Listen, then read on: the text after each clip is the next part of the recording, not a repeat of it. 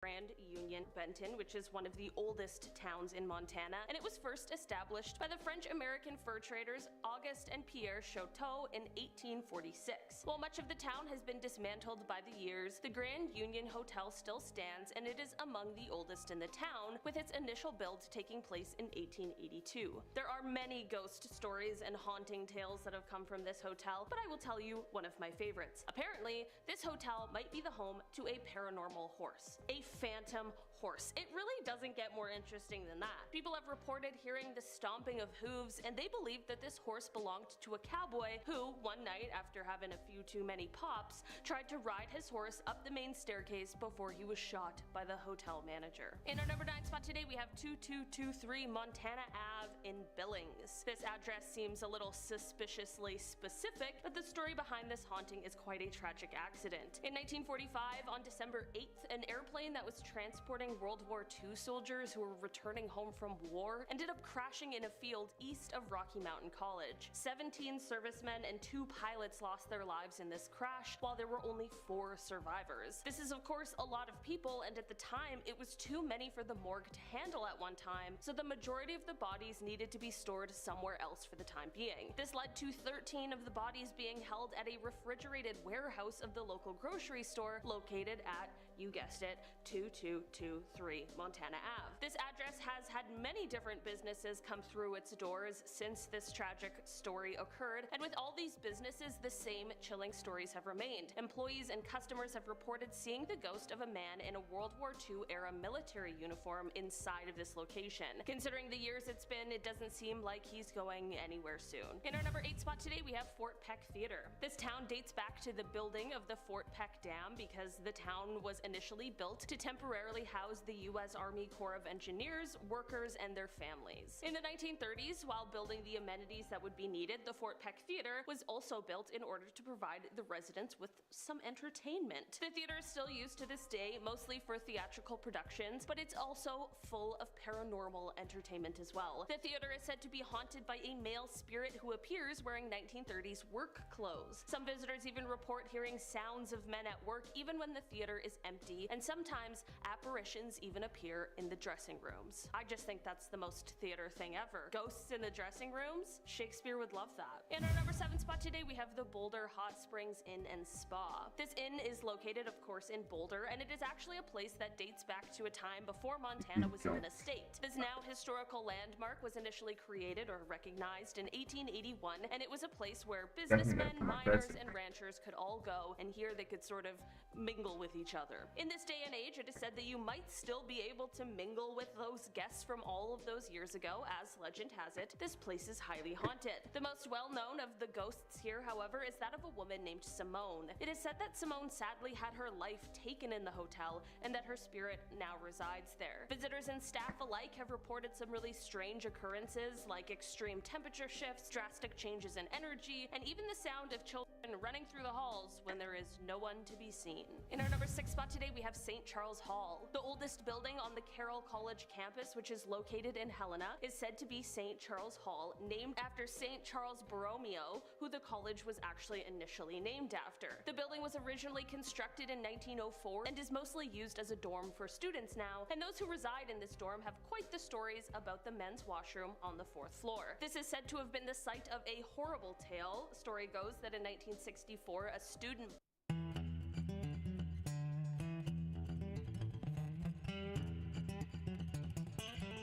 blacked out while brushing their teeth, and as they fell, they hit their head on the sink in the bathroom. They were treated at the local hospital, but unfortunately passed from their injuries and complications. After this, students using that bathroom began to experience strange happenings. A glance in the mirror would have them seeing a young man standing behind them with a head wound. Some would turn on the faucet and see blood flowing rather than water. After years of these reports, the bathroom has apparently now been locked up and is no longer in use, but people still report hearing scraping sounds from the inside. In our number 5 spot today, we have the Many Glacier Hotel. The Many Glacier Hotel has sat in its home on the eastern shore of Swift Current Lake for over a century now, and with history like that, there is bound to be many a ghost story. Other hotels in the area too have talks and tales of hauntings, but none seem as active as the Many Glacier Hotel. A ghost hunter by the name of Karen Stevens has taken to documenting some of these paranormal stories. One of the most frightening is the tale of a young boy who apparently witnessed a woman in a red dress standing in his hotel room. Guests aren't the only ones, however. Employees too have had their own encounters. The most active room in the hotel is apparently room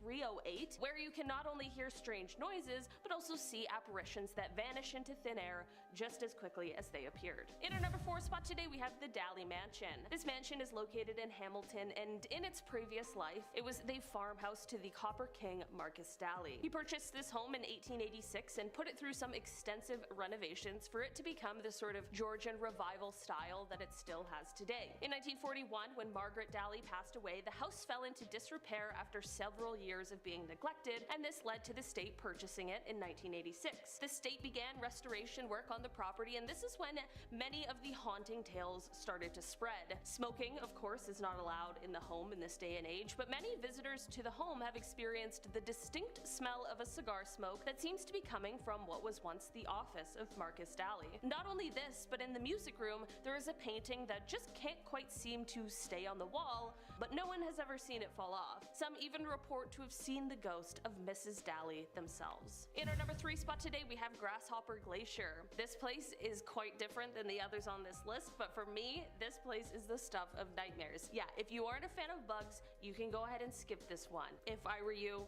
I would go. A glacier in Montana is the home to many grasshoppers and locusts. Yeah, imagine heading to a glacier, but you forgot bug spray. What a fool. Oh wait, I forgot. Grasshoppers, they don't care. They aren't mosquitoes. They're absolute savages. Appropriately named Grasshopper Glacier, the mile-long glacier near Crook City holds the remains of extinct grasshoppers. The only thing worse is if they all came back to life. These guys likely were in the middle of travel when they found themselves stuck in a blizzard, and now they're stuck for the foreseeable future. This is like a very forbidden version of one of those like scorpion lollipops. In our number 2 spot today, we have Virginia City. This town is often referred to as a ghost town due to the fact that as of 2020, the population sat just slightly over 200 people, and it is no surprise that this ghost town is said to be the home of some of Montana's most famous hauntings. Virginia City was first founded in 1863 by prospectors who originally named the area after the wife of Confederate President Jefferson Davis. The name was only changed when a judge, Judge G.G. Bissell, who was signing the town's registration, objected to the name and instead ruled it to be called Virginia. The town's population began to grow once people heard of the nearby gold deposits and discoveries. As the town grew, there wasn't sufficient law enforcement, which meant that there were a lot of vigilantes out there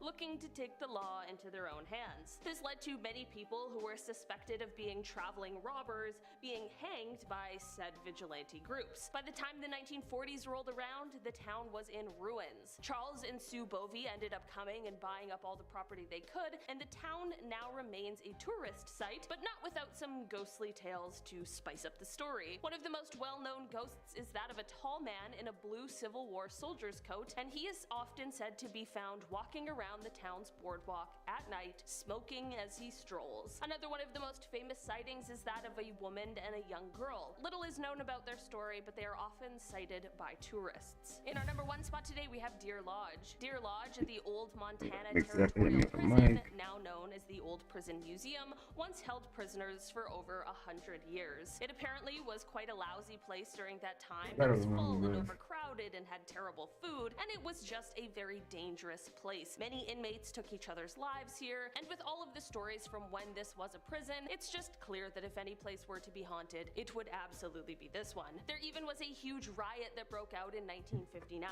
Since this prison closed down in the 1970s, the tales haven't become any less grim. Visitors report hearing eerie noises, and some have even felt the sensation of being touched. Many people believe that the ghost of convicted killer Paul Eitner, known as Turkey Pete, still haunts cell number 1. He was incarcerated at the prison for 49 years before he passed away in 1967. Starting off number 10 now, we have The Haunted Mansion. Mansion, haunting, name a more iconic duo, I'll wait. This ghost story comes from the Luna Mansion in Las Lunas. It was built in 1880 by the wealthy Luna Otero family, and it stayed in their family for the next 90 years. Eventually, they sold it though, at which point it was turned into a restaurant. The new owners began to realize why the family may have sold the mansion now when guests first reported the hauntings. Perhaps that was what drove the Luna Otero family out of the property in the first place. A female ghost is the most common story and consistently appears in accounts of the building. They say she is wearing 1920s clothing and looks incredibly real. Now we're talking real as in she looks like flesh and bones, right there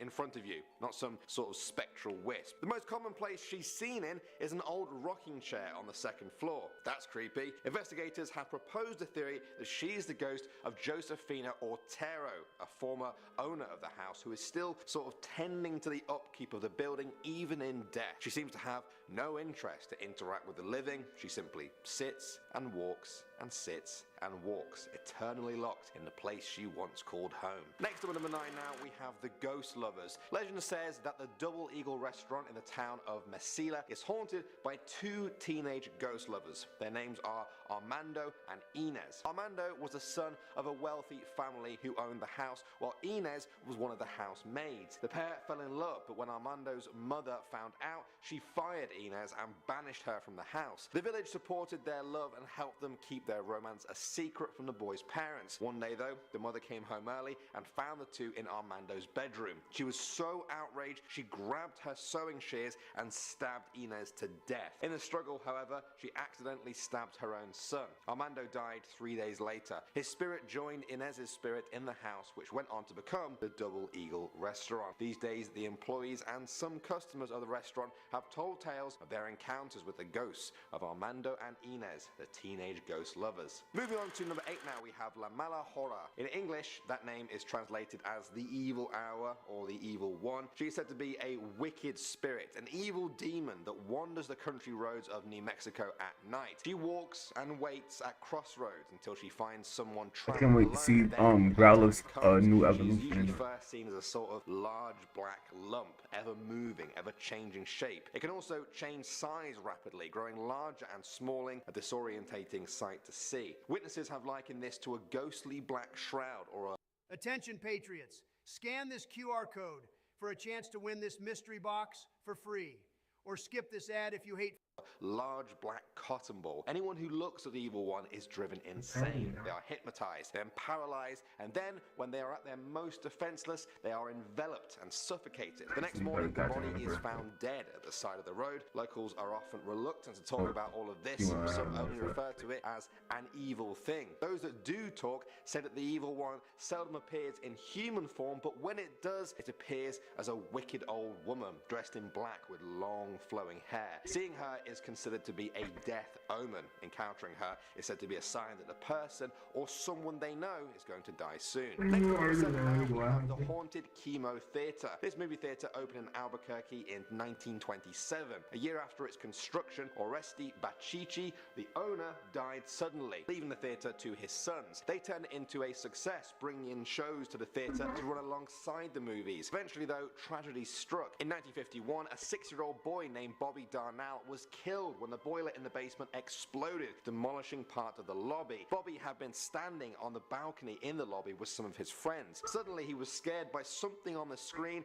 and ran down to the staircase to the lobby. Just as he arrived, the boiler exploded, taking Bobby and part of the lobby with it. Legend says that Bobby's spirit has remained there ever since. They say he's now a trickster that causes problems during performances. In order to appease him, the cast of a play will actually hang donuts on the water pipes that run along the back wall of the theatre behind the stage. Often, the treats are gone the next morning. Or if there is a donut left, they'll find a tiny little bite mark on it. Moving on to number 6 now, we have the Dawson Coal Mine. In 1901, the Dawson Coal Mine opened and a railroad was built that linked the new town of Dawson with Tucumcari. The town of Dawson was born and grew. It had its own newspaper, theatre, hotel, hospital, and even a bowling alley. Amazing. On October 22nd, 1913, tragedy struck though when an explosion in the nearby mine killed 263 miners plus 2 rescuers. Less than 10 years later, another explosion killed 120 men. The town didn't fall apart though, it continued on all the way until 1950. When the mine closed in that year though, the company sold the whole town, buildings and all,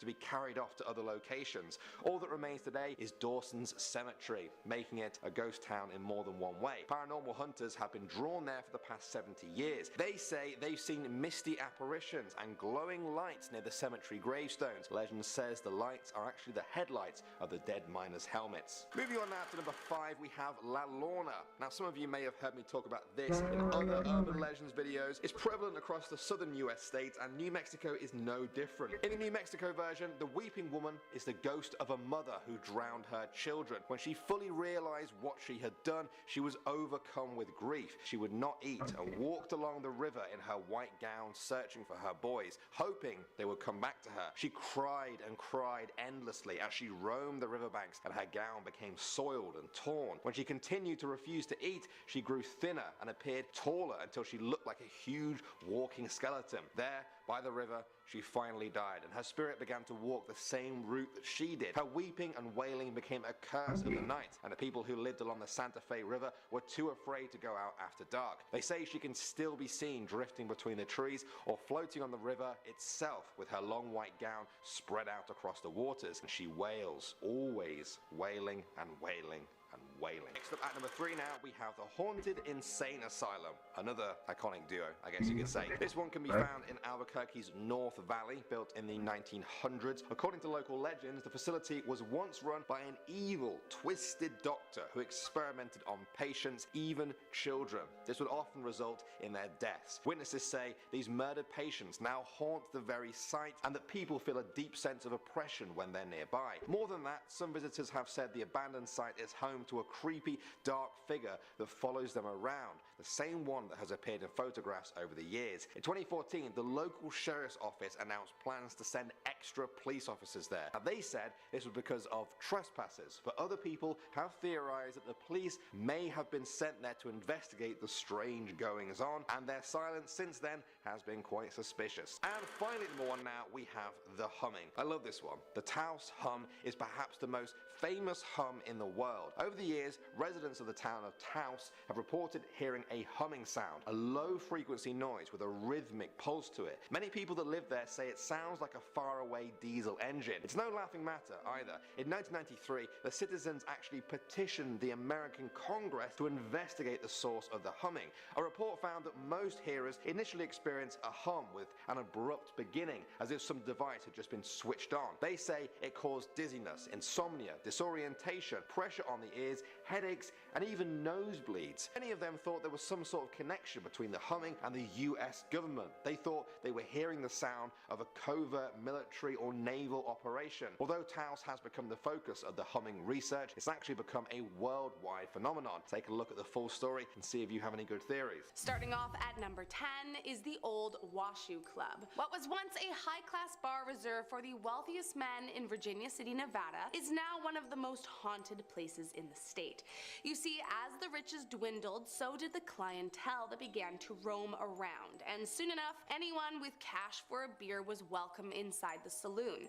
And it didn't take long before the bar became a frequent hotspot visited by Johns looking for a cheap night of fun away from their wives. However, along with the new nightlife, the new patrons also brought lots of violence, with bar fights becoming a near nightly incident. The next thing you know, bar fights turned into fights with the working ladies. These women were being killed by the patrons if they wouldn't give them what they wanted. Today, the building is mostly used for commercial properties, but many ghosts have been reported haunting the once wealthy halls, especially the ghost of Lena. Legend has it that Lena was once one of the girls working in the bedrooms back in the day, and tragically she was killed by one of the Johns on the 3rd floor. But she's not the only ghost who roams the halls, as allegedly the man who killed Lena felt such guilt over what he did that he took his own life the very next day on the 2nd floor. To this day, his ghost is seen roaming around looking for Lena, one of and my favorite sometimes Pokemon, even crying out her name. Next up at number 9,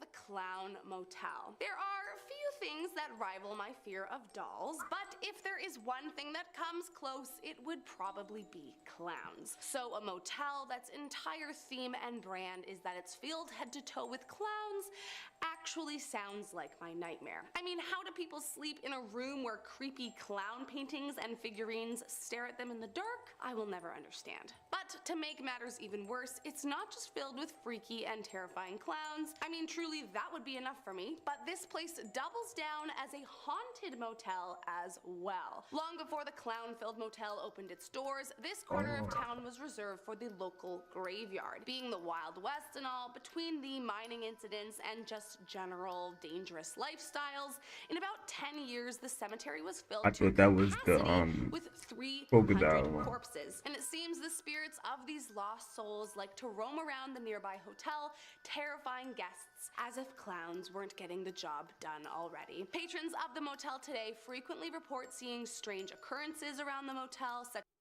Makarov's writing his own rules. He wants a war. Modern Warfare 3. Order Modern Warfare 3 now and get access to the Premium Vault Edition and thrilling new content.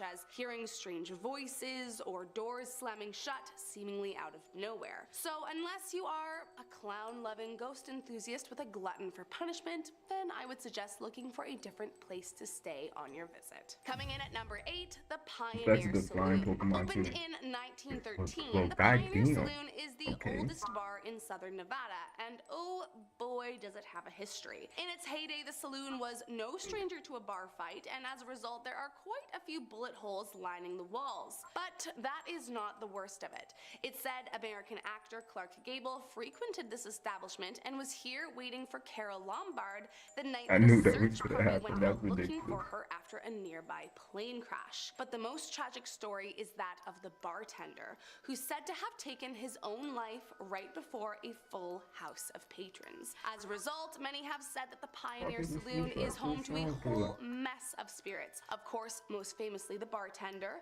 but also an entity referred to as Ruby, and even the ghost of Carol Lombard herself. Over the years, many paranormal investigators have popped in hoping to snag a recording of strange noise or catch an unusual sighting on video, and believe it or not, they all claim to have been successful. But it's not just the experts. Patrons of the bar too claim to see doors slam shut or hear gunshots at night. But nothing is as scary as the apparition of the lonely bartender, who's said to terrify even the most skeptical guests who visit. Coming in at number 7, Yellow Jacket Mine. Widely believed to be the most haunted place across Nevada, this terrifying mine got its claim to fame over 150 years ago. Back in 1869, during the early hours of the morning, a huge fire broke out inside the mine, spreading up to the 800-foot level.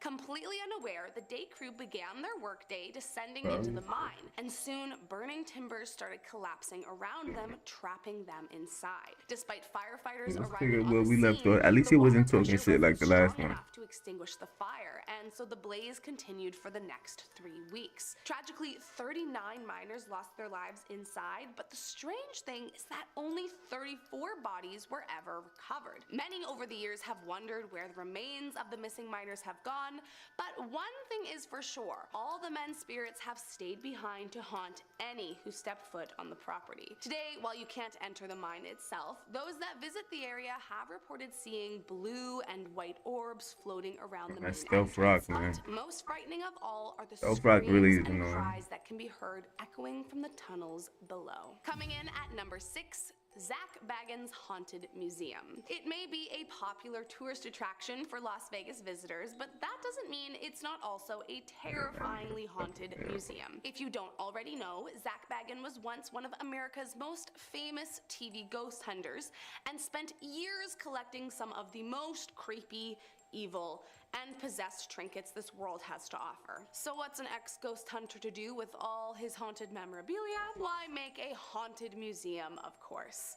If you dare visit the museum today, you'll find the items encased in glass and behind velvet ropes to keep you from touching them. But that doesn't stop the frightening spirits that haunt them from freaking out the patrons anyways. Inside the museum are 30 rooms, each filled with cursed items and riddled with haunted spirits, such as haunted dolls, a cursed rocking chair that is believed to be the inspiration behind the actual haunting in the movie The Conjuring, and the original Diebuck box. The Diebuck box, for those that are not aware, is believed to be the most haunted object on the planet. The Diebuck originates from Jewish folklore. The only thing better than White Claw Black Cherry Hard Seltzer is mixing it with White Claw Black Cherry flavored vodka. Ooh-wee! And is an evil entity that will possess the living and never leave. And as the legend goes, you are never to open the Diebuck box, otherwise the entity will escape and wreak havoc on anyone in its path.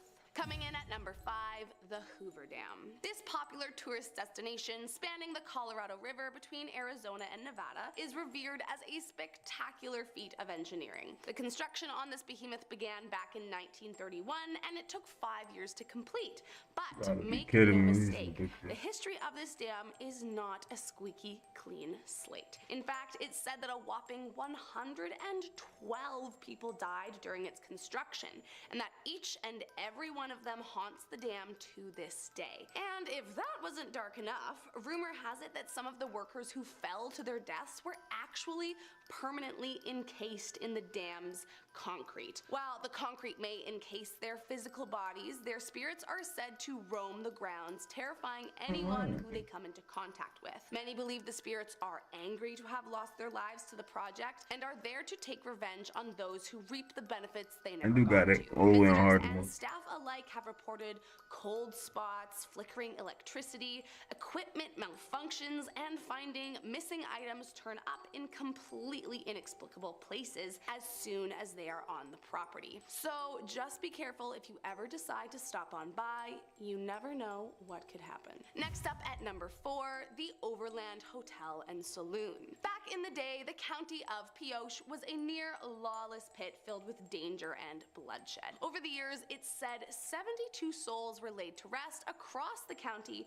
and it's believed they all remain haunting the grounds to this day. Nicknamed Nevada's liveliest go town, Pioche might have a tamer facade during the day, but at night it's just as wild as it was back in the day. But the most terrifying spot of them all is said to be the Overland Hotel and Saloon. Although the Overland that stands today was rebuilt after a tragic fire in 1948, the spirits that haunt the grounds were not deterred. In fact, some say they even came back with a vengeance. So much so that a few years back, a crew for the TV show Ghost Adventures decided to try their hand and check out the rumors for themselves, and as they tell it, they recorded some of the most successful interactions with spirits at this hotel than anywhere else to date. To be clear, successful for a paranormal investigator pretty much translates to a thing of nightmares for anyone else. To top it off, guests continuously report witnessing shadowy figures lurking in the corners and slamming doors. And some guests even say they've been physically shaken by spirits until they awake. In fact, this place is so haunted that staff say you need to tell them if you want to avoid ghosts, as there are only a few select rooms that the spirits tend to stay away from. That being said, you are never truly safe from their presence. Coming in at number 3, the Silver Queen Hotel. Built back in 1876, the Silver Queen is just about the oldest hotel in the state, and not much has changed since the days it opened its doors. Beautifully restored to maintain its 19th century authenticity, it's not just the brass hardware that has stayed since the early days, but some of the patrons too. The most famous of which is the ghost of Rosie, believed to be the spirit of a woman of the night who was a frequent and favorite patron of the Silver Queen Hotel in its heyday, but who tragically took her own life in the very hotel she worked in.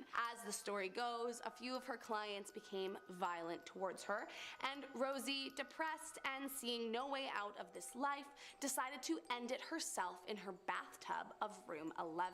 To this day, it's said room 11 is haunted by her ghost, and those that have stayed there say they routinely part you of hear that. rattling doorknobs, phantom footsteps, and disembodied voices echo throughout. But she isn't alone. Other frightening ghosts have also made their appearance in the wedding chapel's night cameras, and visitors swear to hear footsteps that sound like clacking along a wooden floor, despite that the hallways are carpeted. I mean, it's just creepy from top to bottom. Next up in our number 2 spot, the Goldfield Hotel. Although it now stands abandoned and boarded up, back in 1908 it was one of the hottest hotels in town, and it certainly has a spicy legend. As the story goes, back in the day there was a young woman named Elizabeth who caught the eye of owner George Wingfield. George became quite smitten with the lady and frequently swung by her room for a nighttime visit. However, Elizabeth soon fell pregnant, and George, concerned for his reputation and business, lured her into room 109 at the hotel under false pretenses. Once inside, Yo, they he foul chained for that. Elizabeth to the radiator and forced her to stay in the room alone until she gave birth. But tragically, Elizabeth died in the room, and so George took it upon himself to deal with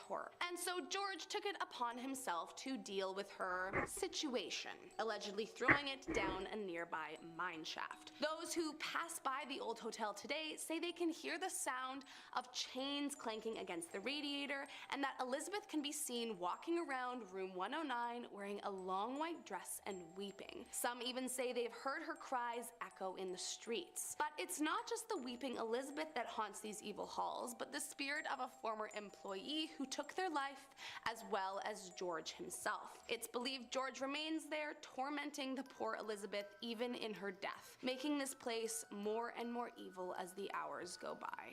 And last up in our number 1 spot is Circus Circus. Since its opening in 1968, Circus Circus has become one of the most famous hotel and casinos in Las Vegas. Over the years, it has of course been the meeting place of countless guests, but it has also been the location of a multitude of crimes, including multiple brutal killings. Most notorious is the tragic case of a mother and son who were found dead in room 123 in what appeared to be a brutal case of the mother taking his life and then her own. No one knows what led the mother to do such a thing, but it's said the pair frequently They wandered made the flexing hotel, fast. and at night Slowly the loud screams are often heard echoing throughout the hall. Most terrifying, though, are the reports of people who have stayed in the room, as apparently the words "help me" have appeared on numerous occasions scrawled across the bathroom mirror. But it wasn't just brutal killings among family members that went down in these hallowed halls. Believe it or not, there was also apparently a deep affiliation with the American mobster Anthony John Spilotro, who was put in charge of the gift shop to cover for his illegal business dealings. As you can imagine, with mobsters frequenting the establishment, there was quite a lot of bloodshed going on in the shadows, and so many of the other ghosts are suspected to have been the victims of Spilotro and his men. However, some even believe Spilotro himself, who was brutally killed by his employer, haunts the halls hoping to get revenge on the very people who put him in the grave all those years ago. Next up at number 9 now, we have 13 Steps to Hell. East of Seattle lies the famous Maltby Cemetery. It's famous because it's said to have 13 steps that lead down to hell. Or at least they used to be there. Legend says that these stairs led down to the tomb of a wealthy local family. Now if someone walked down them, everything would go They say seeing is believing, but with Stearns & Foster, that's only part of the story. We handcraft every Stearns & Foster using the finest material. silent around them. When they reached the bottom step and turned around, they would have a vision of hell. People who were watching them in this moment reported seeing them collapse to their knees, screaming in terror at something they just couldn't see. The vision was said to drive the person insane. If it was children who went down these steps and saw hell, many of them were said to return almost in a coma, never able to speak again. If this sounds too creepy, well, don't worry. It's been reported that the steps no longer exist. They were bulldozed or filled in with concrete. concrete years ago. That hasn't stopped the legend from spreading though, and many people still visit the cemetery each year and try and unearth these steps or take a trip down to hell themselves. Next up at number 8 now, we have Mount Rainier's saucer. In 1947, a pilot discovered a US Marine transport plane that had crashed in Mount Rainier National Park. After reporting it, he took off again on his journey to Yakima. Suddenly, he saw a bright flashing light in the night sky. He was worried that he had flown dangerously close to another plane, but found nobody else nearby. Then, more bright lights appeared. One of the lights passed in front of him. He described them as crescent-shaped objects that looked like saucers skipping on the water. It was this description that literally gave us the term of flying saucer. He reported the story to his family and friends, and then that story began to spread all over the country. Now, despite its fame, nobody has been able to explain what he saw that night, and if there really is something strange going on at Mount Rainier. Moving on to number 7 now, guys, we have SR 900. That's the name of this road that runs through Washington from Issaquah to Renton. For starters, people just say it's very creepy in general. The road runs through a lot of dark forest. Over the years, there's been a lot of car accidents at night there because the roads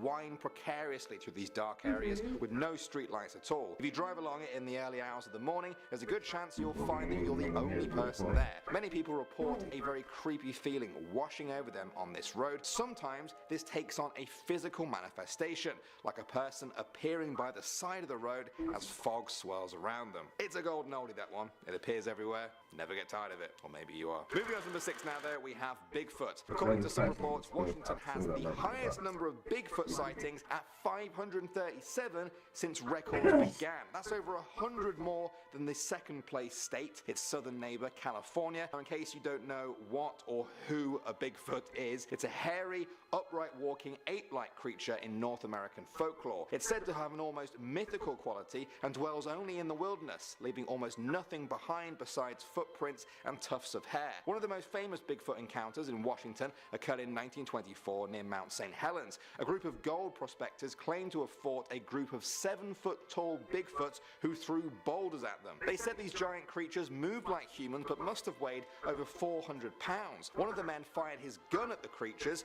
toppling one off a cliff. That night they heard huge stones slamming against their cabin and felt giant bodies hitting against the walls and doors. As you already know, this certainly wasn't the first Bigfoot encounter in the state of Washington. Next up at number 5 now, we have the Oxford Saloon. I found this story from a Reddit user who said that this saloon is just a few blocks down from their workplace. The Oxford Saloon is a bar that's been in the town of Snohomish for over 100 years. Legend says that many years ago, a policeman called Henry was stabbed to death there while trying to break up a fight. They say his ghost remained attached to the building, harassing guests and scaring them at the bottom of the basement steps. In modern times, the second floor of the building became offices, but they say the saloon ghost still remains there too. This includes a man in a bowler hat and 2 female spirits, Kathleen, the madame for the brothel back in the day, and Amelia, one of her ladies of the night. They say that a long time ago, Amelia's body was mysteriously found in a closet, all cramped up and stuffed in there. Horrible stuff. These days, paranormal investigators report strange experiences at the saloon involving ghostly voices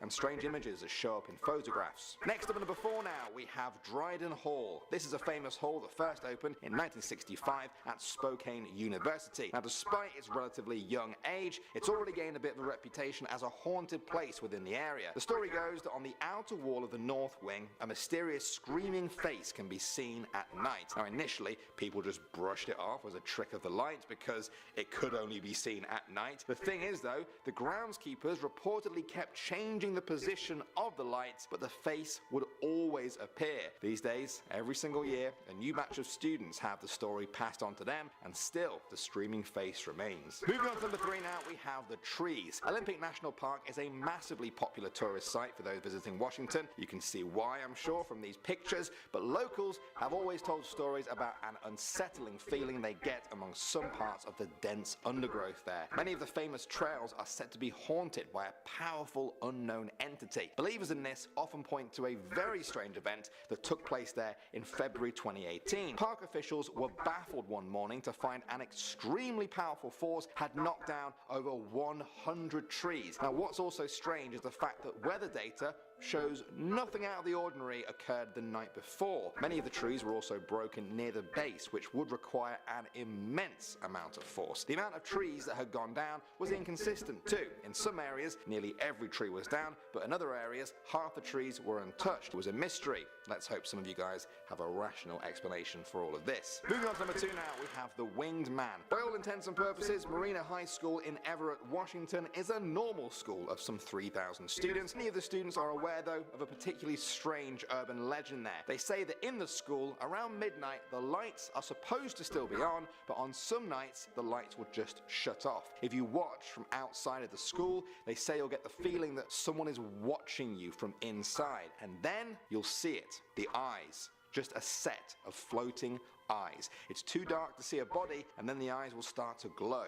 Legend says that if you keep staring for long enough, the glow will begin to illuminate the rest of the body. You will see a man with wings. There aren't many reports of what happens after people see the Winged Man. I imagine they just turn around and run. And finally, number 1 now, we have Mel's Hole. Years ago, a man named Mel Waiters called into the Art Bell radio show claiming he had discovered an infinitely deep hole on his property near Ellensburg. He said that he tied fishing lines together and continued lowering it down the hole. It reached 15 miles apparently without hitting any ground. That's a depth of some 80,000 feet. It gets crazier though. Mel claimed that the hole had the ability to restore life to dead animals. You heard me. He told the story of a man's dead dog that was thrown into the pit and then found walking around alive soon after. People became obsessed with finding this hole, but Mel refused to tell people where it was. A while later, a local paper reported that no man named Mel Waiters even existed in the area, and Mel wasn't even around to defend his own existence,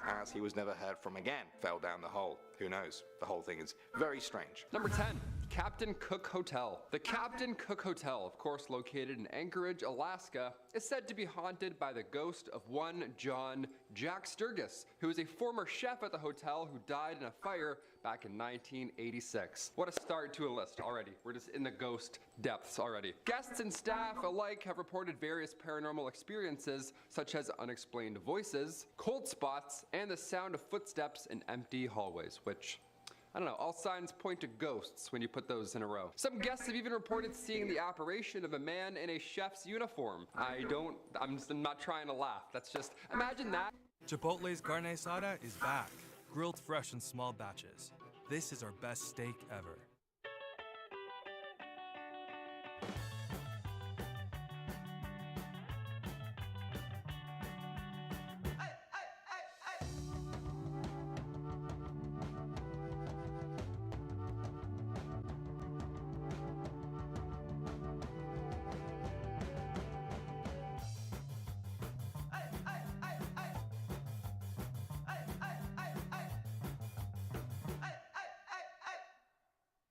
You know what I mean? 4 a.m. in the middle of the night. You're like, Chef, may I? Could you turn off the light? Thanks. Like a ghost wearing a chef's hat. It's like, that's only funny. That is an only funny thing. That is from Luigi's Mansion. He's just smacking the spatula all night looking at you. He's like, how do you like your eggs? I'm like, that's so scary. Despite these reports, the hotel remains a popular destination for visitors to Anchorage who are drawn to its unique haunted history. Apparently people want to see a ghost wearing a chef's hat. Honestly, now that I'm talking about it, I kind of want to see that too. But, you know, knock on wood. Number 9, the Golden North Hotel. The Golden North Hotel sounds like a Game of Thrones classic. There have been reports of paranormal activity on the 3rd floor of the Golden North Hotel in Skagway, Alaska. I like when it's specific, when it has a certain floor or certain rooms, how you know it's legit. Guests and staff have reported hearing strange noises, seeing apparitions, and feeling unexplained cold spots on the floor. I guess they're walking around with bare feet. Bare feet in a hotel? That's brave. Some have even claimed to have encountered the ghost of a former employee named Mary, who is said to haunt the hotel. All these ghosts that are haunting their past work establishments. If I die, I'm gonna haunt this place for sure. While the hotel embraces its haunted history and offers guided ghost tours for visitors, which is an odd flex, it's worth noting that paranormal experiences are subjective and not everybody may have the same encounter, okay? So, what's fun to some is haunting to others, so tread carefully in the ghost world. Don't make fun of people online, you know? Some are really afraid of ghosts with chef hats. So, number 8, Gekona Lodge and Trading Post. There are reports and stories about Gekona Lodge and trading posts being haunted. There's a lot online. This is probably a very real one. Some visitors and staff have claimed to have experienced unusual occurrences and paranormal activity at this lodge, which was supposed to be a winter getaway, but now it's just a Stanley Kubrick classic. According to the stories, the ghost of a woman dressed in 1800s style clothing has been seen walking, or floating rather, through the lodge. And strange noises and footsteps have been heard in empty rooms. It's always an old-fashioned ghost too. It's never a ghost wearing a polo. You ever notice that? It's always like an old Victorian woman. Like why? Why can't we have a newer ghost? Slim pickings on the attire in heaven, I guess. Must be. They're like, hey, we have an old saggy robe, and that's about it. Here you go. Go haunt a hotel. There have also been reports of objects moving on their own, doors opening and closing by themselves, and again, cold spots in certain areas on the floor, which, I don't know, it could be lousy heating, really, if you ask me. It's Alaska, right? Number 7, Westmark Fairbanks Hotel. There have been numerous reports of paranormal activity in room 277 of the Westmark Fairbanks Hotel in Alaska. Again, I like when it's a specific room. That, for me, seals the deal. It's like 1408. I'm in. I'm locked in. Now I'm a believer. It's so eerie. The room is said to have been haunted by the ghost of a woman who allegedly took her own life there many years ago, which is sad and terrifying. Guests who have also stayed in that room have reported feeling uneasy, or, my personal nightmare, they feel as if they're being watched all night. Yeah, just eyes in a painting watching you, I guess. Sometimes they even hear strange noises or voices and seeing unexplained movements of objects. Those classic 3 ghost things. Some guests have also claimed to have seen the ghostly figure of a woman in the room or in the hallway. So that's good. This one really hits all the marks. 5 stars for paranormal activity, really. Number 6, the Hilton Anchorage Hotel. Guests and staff members have both reported seeing apparitions, hearing strange noises, and experiencing other unusual phenomenon in various parts of the hotel. Phenomenon, I always add the N there. I'm not sure which one it is. One of the most commonly reported haunted areas of this hotel is said to be the 3rd floor, particularly rooms 309 and 317. 2-for-1 package. It's the north and south sides are haunted, but everything in the middle, yeah, you're good. Just don't explore. Guests who have stayed in these rooms have both reported seeing ghostly apparitions and experiencing other strange occurrences, like lights turning on and off by themselves, and the feeling of being touched by an unseen presence. What a terrible, annoying ghost. I think Add sparkle to any design with glitter stickers by Sticker Mule. Glitter stickers are a fun way to showcase your artwork, promote your brand, or bedazzle the ordinary. Each sticker is printed in full color on a glitter-like material that will make your artwork truly shine. To get started, I think I would rather see a ghost than have them with the lights all night long. You know what I mean? How annoying is that? You have to get out of your bed and keep shutting it off. That's the worst. That's worse than just being haunted, really. It is a Hilton, so it's probably at least a decent sleep, you know? They're good over there. They got a good, nice breakfast setup in the morning. It's all about the departure the next day. That's all it is for hotels. You could have ghosts all night, lights flickering, but you have a juice bar the next morning?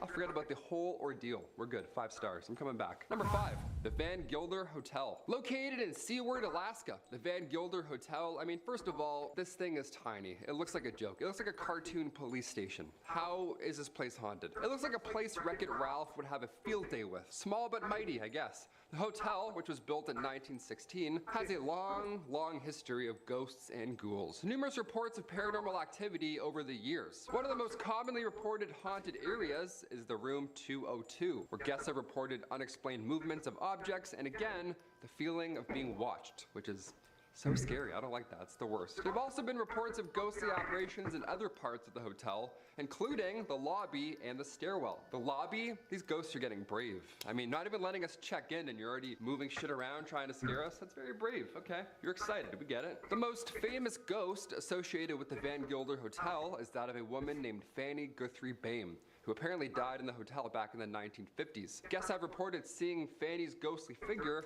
on the 2nd floor. That's where she allegedly fell to her death from the balcony, which is so sad. If I didn't see that again though, as a ghost, I'd be like, oh, this is a terrible TikTok loop scenario. Number 4, Inlet Tower Hotel and Suites. Okay, this one is very, very large, and it looks very haunted, okay? It doesn't look like a mini police station. This one's very Kubrick. This hotel, which was built in 1952, it already has a long history. It's seen a few deaths in its rooms, and of course, to follow, there have been numerous reports of ghostly apparitions over the years. Apparitions? I'm mixing it up now. I'm just saying random words. One of the most commonly reported haunted areas of the hotel is the 15th floor. Way high up in here. This is haunted. Where guests have heard strange moaning noises. It's kind of funny. That's terrifying, don't get me wrong, but like, that's kind of like, okay, who's doing that? Which room is that coming from, you know? Feeling cold spots and seeing ghostly figures walk around the hallways at night. It's your You have to classic be a haunted little hotel. bit The most more than famous just noises ghost happening associated to with get the up out Inlet of it. Tower Hotel is that of a woman who allegedly jumped to her death from the 15th floor. That is really high up. That's so sad. Guests have reported seeing her ghostly figure on the 15th floor, as well as in the hotel's elevator, which is better. That's definitely a step. As long as she's in the elevator this time around, we're good.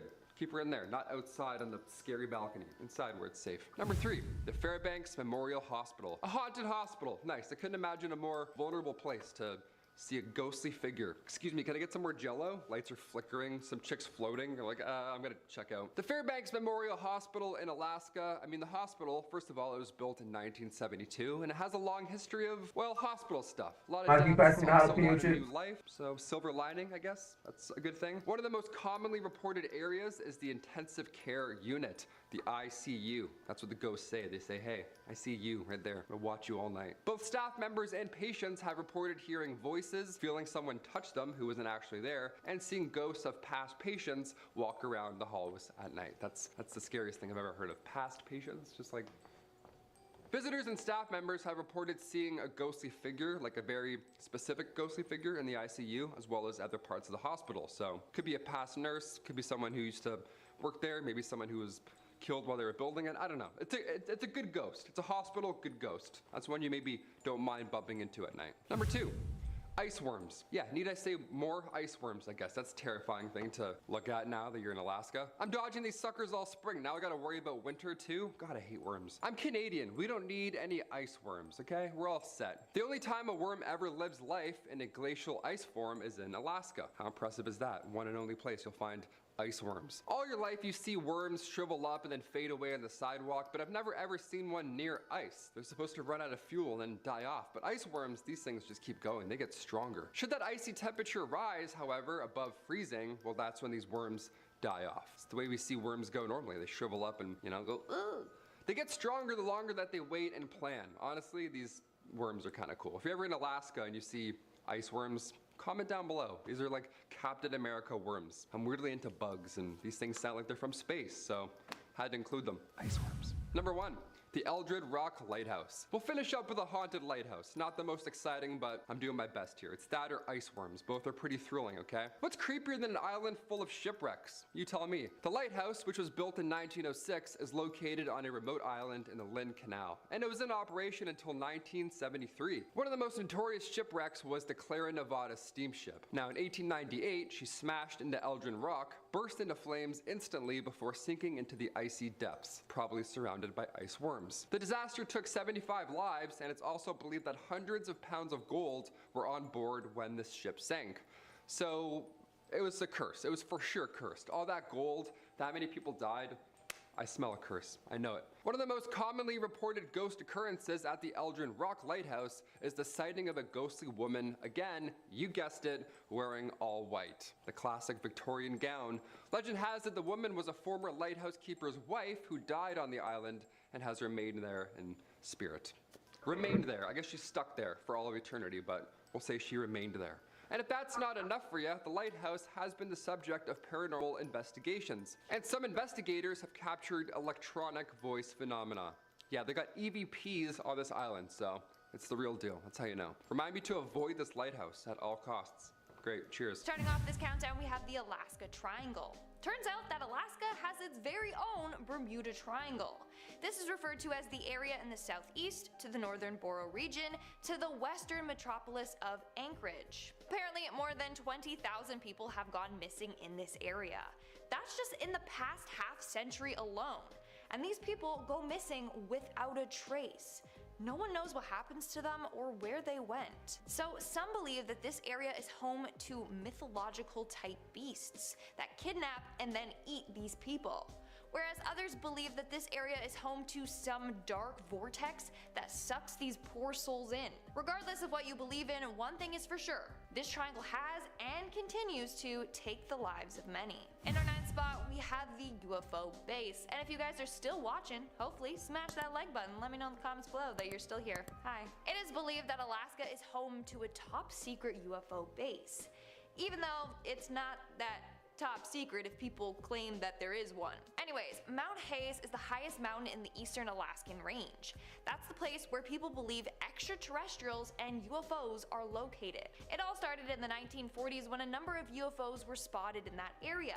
Eventually, the sightings got more and more frequent that the FBI was called in to investigate the area. And the sightings haven't stopped.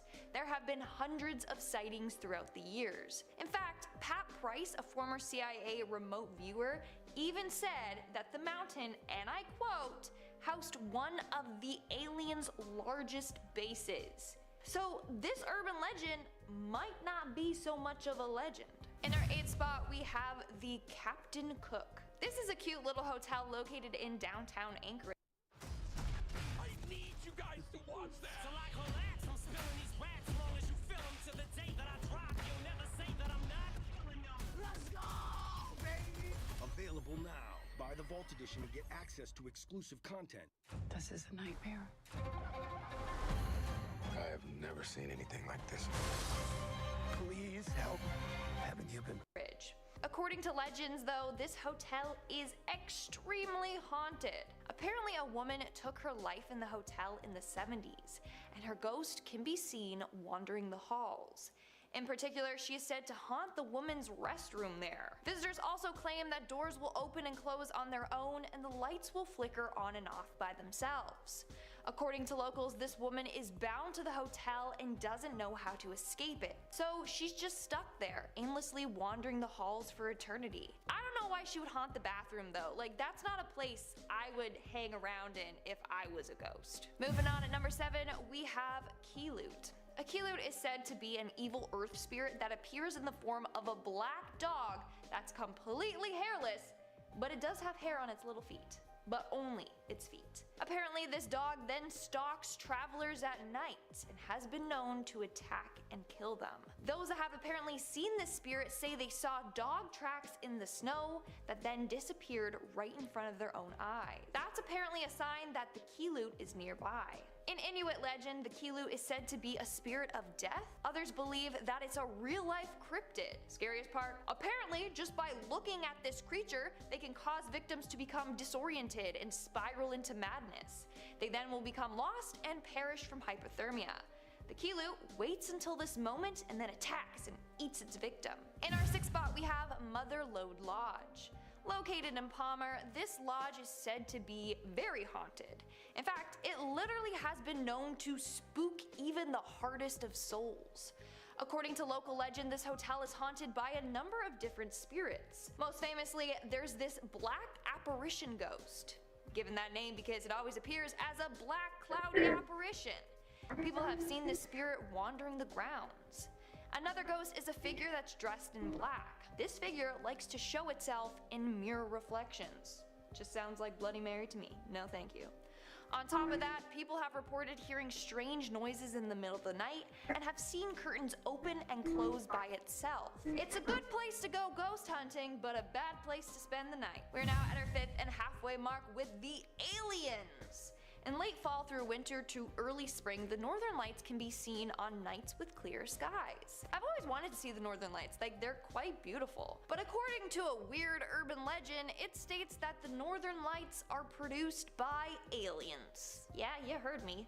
Legend goes that aliens create these beautiful lights so that they can then fly through the air undetected. In fact, cosmonaut Ivan Wagner was filming the northern lights when he captured a UFO flying by. Plus, there's already a ton of UFO and alien sightings in Alaska. So, could it be that this legend is true? That the aliens are behind this colorful display of lights? Moving on to number 4, we have the sea monster. Located in the waters near Kodiak Island lurks a close relative to the Loch Ness Monster. It has since been given the name the Kodiak Sea Monster. It all started in 1971 when a group of fishermen set sail. That's when they encountered this massive sea beast.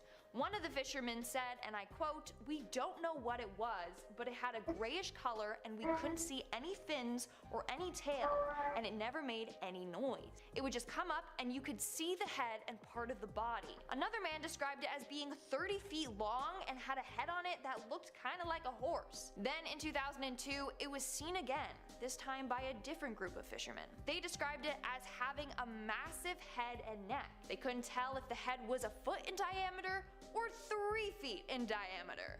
To this day, the beast has never been caught, so maybe it's still out there, continuing to scare local fishermen. In our third spot, we have the Alaskan Vortex. So let's talk more about this Alaskan Triangle.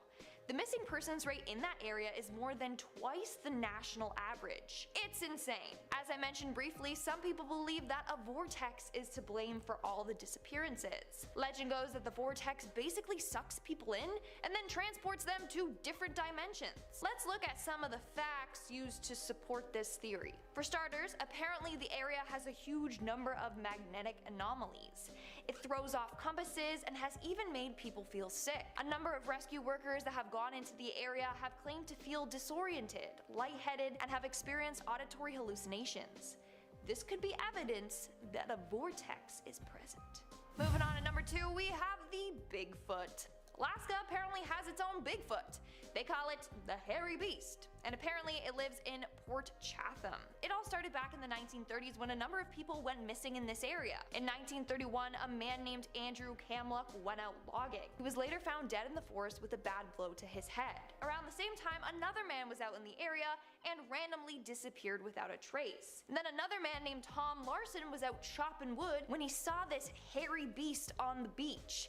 The creature was just standing there staring at him. It didn't attack him though. There are more stories that involve people mysteriously disappearing or dying in the area, and they blame it on this mysterious hairy beast. In fact, on a number of other occasions, people have seen like weird man-like beast footprints in the mud, which they believe is from this terrifying creature. And in our number 1 spot, we have the Kushtaka. Otters are cute little cuddly animals that are pretty innocent, right? Well, not in Alaska. You gotta be careful with the otters out there, because they might actually be shape-shifting creatures known as Kushtaka. The Kushtaka is said to be look like my cousin. between an otter and a man. In some stories, these creatures are said to be helpful, but in most stories, they are deceptive and evil creatures. They tend to mimic the screams of women and children so that fishermen will be like, "Oh my god, someone's out there, I need to help them, I'll save them," and then they go to help and they just get killed. They are also said to appear when people are vulnerable. Maybe there's a lost fisherman or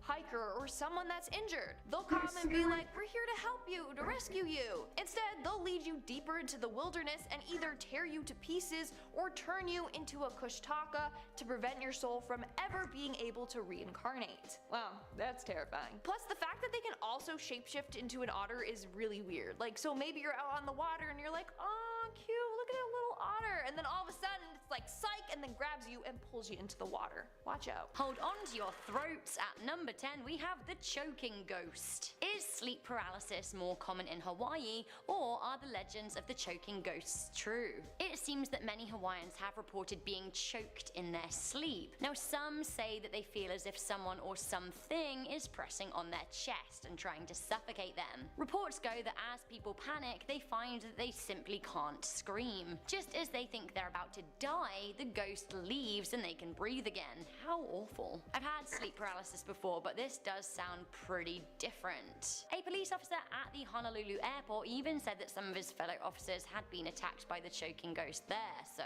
maybe it travels. Is this the origin of the choking demon? At number 9, we have the Haunted House of Honolulu. A townhouse in Honolulu on 8th Avenue and Harding has a dark past that has spawned the legend of a deep haunting, a spooky ghoul. It is said that a man murdered his family at the property and that he buried their bodies somewhere on the site. While the bodies of his wife and son were found, his daughter's never was. The house seemed to absorb bad energy, and anyone who moved there after the murders quickly left. It is said that one of the last people who dared to live in the property was a woman who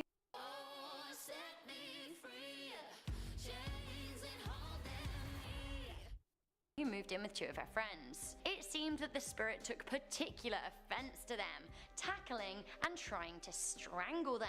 A police officer was called and they seemed to witness one of the women being choked to death by an invisible hand. Unfortunately, she couldn't be saved. This one is a cross between a Japanese and a Hawaiian urban legend. At number 8, we have the Mujina. It seems that when a number of Japanese people came over to Hawaii, they brought Mujina over with them. Thanks, Japan. Mujina is a shapeshifter who is able to assume human form. The legend in Japan is that the creature would shapeshift into a monk and travel dark roads at night, stopping strangers and asking them for a cup of tea. Honestly, sounds pretty pleasant. Although actually, apparently not pleasant at all. Legend has it that in 1959, a woman at a drive-in cinema in Kahala saw a Mujina in the washroom. At first, she thought it was another woman, but she thought it was weird that she'd been spending so long combing her hair. When she looked closer, she noticed that the woman had no features, which was really strange. It seems that the woman who saw her was so freaked out by the faceless figure that she had a nervous breakdown. The sighting was shrugged off as a rumor, but the woman, many years later, once again recounted her tale on a local radio station. Since then, there have been a number of sightings of the shape-shifting beast. Coming in at number 7, we have the Menahoon fairies. The Menahoon are a kind of hybrid of gnomes or leprechauns and fairies in other folk tales. It seems that in Hawaii, legend has it that the Menahoon are 2 feet tall human-like creatures that have a very cheeky streak. I love a cheeky streak, to be honest with you. Kind of like leprechauns, they're said to be great builders. It's said that they even built some of the ancient homes in Hawaii, as well as being credited for forming the famous lake on Linhu Island. It is said that the Menahu live deep in the lush forests where they live and work. They are also said to emerge and splash in the lakes and oceans late at night. If you hear the sounds of stones plopping in water but see nobody around, it is probably a close-by Menahu. Sounds like you want to meet them, right? Well, actually, you're wrong. While they do sound sweet and benevolent, beware.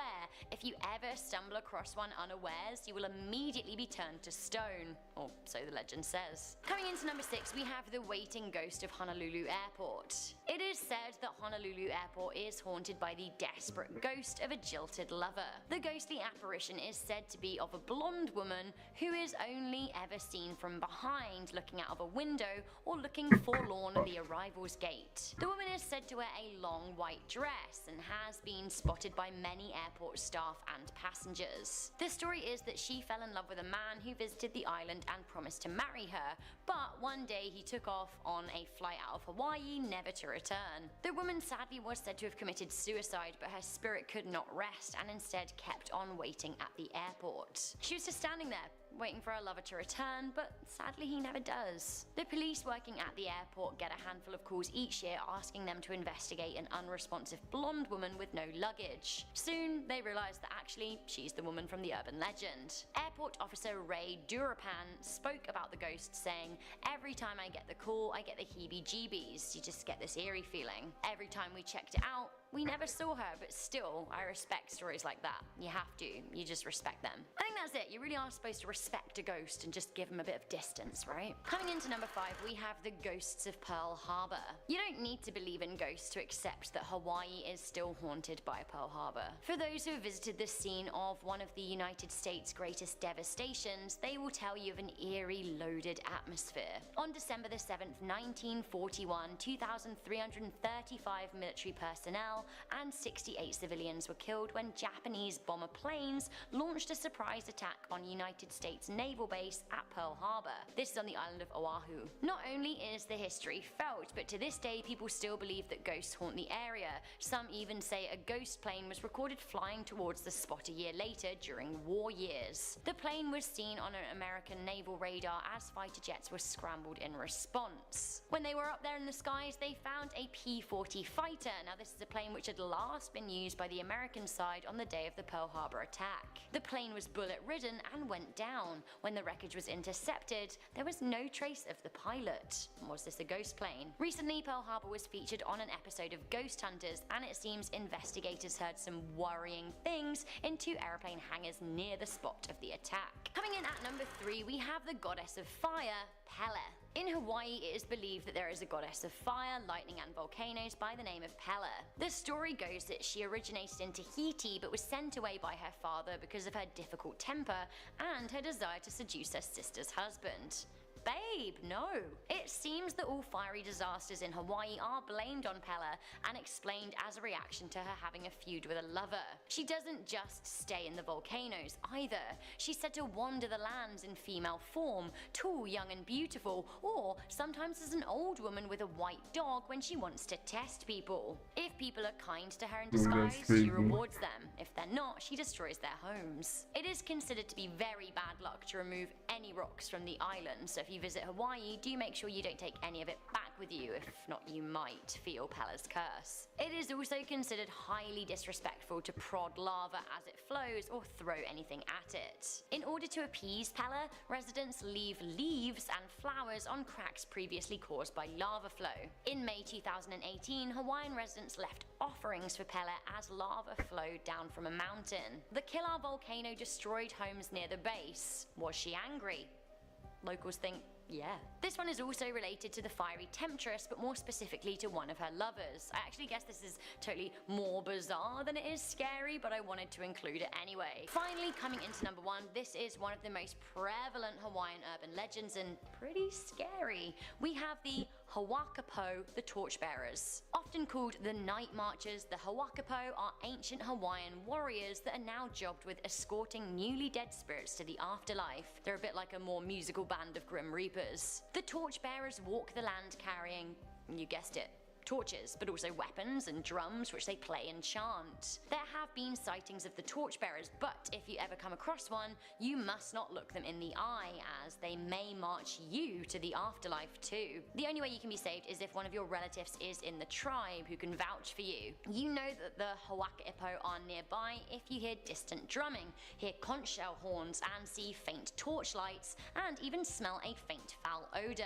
Rumors and reports of Torchbearer sightings have been rife over the years and are ingrained in Hawaiian folklore. Number 10. Satan's Castle, San Bernardino. Yes, this place is called Satan's Castle, and it's a no from me. Satan's Castle sits on a mountainous region that is filled with both religious and satanic lore dating back to the 19th century. There are said to be underground tunnels linking to various points of interest across the mountain, which were used during the Prohibition era. These tunnels were created mostly for transportation and smuggling booze, but also served for darker purposes. One of these tunnels is rumored to connect a Catholic church to Satan's Castle. It is said to have been the grounds for dark ritualistic practices, which included both human and animal sacrifices, along with other dark ceremonies. Not to mention, inside one of the rooms, a pentagram used to be painted on the ground. Local Christians painted over it with the John 3:16 verse, but the pentagram always bled through. Definitely sounds satanic to me, and I will not be visiting there. Number 9. Preston Castle, Ione. The Preston School of Industry, also known as Preston Castle, was a reform school that opened in June 1894 and was considered one of the oldest and best known reform schools in the United States. The boys there grew their own food, raised livestock, and learned farming trades. Additionally, there was a print shop, bakery, and cobbler shop where the boys could learn skills for self-preservation in the real world. The superintendent controlled the life inside the school, and discipline was extreme. Starvation, isolation, and public paddling and lashings, and severe strategies were common at Preston. Now, this school has seen a lot of death. There are 17 men buried on the school grounds because they died there. Samuel Goins had his life ended after attempting to escape from the school. In 1950, Preston's head housekeeper, Anna Corbin, was beaten to death in the school's basement as well, and they never found out who did it. Employees and visitors believe that these young men are still haunting the school, which only closed in 1960, by the way. Those who have toured the grounds since have reported many strange sights and sounds, slamming doors, falling objects, disembodied voices, and ghostly physical contact. Number 8. Camp Pendleton, Area 41, San Diego. Camp Pendleton is a coastal Marine Corps base with a dark history. This place is divided up into sections and Area 41 is haunted. Locks have been tampered with, furniture displaced, items gone missing, and strange noises are heard throughout the camp. Many think that this is done by one broken-hearted Marine in particular. This man was in love and had recently asked his girlfriend to marry him. After she had said yes, he thought his life was going great, but it didn't last long. The Marine was in his housing unit when his fiancée got a hold of him and told him that she was ending the relationship. He was so upset that he ended his life in a second-story room of the barracks. Now, some Marines are convinced his spirit remains in the area and haunts Area 41 in particular. A general feeling of unease is common here, and to this day, Marines claim that they hear the faint sound of a man softly humming the Jeopardy game show theme song around the grounds. I'm sorry. What? Number 7. The Hotel de Coriando, San Diego. Hotel de Coriando is a historic hotel that opened in 1888. Kate Morgan has haunted this hotel since 1892, the year she checked in and awaited the arrival of her husband. The two were traveling con artists, and not surprisingly, her husband never showed up, and 4 days later, Kate was found dead at the bottom of an outdoor staircase leading to the Coronado Beach. Today, those who check into Kate's room, which is now room 3312, have had spooky experiences to say the least. Curtains blowing even though the windows are closed, objects moved by unseen hands, murmuring sounds, and even sightings of Kate walking down the hallways and peering out the windows have all been reported. Her ghost is often seen both in the hotel and on the beach. Now, room 3519, formerly room 3502, is also haunted. Once a maid's room, it's been the site of numerous paranormal occurrences, such as objects moving around by themselves. Number 6. The Whaley House, San Diego. The Whaley House is the oldest brick structure in Southern California and was the home of Thomas Whaley and his family. At various times, it also housed Whaley's General Store, San Diego's second county courthouse, and the first commercial theater in San Diego. The house has witnessed more history than any other building in the city, and it is extremely haunted. One of the most infamous ghosts there is the spirit of Yankee Jim Robinson. Yankee Jim was hanged in the gallows where the house now stands in 1852 after being convicted of stealing horses.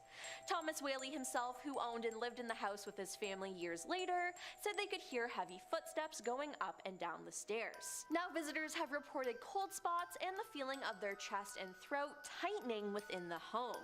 Others claim to have seen Yankee Jim too, an apparition that appears and disappears when you get too close. Today, and for many years, visitors to the house have also reported seeing Thomas. They usually see him wearing a frock coat and pantaloons standing on the second-story landing. Others have seen his wife Anna, usually floating around in the garden or the downstairs room. Her ghost, which appears white and billowy, seems to just drift about and then disappears. Number 5.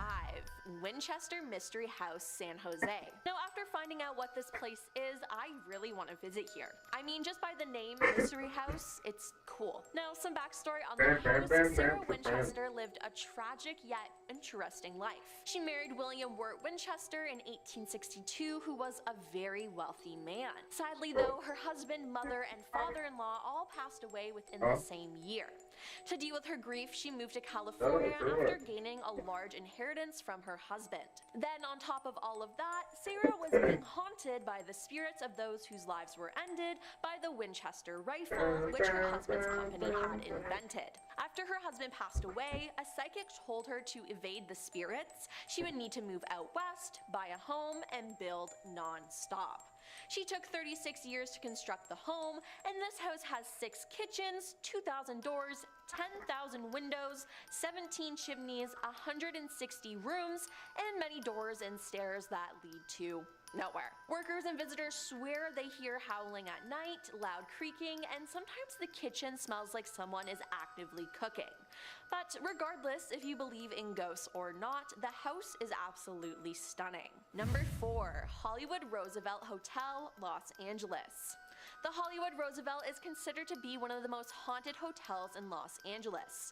It first opened its doors in 1927 and was a frequent home to Marilyn Monroe, who often stayed in the second-floor cabana. Interestingly, the doors to this hotel are still open, allowing visitors to spend the night in Marilyn's suite, and some people claim to have seen Marilyn's ghost smiling and blowing kisses at them in their hotel mirrors. Hotel workers often talk about seeing the ghost of Charlie Chaplin and feel temperatures drop quickly from one room to the next. The apparition of Montgomery Clift has been blamed for patting guests' shoulders and watching maids in room 928, where he stayed for 3 months while filming From Here to Eternity. The ghost of Carole Lombard has also been spotted floating around the upper floors, and in the Blossom Room, where the first Oscars were held, 2 ghosts have been spotted, a presence of a tuxedoed man and a presence of a man in a white suit. Seems like if you want to meet a dead celebrity, the Roosevelt Hotel is the place to go. Number 3. Alcatraz, San Francisco Bay. The famous maximum security prison Alcatraz Federal Penitentiary earned a reputation as one of the most brutal and inhumane prisons in the country during its day. The strong currents around the island and cold water temperatures made escape nearly impossible, and the prison became one of the most notorious in American history. The prison closed in 1963, and the island is now a major tourist attraction. A total of 36 prisoners made 14 escape attempts, 23 were caught alive, 6 had their lives ended by guards during their escape, 2 drowned, and 5 are listed as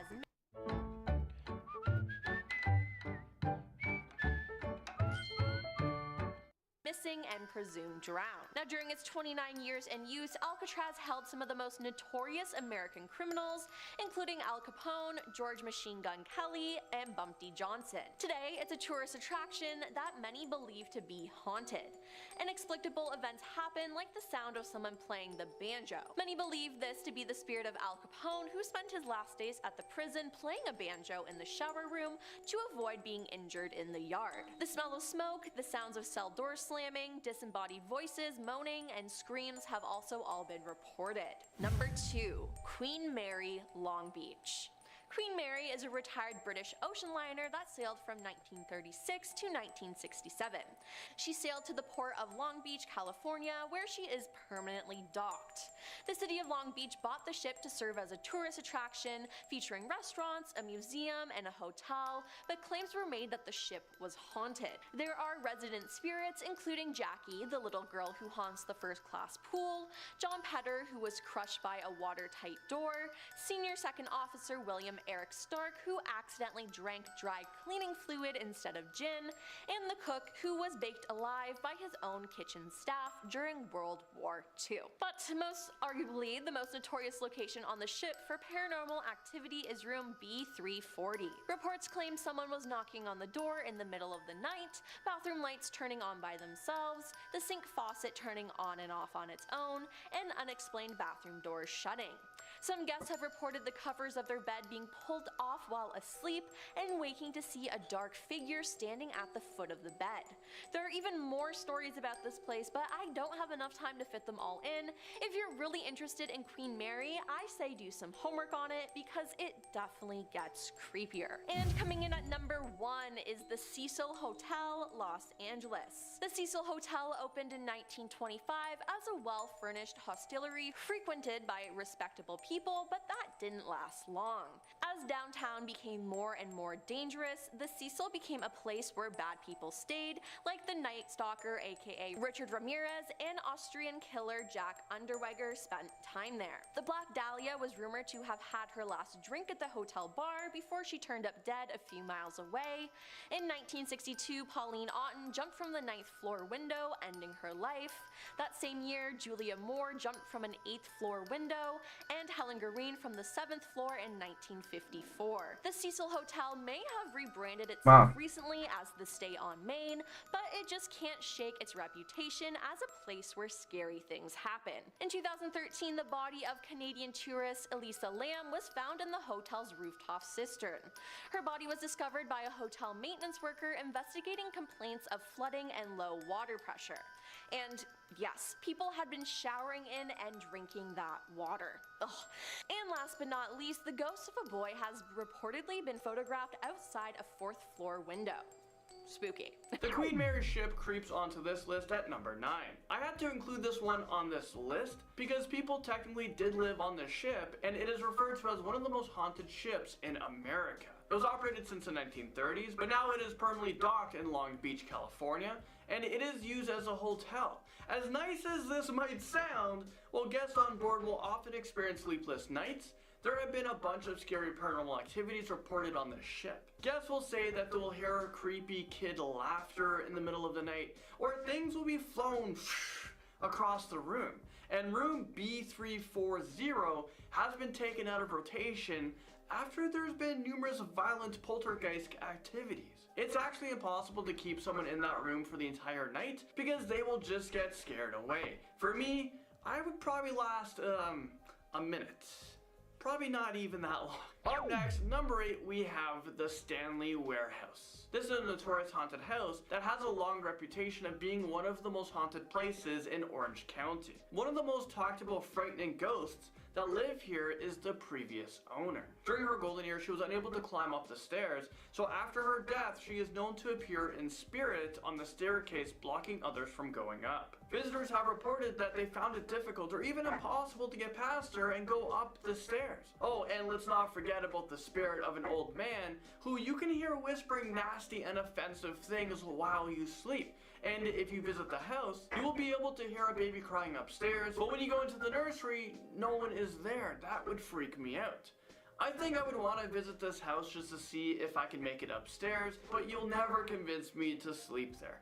I mean, I just value my life way too much, and I gotta find out what happens next on Bachelor in Paradise. Moving into number 7, we have the Battery Point Lighthouse. This is an iconic lighthouse located in Crescent City, California, and it was built back in 1856. There has been numerous reports of strange and creepy occurrences happening there. Lighthouse workers and guests say that they have heard what sounded like someone wearing large boots stomping around. There have also been reports of items moving, cold spots, and the feeling that someone was touching them when no one was even there. Apparently there are 3 ghosts that haunt this lighthouse, because one just isn't enough. No one seems to know who they are or why they are haunting this place. All I know for sure is that we should just board up the place and just leave it alone, just forget about it. Every now and again a visitor will feel someone tapping on their shoulder, or furniture will move by itself. I mean, that is definitely not okay, and definitely you don't want to be there on a stormy night. Bad things are said to happen there when it rains. The Whaley House haunts us in at number 6. This house was built on an old site where the public executions used to occur. So yeah, I would say this place is pretty damn haunted. Over the years, many descendants of the Whaley family lived and died in that house, and when the house was being restored, workers and visitors began to notice strange and mysterious sounds, sightings, smells, and encounters. A lot of people reported hearing scary noises and loud footsteps that left footprints. You can actually visit this house and take a tour, but I'd rather not. I'd rather spend my time at Disneyland, where I know it's 100% safe and not too scary, or is it? This place is littered with scary ghosts, and a lot of unsettling things have happened there. I'm getting the chills just thinking about it, so I gotta move on. Let's move on, let's see what we have next. Well, you know what? The Red House jumps into number 5 next on our list. This is an old abandoned house that is occupied by a vengeful spirit. Back in the beginning of the 20th century, an engaged couple used to live here. Well, on the night before their wedding, they had a huge fight, and the man pushed his fiancée down the stairs. She died, and he buried her in the backyard. Well, today, she has been seen haunting the house and nearby businesses. People have reported that she is wearing her wedding dress that is covered in blood. Is it her own blood? And local legends say that if you step in front of her, she'll rush forward and drag you to her gravesite, and you will never be seen again. Okay, I don't think I'm going to be visiting this creepy thing anytime soon, or any of these haunted houses on this list. I'm just not brave enough. Like I told you, I hear wind and I run. I see something just a bit bigger than a chihuahua and I run. Las Coches Adobe makes it onto this list at number 3. This might be one of the most terrifying places in California, And you know what's even more terrifying? The fact that I probably pronounced it wrong. This building is located on an old mine site, however it was covered up because on one horrific day, an accident occurred in the mine and about 30 workers were trapped inside. All of them lost their lives, so it's no wonder that this place is haunted. Locals and visitors have said that they heard the screams of the trapped miners echoing from the property, and there are also numerous reports of a lady in black and a male phantom walking around the grounds. Some people have even said that they've seen the ghost of a hanging man from a tree. And then we have the dark force. Locals say that this force is strong enough to throw you to the ground, and then you can feel heavy footsteps walking on your back, preventing you from getting up. There are a bunch of people who have said that they will never step foot in this place again, and I'm one of them. I don't blame them. Number 2, we have the Winchester Mystery House in San Jose. Since it was built in 1884, the mansion is said to be haunted by ghosts who were killed with Winchester rifles. Construction began in 1884 and never stopped until the owner died in 1992. The owner believed that her house was haunted by victims, and the only way to keep them quiet was to keep on building. The building was opened by the public in 1923, and the staff and the visitors have reported seeing mischievous spirits who liked to torment them. So yeah, don't be fooled by this beautiful house, because it is actually full of ugly surprises and scary ghosts lurking in every corner. Well, for those of you guys who are either brave or really naive, well, you can actually take a tour there and see all of the ghosts and scary paranormal activities for yourself. Alcatraz tops this list at number 1. Prisons are often the site of restless spirits and hauntings, and Alcatraz is no exception to that. This prison was the site of violent activities, and it housed some of the most dangerous criminals in the world. Alcatraz is actually a breeding ground for the paranormal. One of the most feared presence on the island is known as the Thing.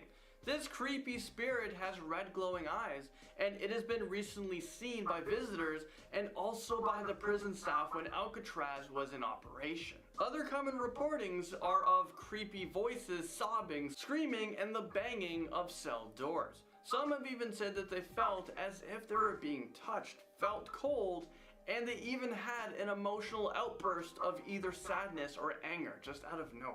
Coming in at number 10, we have the Flying Monkeys of Napa Valley. I've always wanted to visit the Napa Valley because wine.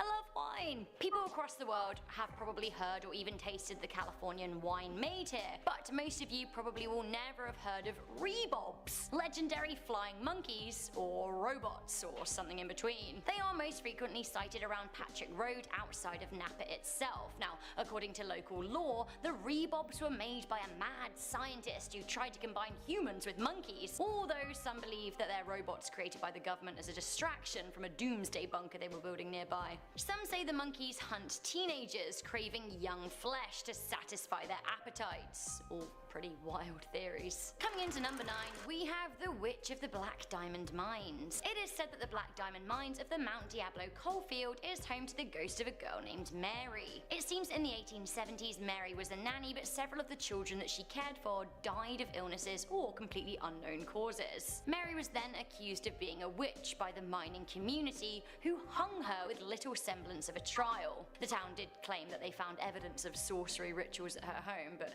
who knows back then? Honestly, they just burn the witches, except they hung her. What locals do know is that her spirit still haunts the mine to this day, and it is said to be angry. Mary wants revenge, and I kind of understand. Coming into number 8, we have the Smoke of the Claremont.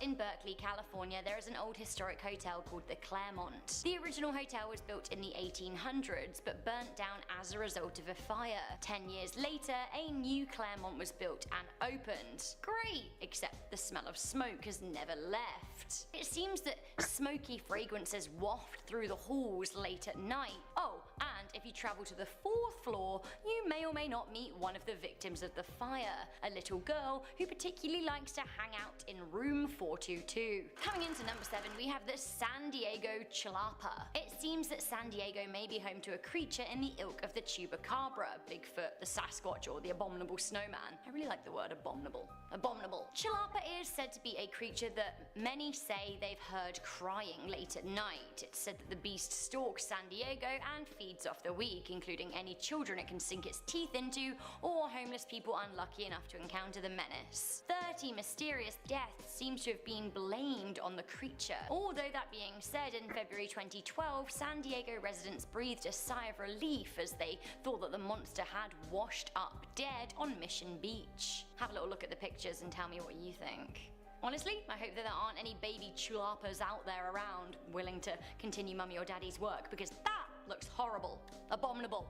Coming in at number 6, we have the Boy of Grouse Lake. I would love to go to Yosemite National Park and do some hiking, but of course the sprawling 3,000 square kilometer park is filled with myths and legends. Ever since the mid-1800s, reports of a wailing sound have been noted around Grouse Lake. It seems that in 1857, Yosemite's first park ranger, Galen Clark, heard the cries and went to investigate. It seems that Clark kept hearing the noises and thought that it may well be a dog or an animal, so decided to ask a local First Nations tribe if they had lost a dog or any member of livestock.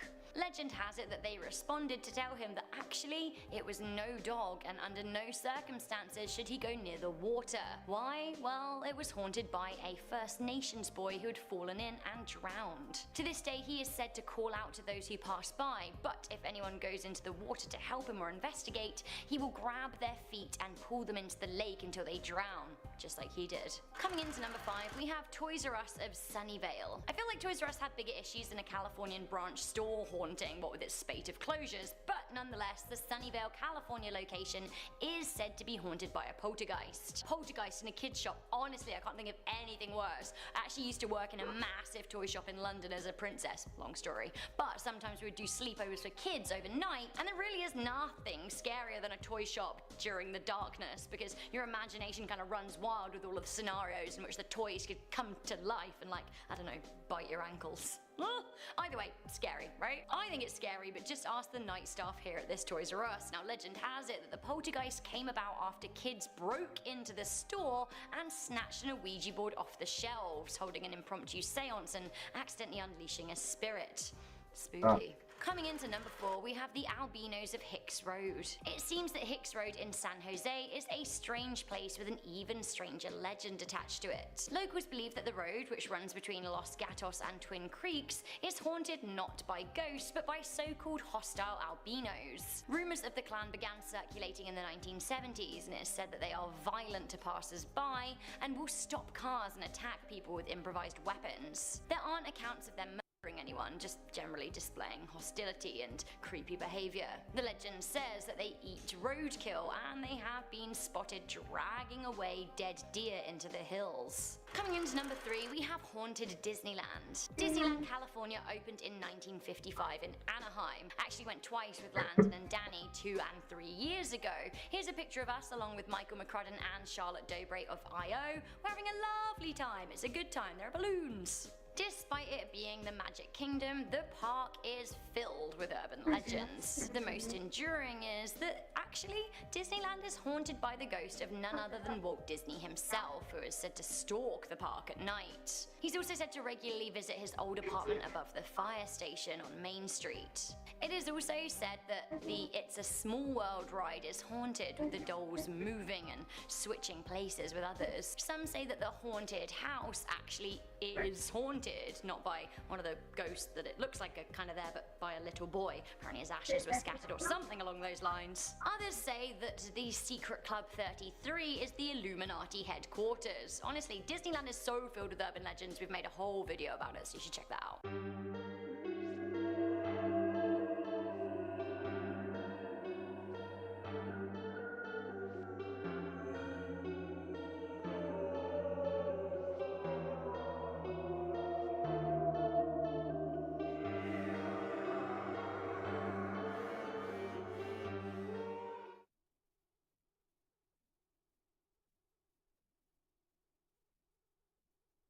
I want the truth. Who this guy really is. We have tried everything. You are the only one who gave us hope. I will try my best. Number 10. White Rock Lake Park, Dallas. In 1943, the story of the ghost of White Rock was published in a Texas folklore publication, Backwoods to Border. The story goes that there was a young couple who was looking for somewhere they could be alone. They drove down a deserted road and parked on the shore of the lake. When they turned their headlights on, they saw someone walking towards them. A woman dressed in a white sheer dress who was soaking wet was coming closer and closer to their car. Concerned, they asked the woman if she was all right, and the woman then spoke and said, "I'm sorry to intrude, and I would not under any other circumstances, but I must find a way home immediately. My boat overturned, the others are safe, but I must get home." The couple agreed to take her home, and she gave them an address not too far away. As they drove off, the driver turned back to ask for some directions, but the backseat was empty and soaking wet. When they arrived at the address the woman in white gave them, a man answered the door, and when he was told what happened, he replied, "You are the third couple who's come to me with this story. 3 weeks ago, while sailing on White Rock Lake, my daughter drowned. Many sightings have been reported since." Number 9. The Moody Mansion, Galveston. Before I get to the next entry, make sure to like and subscribe if you're enjoying the video so that I can keep bringing you the most amazing content. Before it was known as the Moody Mansion, it was the Willis Mansion. Built for Narcissa Willis in 1895, this 31-room mansion boasts a Romanesque architecture with ornate features like stained glass windows and hand-carved woodwork. She commissioned the house to be built against her late husband's wishes after he'd passed, spending the family inheritance in the process, something her 10 children did not appreciate. Unfortunately, she didn't get to live there long since she passed away in 1899, and it was then purchased by the Moody's. In 1900, a hurricane destroyed much of Galveston and took the lives of some 6,000 people, but strangely, the mansion stayed standing, untouched. Perhaps it was the ghost of Narcissa keeping her prized possession safe? Visitors to the house constantly report faces and spectral images showing up in photographs taken in the house, prompting paranormal investigators to come here to do research. Number 8. San Fernando Cathedral, San Antonio. The oldest church in the entire state of Texas has stood tall for nearly 300 years, and in that time it's collected many spirits, some of whom were buried within the walls of the church themselves. When searching for paranormal activity here, one of the first things researchers often see is a white horse trotting in front of the cathedral, only to disappear soon after. It's said that the horse was a gift from an Apache tribe that was refused and killed. Other ghosts that walk the grounds include that of a man dressed in black clothes from the 18th century who follows tours and then suddenly disappears, as well as those of monks who can be seen and heard standing at the back of the pews during services. Number 7. Demon's Road, Huntsville. Formerly known as Bowden Road, this seldom traveled dirt road is creepy enough without the ghost stories. It's overgrown, has misshapen trees, and in the dark seems like something right out of a horror movie. But there is at least one notable spirit who haunts travelers who dare come through here. A boy on a tricycle with glowing eyes has been reported by many people riding down the road. He appears in the middle of the road and stares you down until you approach him, and once you do, a thick fog rises from the ground and he disappears. There's one more story about Demon's Road that I found super interesting though. Two friends heard that the road was haunted and decided to check it out for themselves, and as they drove down it in the middle of the night, the trees seemed to shift and shake, and then they arrived at their destination at the end of Demon's Road, which just so happens to be the next entry on our list. Number 6. Martha Chapel Cemetery. When the two men drove up to the cemetery, which was named after the first person who was buried there, Martha Palmer, moonlight was piercing through the clouds and lighting the headstones and epitaphs before them. They both got out to crack a few brews and explore the cemetery, but when the driver decided to pour some on one of the graves, a skeletal hand burst from the ground, grabbing at his ankle and dragging him into the dirt. His friend and passenger ran over to help, kicking at the zombie-like arm and dragging him away. Children's Afrin. Lasts 12 hours, all day or all night. The wow's real. After he was freed, the driver called out for them to escape, and when he got back to his car, he looked back, but didn't see his friend who supposedly just saved his life. He was actually still sitting in the passenger seat, asleep, and as he peeled out and drove back down Demon's Road, his passenger slumped over into his lap, and the driver realized that his friend had died. Allegedly, he passed away from a heart attack on the drive to the cemetery. And in 2018, a video surfaced from someone who was exploring the Google Street View of the area and saw a ghostly image appear inside the cemetery. A creepy, pale face of a boy was behind a tree in one shot, and missing in the next. There was also a large black figure in the background that did not seem to be human. Spooky stuff. Number 5. Miss Molly's Hotel, Fort Worth. Originally built in 1910 as the Palace Rooms, Fort Worth's first bed and breakfast, Miss Molly's, has had quite the history. During Prohibition, it became a speakeasy called the Oasis. In the 1940s, it became a brothel known as the Guyette Hotel. And after that was shut down, it became Miss Molly's. There have been many reports of unwanted guests appearing here, most notably those of Jake the Cowboy and Josie King, the former madam of the brothel, both of whom are seen as full-body apparitions. Workers and visitors alike have witnessed them walking through locked doors, books being thrown, items disappearing and reappearing in random places, and strangely, change being neatly organized in certain rooms. In room 3, indents on the edge of the bed have appeared as though someone were suddenly sitting on it and shaking the bed while guests sleep. You know, I think Little Richard said it best.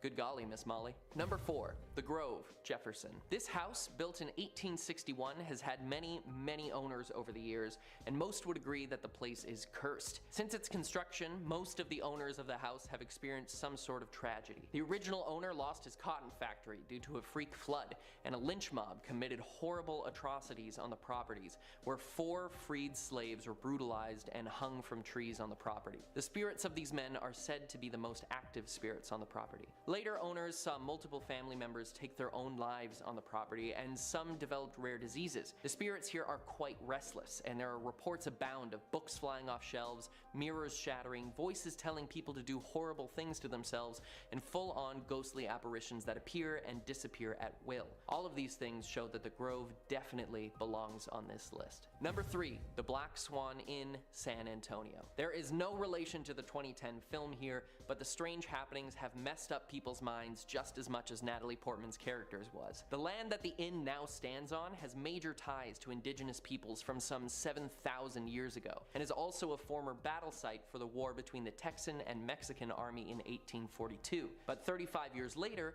a dairy farm was founded on the land by a German immigrant. The blood-soaked soil here seems to be a bad place to build, as tragedy struck many who lived on the land. The farmer's wife passed away from cancer she developed shortly after moving in, and 2 years later, he decided to join her by taking his own life. Soon after, the property was purchased by 2 families and renamed the White Gables. However, at the age of 38, one of the new owners, Jolene Street, also passed away due to cancer, and like the owners before them, her husband hung himself in the bedroom. The inn that now stands has had reports of the spirits of the former owners wandering the halls with their necks broken, pushing guests off of their beds, and generally getting up to no good. No matter which way you slice it, this property seems cursed. Number 2, the Hill House, Mineral Springs. In part 2, I talked about the haunted Baker Hotel in Mineral Springs, but it seems that the apple doesn't fall too far from the tree, because just behind the Baker Hotel lies one of the most haunted places in Texas, the Hill House. Many people stay in this house attempting to witness paranormal activity, and most of them get more than they bargained for,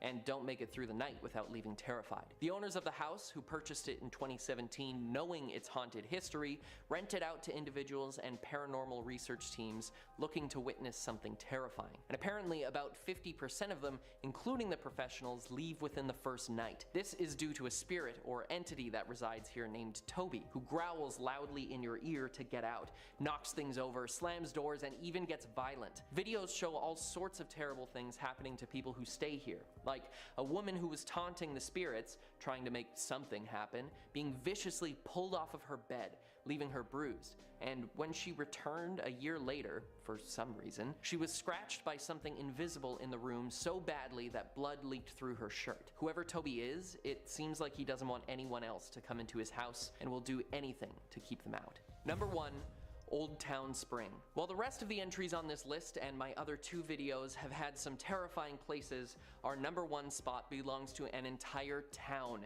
that is haunted, and some even say cursed. Allegedly, in the 1700s, a curse was cast by members of the Akokisa tribe on the town and its people who stole their land and killed their kin. And this curse has followed the town all the way through history, continuing even today. Every building in this small town has a haunting story, and I'll share a few of them with you now, but I encourage you to look this up because there are so many more that I just can't get to today. The Whitehall House was built in 1895 and has since been converted into a funeral home, and they have a special room upstairs designated as the Ghost Room, where the spirits of the dead who haunt the building can reside. Figures are seen walking through the door, dancing on the balcony, and heard inside. One of the previous owners decided to renovate the room and experienced, quote, violent spirit activity, and it took years for the ghosts to calm back down. There are now 2 new clauses in the lease agreement for the building. The Ghost Room is not to be disturbed, and you can't break the lease due to a haunting. Many of the buildings in town can be seen with trees growing closely and even through some of the buildings, and allegedly the curse placed upon the town ensured that if anyone cut down any trees, they would experience a terrible fire. And this has happened inexplicably many times to many different buildings in the town, and some quite recent. There is also a hanging tree where a judge sentenced more than 60 people to death, which is an insane rate, even by the standards of any time. And the old ice house, which was used to store corpses waiting to be sent to the funeral home, has a heavy energy, and everything goes quiet when you get near it. And it's burned down countless times. You know, with all of these creepy things going on throughout the years, it is no wonder people think Old Town Spring is cursed, and a no-brainer that it ended up #1 on this list. And it might even be above the #1s in part 1 and 2. Let me know what you think in the comments below. Starting us off at number 10, the Hanging Jail. Actually called the Beauregard Parish Jail, it opened in 1915, and it was actually kind of a big deal because it had extraordinary amenities for a jail. Each cell had a window and a bathroom, and cells on the top floor even had a skylight. But despite its beautiful architecture, it was also the site of Louisiana's first double execution. In 1926, 2 men were committed after killing and robbing a taxi driver and sentenced to be hanged. They claimed innocence, but still the verdict passed and the 2 men died in the jail, giving it the infamous name. It remained open until 1981, and now a museum. It's believed to be haunted by the 2 men along with other inmates who felt they were unjustly put behind bars. Many have reported being pushed or hearing voices while visiting, and some have even captured photos of strange, inexplicable, shadowy figures lurking on the porch and window, leaving no other explanation than to assume the jail remains a haunted and terrifying place to visit. Coming in at number 9, Pleasant Hall. This story has 2 versions. Sticker Mule's production process makes it easy to get your custom products fast. You simply select a size and quantity. So I will let you decide which one you think is true. Once upon a time, while attending the Louisiana State University, a resident tragically took her life in the now infamous room 312. One story says the girl killed her boyfriend in a fit of rage and then, shocked at her actions, took her own life because she could not live with what she had done. The other story claims the girl jumped out of the window of her room and fell to her impending doom, terrifying the students on campus that witnessed the horrifying sight. But which one really happened? Well, it seems that is the hard part to find out. But what's not difficult to know is that the spirit of the girl remains, haunting Pleasant Hall to this day. Students have reported seeing her ghost roam the campus and hearing strange noises coming from the other side of room 312. And sometimes at night, when you least expect it, the door to room 312 will open and shut all on its own. Coming in at number 8, St. Louis Cemetery number 1. Regarded as the city of the dead, the St. Louis Cemetery number 1 holds more ghost stories than you'd want to encounter in a lifetime. In the span of a mere block, the cemetery has over 700 tombs and over 100,000 bodies are known to be buried at the site. Most famously, it is the burial site of Voodoo Queen Marie Laveau, the most revered and feared practitioner in New Orleans history. Reports of her ghost have detailed her in her signature red and white turban and claim she will suddenly appear out of nowhere and then vanish from plain sight just as fast. Visitors have experienced scratching, pinching, shoving, suddenly becoming ill, and even hearing her haunting voice echo across the cemetery, sending many that have dared to visit running for the hills. So just be careful if you choose to stop by. If you aren't careful, she could curse you for life. Next up at number 7, the Calcasieu Courthouse. The history of capital punishment is a torrid one, and as it turns out, this courthouse is actually famous for just that. Back in the 1940s, there was a woman named Toni Jo McCuiston. She lived quite a tumultuous life involved in and her local brothel, but one day she fell in love with a man who frequented her establishment named Claude Henry, and so they got married and she started to really turn her life around. But after Claude was sent to jail for 50 years for killing someone, something inside Tony snapped. She planned to bust Claude out of jail with a friend, but in the process of stealing a car, killed the owner and left him in a ditch. She was caught and sentenced to death and would become the first ever woman to be executed by the electric chair in Louisiana. It's said her spirit still haunts the courthouse, locking doors and messing around with the filing systems during the day. But steer clear at night, as residents report you can smell her burning hair and hear her unruly screams echo through the streets. Coming in at number 6, Pea Farm. Nicknamed the Pea Farm, it is not actually a farm, nor does it have anything to do with peas. It is, however, an old abandoned prison. The facility was in operation between 1905 to 1950, and rumor has it that life was incredibly rough and difficult at the Pea Farm for prisoners, even more so than your typical prison. Beatings and lashings were commonplace, and even killing of prisoners was nothing to bat an eye at. So it's no surprise that those whose life may have ended here have stuck around, maybe trying to seek revenge on those who hurt them. Today, the prison is strictly off limits to visitors, but those that walk past have reported hearing shrieks and other strange noises coming from inside the abandoned building. Maybe no one is allowed for a good reason. Next up at number 5, Bonnie and Clyde's ambush site. Maybe you've heard of the infamous couple, but just in case you haven't, let me catch you up. They were notorious bank robbers across Louisiana and Texas during the Great Depression in America and made quite a name for themselves. In recent years, it has been suggested their exploits were exaggerated, but one thing that wasn't is how they died. The day was May 23rd, 1934, and police from both Louisiana and Texas managed to corner them in their stolen car. Authorities fired more than 100 bullets at the couple, and as the story goes, you could hear Bonnie's scream from the next town over. Residents claim that if you visit the site of their death, the ghosts of the couple will make themselves well known to you. Apparitions have shown in photographs, and some have even heard what they believe to be Bonnie's scream as she took her last few breaths on this earth. Coming in at number 4, Oak Alley. Once upon a time, it was one of the largest plantations in Louisiana,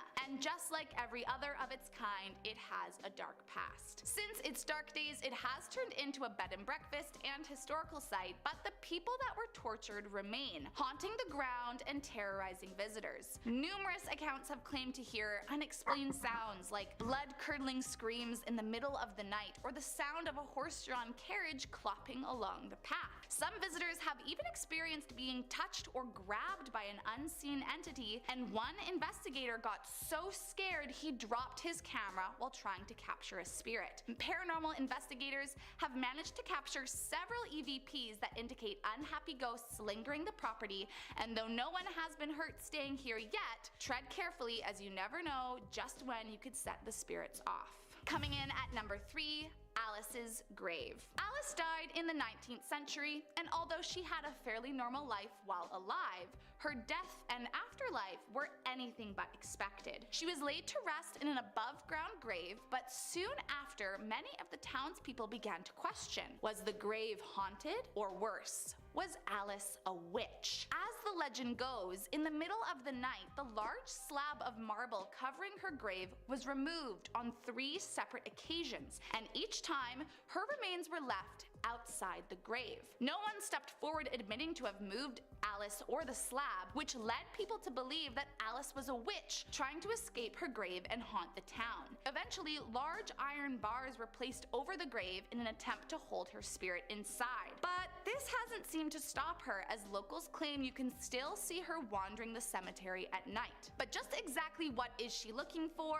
That is one of the many unanswered questions that leave visitors terrified. unsure if she comes in peace or if she is out for revenge. Next up No, at no. number 2, the Manchac Swamp. While many are familiar with the legendary voodoo priestess Marie Laveau, she was not the only one of her time.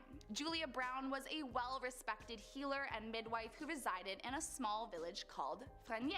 At first, she loved caring for her village, but after some time, she started to feel disrespected by her community, feeling as though they were taking her gifts for granted. Julia began scaring the village, telling them dooming predictions about their impending deaths, and the townspeople, unsure if she was placing a curse or foretelling their future, became very troubled. Shortly before her own death, she said, "One day I'm gonna die and I'm gonna take all you with me." And just days after she was buried, 3 entire villages were destroyed by a hurricane and hundreds of lives were lost. To this day, many believe the spirit of Julia Brown haunts the swamp, and visitors have reported hearing blood-curdling screams and the sound of her voice singing cryptic and frightening At IHG Hotels and Resorts, we're in the business of you. We're getting back. songs, terrifying all those that dare walk by. And last up in our number 1 spot, La Laurie Mansion. Arguably one of the most infamous buildings in all of Louisiana, La Laurie Mansion was once home to the cruel and torturous Madame Delphine La Laurie. Even in her time, she was regarded as a monster and was known to have her slaves taken from her on more than one occasion due to their outrageous mistreatment. In 1834, a fire broke out in her mansion, and when police and fire marshals arrived at the site, they found one of her slaves chained to the stove, claiming to have started the fire to try and take her own life to escape the cruelty. Another 7 victims were found in her attic, suspended from the ceiling, mutilated and barely alive, stating to have been imprisoned for months. Once news broke out of her cruelties, citizens attacked the house and demolished everything they could. While the original building no longer stands, the grounds it stood on are some of the most haunted in all of Louisiana, as it's believed nearly 100 people lost their lives under Madame Delphine's cruel supervision. Visitors have reported feeling the violent touches of ghostly hands, and a medium that visited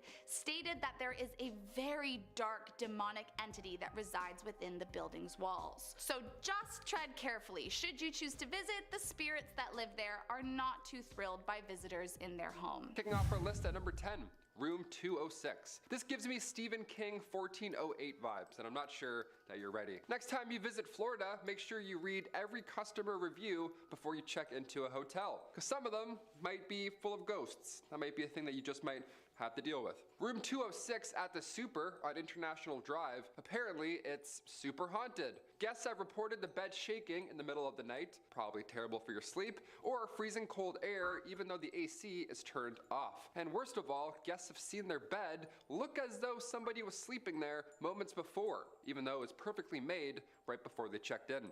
Can ghosts squat? Is that legal? We've got a couple of spirit squatters in our room. Gotta move. Number 9, Disney on Ice. Many families love to visit Orlando this time of year. The theme parks there are spectacular, especially Disney World. I went once when I was younger, but you know, I don't recall ever seeing a real life Walt Disney. I don't know, maybe it has something to do with the fact that he died in 1966. Who knows? But never say never. One of Orlando's oldest tales is that Walt Disney had his body cryogenically frozen after his death. And right now, apparently it's being stored in a bunker underneath the theme park. I mean, that's a bit more creative than being cremated. I'll give him that. It's pretty Walt Disney of him just to freeze himself forever. A grad from the University of Central Florida Film School, Benjamin Lancaster, they actually made a film about this whole idea. It's called The Further Adventures of Walt's Frozen Head. That's a family classic, some would say. Number 8, Scarlett O'Hara's. You're gonna need 2 pieces of ID for this next one, all right? Perhaps the most haunted bar in Florida, located in St. Augustine, Scarlett O'Hara's is haunted by a past owner. Many believe that spirit likes to make itself known to guests. That's always fun. Try and go grab a pint and now you got a ghoul in front of you. That spirit is one of George Coley. Now George sadly bit the bullet one night when he was in his bathtub, so now we have a series of unexplainable events. Plates and glasses will sometimes move across the bar on their own, and the jukebox keeps playing Help Me Rhonda even when it's unplugged. So that's absolutely terrifying. If you want to check it out now, be warned, because it's a full-on tourist attraction at this point. But if you go, you can pose alongside the same bathtub that George Colley died in. Yeah, how lovely is that? Are we going to Disney World? Nah, even better. Scarlett O'Hara's. Yeah, you're gonna love it. Number 7, Stranahan House. You don't want to be stranded at the Stranahan House. It's gonna be bad news. Fort Lauderdale has a few haunted hidden gems, and the oldest house just happens to be the most haunted. What do you know? What odds are that? What odds are that? What are those odds? There we go. The house's OG owner was Frank Stranahan, and today, if you visit ye old stomping grounds, well, you might catch Frank in a photo or two. It's said that Frank still oversees the place, and he regularly shows up in guests' photos. So this ghost likes to photobomb. That's pretty amazing. I kind of like that. I suppose being trapped in the same house for all of eternity probably gets a little boring from time to time. Just to pop into a photo, throw some peace signs up, and then disappear back into the walls. Ivy Stranahan, Frank's late wife, she also has made an appearance or two. Nice. True love is haunting the same house forever. Guests have felt a cold hand on their shoulder, and her perfume still lingers in the hallway. Must have been some good, strong stuff. Nice. Now, it's not all fun and games. Augustus Stranahan, aka Frank's father, well, his ghost likes to throw books. It's really aggressive, so heads up for that, I guess, if you go. Cheers. Number 6, the Plaza Resort and Spa. Ah, yes, kick back and relax with ghosts. It's just what you want. You're never alone, I guess. That's a plus side.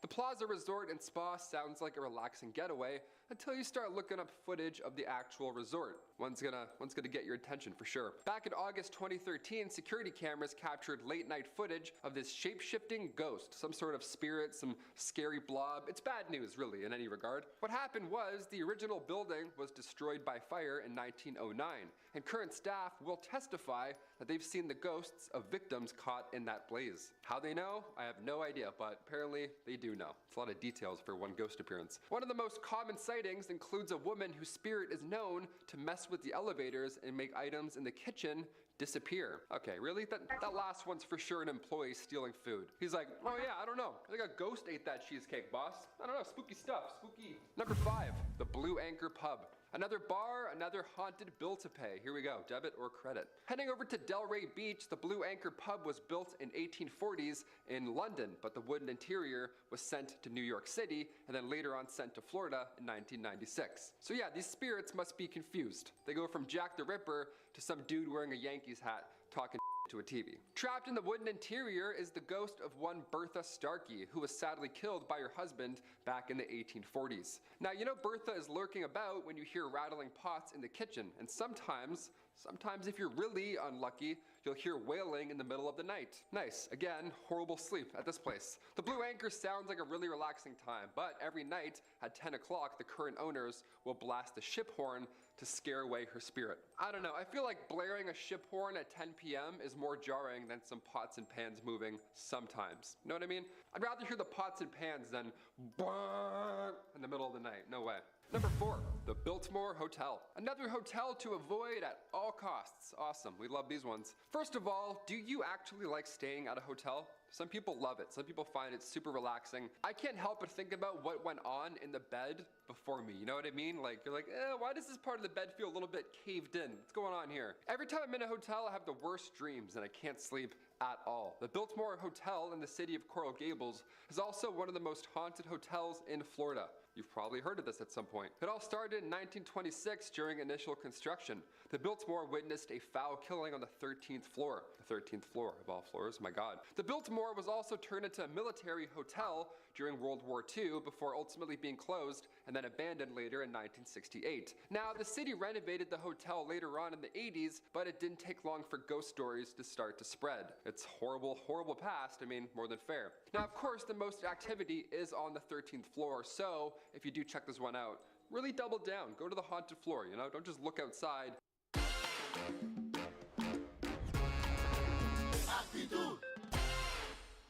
And then book. Go in, stay a night. I can't believe some buildings don't have a 13th floor. Can you imagine that? Well, they do, but everyone pretends that they don't. You know what I mean? They're like, yeah, it's 12. I don't know. We'll see. Are you a 13th floor believer? Comment down below. Me personally, I don't think so. Because it's the 14th or the 12th. Or the 13th. I don't know anymore. No one knows anymore. It goes 11, 12, 14. You're like, really? What's the 14s? We know what's going on here. Come on. Number 3, Tampa Theater. If you're a fellow theater kid, you're also gonna love this one. Here we go. Tampa Theater opened up in 1926. The theater is now said, of course, to be haunted by a woman that was struck and killed by a carriage on the property. Imagine being hit by a carriage. It's so slow. This was actually before the theater was built, so her spirit has been there for a while. If you go to Tampa Theater today, you might catch a glimpse of that woman in a white gown walking across the mezzanine hallway. This time without carriages whipping through, hopefully, sans carriage. Imagine telling somebody in front of you to sit down during a show, and they just disappear. You're like, I think that was a ghost. I think that was probably a ghost. It says in the playbill, ghost, so maybe that was her. Tampa Theater, of course, has leaned into these claims. Now they offer Ghosts of Tampa Theater Tour, where guests can learn about its haunted history. I'd love to do this tour. I don't know, maybe I'll go to Florida. Who knows? I won't. I'm like, I'm probably not going to. Number 2, Key West Cemetery. A cemetery that's haunted.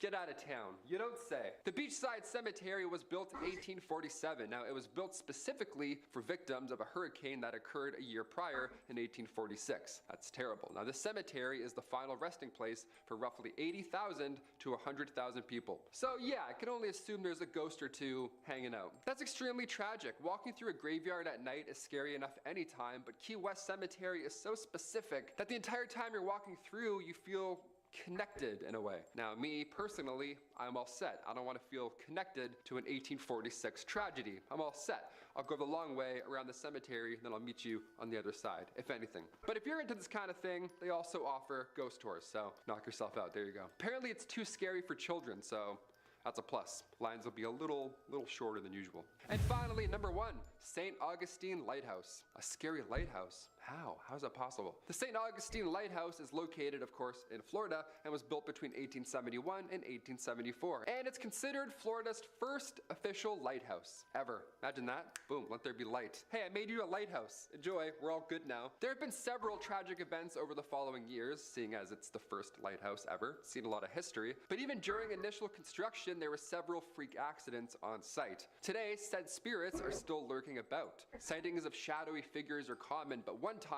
just one time, somebody saw a hand coming through the tower door. Yeah, a floaty hand, like from Idle Hands. How terrifying is that? Can you imagine just a Smash Bros hand just lurking near you? Several guests have reported furniture also moving around on its own, which is definitely a hazard. And one person even said that they had some of their arm hairs plucked off of them while they were in the basement. Probably that floaty weird hand, just doink, give me one of those. Another guest felt someone grab their ankle at one point while walking down a hallway, which actually caused them to trip and fall down, so something's going on. I don't know what this ghost hand wants, but it's pretty chaotic to me, it seems. I think the ghost hand wants you to click like if you like this video. I think that's what it wants, really. Starting us off at number 10 is Louisiana Old State Capitol. This neo-Gothic cathedral-like castle was built back in 1846 after the Louisiana legislature decided to relocate the capital away from the sinful lifestyle scattered across New Orleans. For many years, it housed some of the most esteemed and prestigious lobbyists and lawmakers, and although it's no longer used for politics, it is far from empty. Said to be haunted by numerous entities like a security guard and a girl who lived nearby during construction, the most notorious is that of Pierre Cuvion. Once a senator in the Capitol's prime, it said Pierre dropped dead from a heart attack in the building after a spirited speech about the corruption of politics. Visitors say his ghost still haunts the halls to this day, and he can often be heard stomping around the Senate floor or playing tricks on the staff. Once while making his nightly rounds, a security guard, an alive one to be clear, not the ghost, said he felt a tap of a cold finger on his shoulder, but when he turned around, nothing was there, but he knew he wasn't imagining it, as afterwards it sounded like something or someone was giggling. Most creepy of all is the numerous reports of staff saying they've seen motion detectors go off only to find an empty room upon inspection. So they would go back and check security tapes, but nothing had entered or left at the time the sensors were triggered. Coincidence? You tell me. Coming in at number 9, the Woodland Plantation. Owned by notorious pirate and seafarer William Johnson, during its active years it was used as a sugar plantation, housing and torturing a multitude of slaves. It likely comes as no surprise that Johnson was not revered as a kind man. Not only did he frequently kill for his job at sea, but he was notoriously cruel to his slaves too, with many reporting he would not bat an eye, executing or beating any who dared question his power or step out of line. Today, those brave enough to visit report hearing the cries of the tortured souls echo through the house, as well as lights turning on and off independently, and unexplainable bursts of cold air even in the blistering heat of summer. Most terrifying, though, is those that have witnessed the ghost of Pierre Lafleur, a man who briefly lived at the house after its days as a plantation, who after running out of money took to the chandelier in the living room and tragically ended his life. I will not be taking my chances with that one. Next up at number 8 is the USS Kidd. Maybe I just watched too much Pirates of the Caribbean as a kid, but there is something extra scary about a haunted ship. During World War II, this boat was a destroyer ship for the US Navy, named after Admiral Isaac Kidd. Kidd tragically lost his life to the attack on Pearl Harbor, but surprisingly, this isn't where the boat gets its ghost story from. On April 11th, 1945, a Japanese plane committed a attack, plummeting into the boat, killing 38 sailors and leaving 55 others badly wounded. Today, it's no longer used as a warship, but remains docked in the Baton Rouge as a war memorial, and all that enter say they've felt spirits of the sailors who lost their lives inside. Visitors claim to see full-bodied apparitions of the spirits decked out in their war uniforms, as well as ghostly arms and legs creepily floating around, looking as if they were brutally ripped from the rest of the body. But whatever you do, just stay away from the sleeping quarters, as that's where things get even worse. Those that have ventured down say the blood-curdling screams of the soldiers can be heard bouncing off the walls, and some even say they've been pushed or grabbed by the tortured souls right up until they step foot off the ship. Coming in at number 7 is Chrétien Point. First run by Hippolyte Chrétien, a French colonist, Chrétien accrued a massive wealth operating his cotton plantation off the backs of slaves. On top of that, Chrétien also had some less than friendly friends, one of which was the famed pirate Jean Lafitte. One day, Chrétien's son, Hippolyte II, fell in love with the neighbor girl Felicity Nada. She was a fiery, passionate, and independent Spanish woman, and despite pushback from his father, Hippolyte married Felicity and the pair remained happily together. Once his father died, Hippolyte took over the family business, but sadly he died of yellow fever shortly after in 1839, leaving Felicity to keep things running. She took pride in this position and accrued even more wealth than her father-in-law or husband ever had, eventually even becoming friends with the pirate Jean Lafitte herself, just as her father-in-law had. But after Lafitte's death, his crew thought they could pull the wool over Felicity's eyes and steal from her beloved home. But they were no match for the widow. Upon the break-in, she shot a pistol right between the eyebrows of one of the pirates, sending the rest running for their lives. Eventually, Felicity died, but eternally devoted to her plantation, her spirit has never left. Visitors say you can still hear the deadly gunshot clear as day in the hall, as well as the sound of bodies tumbling down the stairs. Just be careful if you do decide to visit. Felicity does not always take kindly to visitors. Next up at number 6 is Labo Mansion. Once the plantation of a wealthy businessman in 1846, in 1905 the property was sold and converted into a hotel and casino. Now at the time, gambling was outlawed in New Orleans, but it became quite the popular hang spot during Prohibition. While patrons were likely pulled in by the promise of booze and gambling, it didn't take long before they realized the building was haunted by dozens of spirits. Partygoers often complained their watches immediately stopped working the minute they stepped foot on the property, only to magically be good as new once they left. Many claimed to hear strange noises echo through the halls, and others nearly fainted seeing the woman in white who sat on the upstairs porch. Then in 2013, a group of so-called paranormal investigators that by the sound of it were more like a group of drunken idiots snuck onto the property looking to catch one of the many rumored entities said to haunt the historic halls. But having no real clue what they were doing, decided to light fire on the building in an attempt to provoke the spirits to show themselves. Sadly, all they did was burn it down. However, the fire was no match for the spirits. Even without the walls to hold them in, all the entities remain haunting the property. Those that walk by say their watches still stop working the minute they step foot on the property, and sometimes at night you can hear the cries of the terrifying woman in white. Next up at number 5 is Lloyd Hall Plantation. After leaving his London family for a new life in America, William Lloyd built his plantation in 1820. It's rumored that Lloyd was actually exiled from his family's insurance dynasty, hence his sudden move to America, but no one actually knows for sure. Like all plantations of the time, it was a cruel and brutal place for the slaves, but the owner was swimming in money and profit. That was, however, until the Civil War, when it was discovered that Lloyd was working as a double spy for both the Union and Confederacy. Once word got out, Union soldiers stormed his house and tarred and feathered him before he was hanged for his disloyalty. It's said Lloyd now haunts the house along with the many slaves that died while under his care.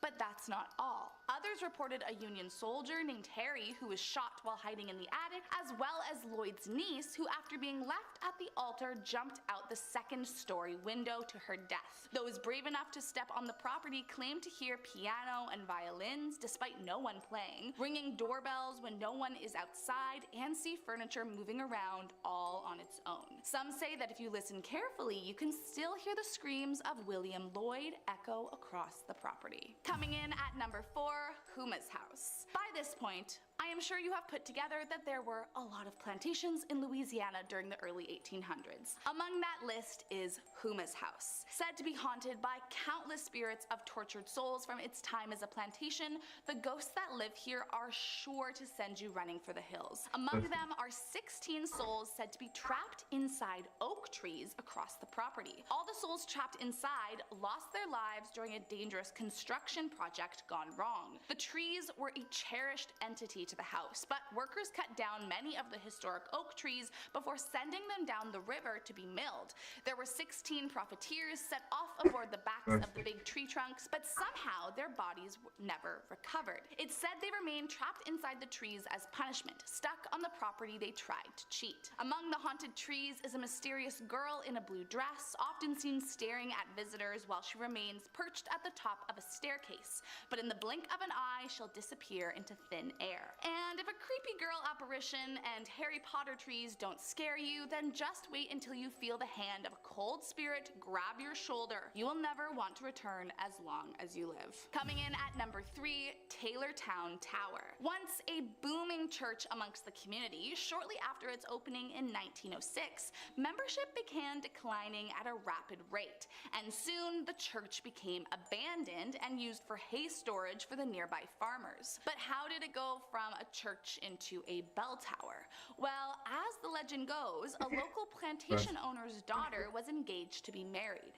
but on the day of her wedding, the groom couldn't go through with it and disappeared without a trace. The bride was absolutely devastated, and in a fit of depression ran to the nearby abandoned tower to end her suffering. It's said the bride jumped from the top of the tower to her death, and her father was so distraught when he happened upon her body that he burned the church down. In a cruel twist of fate, all that survived the flames was the very tower she had jumped from, taunting him until his dying day. Locals say that when there is a full moon, the bride can be seen wandering the land looking for her loved one, screaming and crying out after him. Next up at number 2 is the Bourbon Orleans Hotel. Back in the day, the Bourbon was a highly frequented theater and ballroom where wealthy Creole men could sneak away from their wives to secretly engage in erotic nighttime affairs. But all the fun came to a screeching halt in 1816 when a fire took out most of the building. Fast forward to 1881, and the building was put up for sale and purchased by a community of nuns. But after a brutal yellow fever epidemic struck Louisiana, many nuns and orphans' lives were lost, and that is where the ghost stories begin. Today, the building operates as one of New Orleans' most luxurious hotels, but make no mistake, it is haunted by at least 20 different terrifying spirits. Guests have reported the sounds of laughter in the halls when no one was around, and some swear to have seen young people lying in beds with mists of black fog hanging over them. But most terrifying is the ghost who resides in room 644. Rumor has it that during its time as a monastery, a nun took her own life in this very room. Those that have stayed reported hearing blood-curdling screams from the room at all hours of the day, and any guests brave enough to sleep the night were awoken by the nun staring at them over the bed. So if you're looking to be haunted by a creepy nun on your vacation, be my guest, but I'll be looking for different accommodation. And last up today in our #1 spot is La Pavillon Hotel. Just minutes away from the notorious French Quarter lies the luxurious Pavilion Hotel. But despite its lavish exterior, it is believed to be the home to over 100 spirits. And some paranormal investigators even believe the building sits on top of a portal to the other side. An interesting theory considering the building's less than ideal history. Although today the area is a tourist hotspot, back in the 19th century, the ground where La Pavilion sits was deemed completely inhospitable and incredibly dangerous. It was the frequent spot for foul deeds and late-night killings, which is likely why so many spirits reside in the hotel's four walls. Among the most talked about are a couple seen dressed Makes holding even the biggest slice a piece of cake. Hefty will do the dishes. dressed in beautiful clothing, roaming around with googly eyes. The couple will enter an elevator, but then it never goes anywhere. Instead, the usual ping sound rings loudly, and the doors open up again, revealing no one inside. Many also claim to have witnessed a young woman on the 9th floor, reported to have died on the steps of the hotel. But the truly terrifying entity only reveals herself at night. One guest staying on the most notoriously haunted 9th floor said that in the middle of the night he was woken by a woman dressed in all black, sitting at the foot of his bed. He was speechless and terrified and went to scream, but the entity leaned in, ran her icy cold fingers through his hair, and said, quote, "You belong to me, I'll never let you go." Starting us off at number 10, the Old Red Field Road. Said to be extremely active with spirits, keep your eyes peeled if you ever find yourself driving down this road. Those that try find that their flashlights and radios suddenly stop working, and some even say their cars begin acting up as soon as they start to approach. One driver in fact said that the hood of their car flew open on sight, and when they went to go and check it out, there was no explanation for why it would have done that. Visitors claim that countless ghosts roam the road, walking up and down, likely coming from the nearby cemetery, and that they feel a sense of deep, unsettling anxiety until they turn off the Old Red Field Road. So maybe if you do visit, just find an alternate route. Next up at number 9, Cotter Bridge. Located in a small town of less than 900 people, during the day the bridge is a world-renowned hotspot for trout fishing, visited by residents and tourists alike. But things take a turn after the sun goes down, and locals say that this bridge is haunted by some truly terrifying spirits. Residents say that at night you can hear the cries of an infant coming from the bridge, and the sounds of young people playing for hours and hours. But most haunting of all is the woman who can be seen sprinting from vicious hounds. No one knows who she is or why she's being chased, but the fear of her screaming voice has scared residents from ever daring to get too close. Coming in at number 8, Fort Smith Courthouse. During the late 19th century, Fort Smith was the site of many sentenced to be hanged. In fact, it was rather notorious for it, as the presiding judge at the time, named Isaac C. Parker, got the nickname the Hanging Judge from sentencing a whopping 160 people to their death, 79 of which received the punishment. The hangings happened outside the courthouse in the gallows, perhaps as a warning sign for all to see what happened to criminals. And it's believed the condemned men of the jail still roam the grounds seeking revenge on Isaac Parker. Many today say they've had frightening experiences while at the courthouse, especially in the gallows. Visitors claim to have heard gavels banging, seen ropes swinging when there was no wind, and one groundskeeper even claims to have spoken with the ghost of Isaac Parker himself. Next up at number 7, the Clayton House. Originally built in the 1800s as a Civil War hospital, it wasn't until 1882 when William Clayton moved his family into the now historical home. The family seemed to have a fairly happy life in their home, but I guess with roots as a hospital, ghosts flock to it and continue to haunt it to this day. The former director of the site, Martha, says that as soon as she started working there, she knew something was off. Doors would slam in the middle of the night, she would hear footsteps from down the hall when no one was there, and one room on the second floor would always sound like music was playing from inside. Then, in 2008, a carpenter who was doing some repairs on the building took pictures to keep track of the progress, but when those photos got developed, he saw a woman dressed in brown lurking in the back of one of his photos. And he wasn't the only one to claim to have seen her lurking in the corners. After a while, Clayton's house had kind of a reputation, and so paranormal investigators started visiting. And using EVPs, they got recordings of a man shouting obscenities at someone named Anna, which piqued their interest as one of Clayton's daughters was named Anne. But maybe most terrifying was one woman who says that she was standing by herself in the hotel when her hair was tugged hard. She turned around to see who had snuck up on her, assuming it was a prank, but no one was around and she was all alone. Next up at number 6, the Toltec Mounds. A hiking trail might not be the first place you'd expect to be terrifyingly haunted, but it makes much more sense once you know that it leads through the remains of an ancient civilization. More officially referred to as the Plum Bayou Mounds, there were once home to a large group of people beginning around 600 AD. But what no one has been able to figure out since is their sudden and mysterious disappearance in 1050 AD. It's thought that the mounds were used for a variety of different purposes, but we know for sure that at least one was a burial ground, and as you can imagine, that is where most of the ghost sightings have occurred. Visitors who pass through the trail say they've seen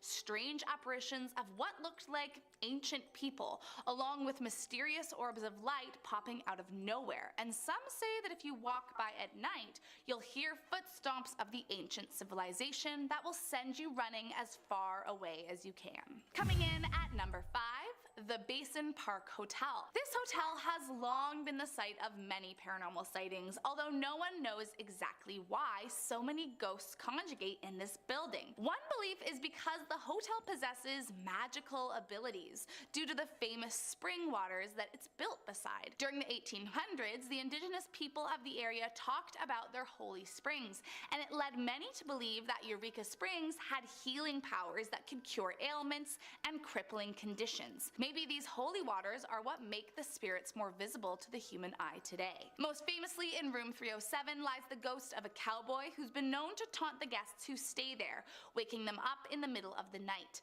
Other entities that visitors claim to have witnessed are the young, translucent woman with steel blue eyes and cotton candy blonde hair, as well as a girl who runs around in pigtails and a yellow dress. Those that stay say they often see various orbs of light appearing around the grounds as if out of nowhere, and that objects will move all on their own very frequently. So if I were you, I'd just find a different hotel to stay at on your visit. Coming in at number 4, the King Opera House. While it's safe to assume you'd expect some kind of drama at the opera, usually it's left to the actors on stage. Said to be haunted by the ghost of a young actor named Charles Tolson, many believe they've seen the famous man roam the halls where he had his last performance ever. As the story goes, Tolson was a talented young man and owner of a traveling actors company that happened to be performing at the King Opera House for a week at the end of September in 1903. Tolson caught the eye of a young woman named Allie Parchman, who was just 17 but bored to death by her town and looking for adventure. But Allie's father got word that she intended to leave town with the young man and elope, and this made him furious. Her father ran down to the opera house to confront Tolson and kill him. When he arrived, he shot him 3 times, and although Tolson didn't die then, his life was over by the next day while in the hospital. Visitors of the opera house say they feel a strange sensation when they enter, like they're being watched constantly, and some even claim to have witnessed him lurking the halls in his Victorian cape and top hat. Next up at number 3, the Crescent Hotel and Spa. Not only is this Victorian beauty believed to be one of the most haunted places in Arkansas, but some have even said it might be one of the most haunted places in all of America. Before its time as a haunted hotel, it was a hospital run by a crooked doctor who fooled his cancer patients into thinking that there was a cure. So as you can imagine, it's riddled with spirits with a vengeance. Over the years, countless guests and staff have come forward telling their tales, claiming to have heard strange sensations, slamming doors, abrupt waking in the middle of the night, and even seeing full-bodied apparitions while staying in room 218. It is believed that the room is haunted by the ghost of Michael, who was a builder for the hotel that fell off the roof to his death back in 1885 and landed right in front of where room 218 sits. Others claim they've seen a middle-aged man with a white mustache sitting at the bar who vanishes out of sight.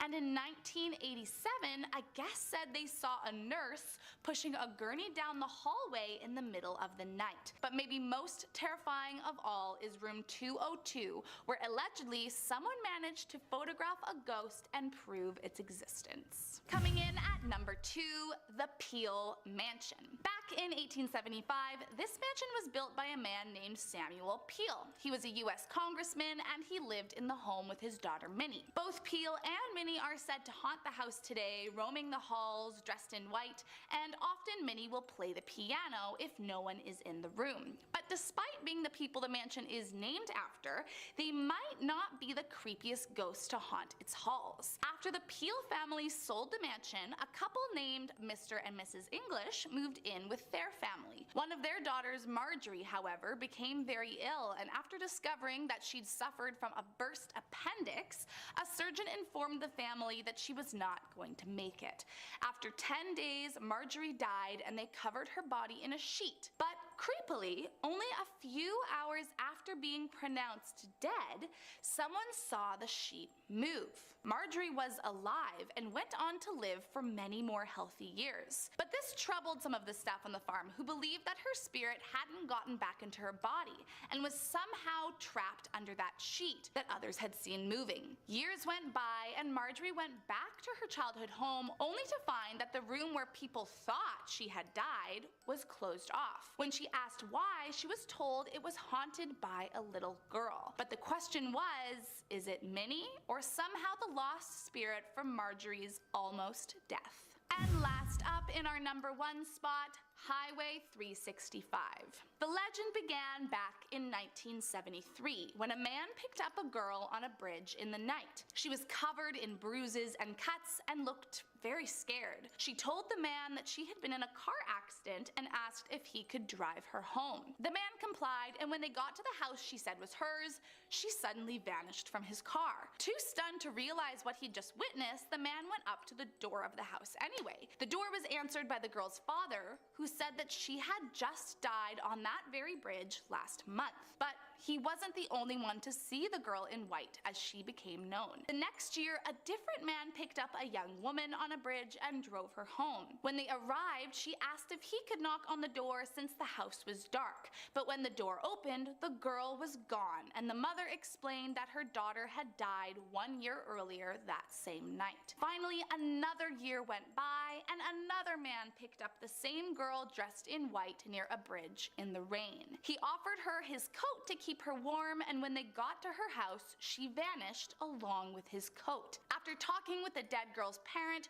who said she visits every year on the anniversary of her death, he went to visit the girl's headstone only to find his missing coat draped across it. Number 10. White Rock Lake. White Rock Lake is an area that is filled with many legends. It's home to the ghost of the Lady of the Lake. Years ago, a young couple was driving home from a party along the lake late one night. The two were tired and ready to go home when the wife suddenly screamed at her husband to stop the car. A young woman in a long white gown had appeared in the road before them. The couple asked the woman if she needed a ride, and she accepted. They drove on, and all while the wife could hear the steady drip, drip, drip of water. But once they reached the address the woman had given them, they turned around to find her gone, leaving behind only a puddle. Confused, the couple got out at the address and knocked on the door. An elderly man answered. They told the man about the young woman they had just picked up, and he sighed and told them they were not the first couple to come knocking on his door late at night. The woman they had picked up was his daughter, who had drowned in White Rock Lake 10 years earlier. The lady of the lake has been spotted and even picked up many times since, and continues to haunt White Rock Lake in her white gown, looking for a way back home, and this is just sad. Number 9.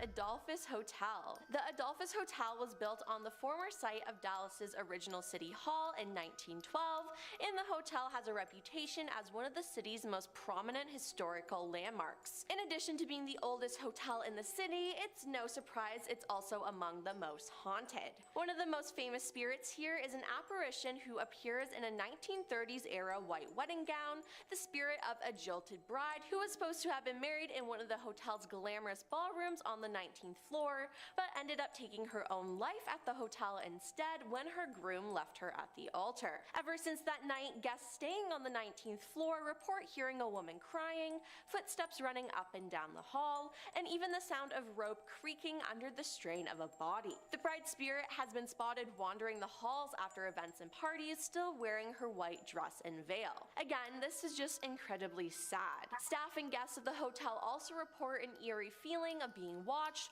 or of a presence in the room with them. Now, not all ghost residents have sad backstories, as many are believed to be former guests who checked in again during the afterlife because they had such a good time in the hotel back in their days among the living. Guess it's a cool place to be in life and death. Number 8. The Coombs Creek Trail. Located in Oak Cliff, this trail offers a serene, scenic path along Coombs Creek for nature lovers to enjoy, but everything is not as it seems, as this trail has an eerie history. Years ago, a young girl named Mary would ride her bike every day along the trail, but one day, Mary never returned home. It's still unknown whether Mary drowned in the creek, was struck by a passing train, or was taken, but she seems to have disappeared without a trace. Hikers still report seeing the figure of a young girl riding her bike dangerously close to the edge of the water, but when they call out to warn her, she vanishes into thin air. Others have reported seeing a small ghostly face of a young girl peeking at them from behind a tree. When they try to move closer to investigate, the face disappears.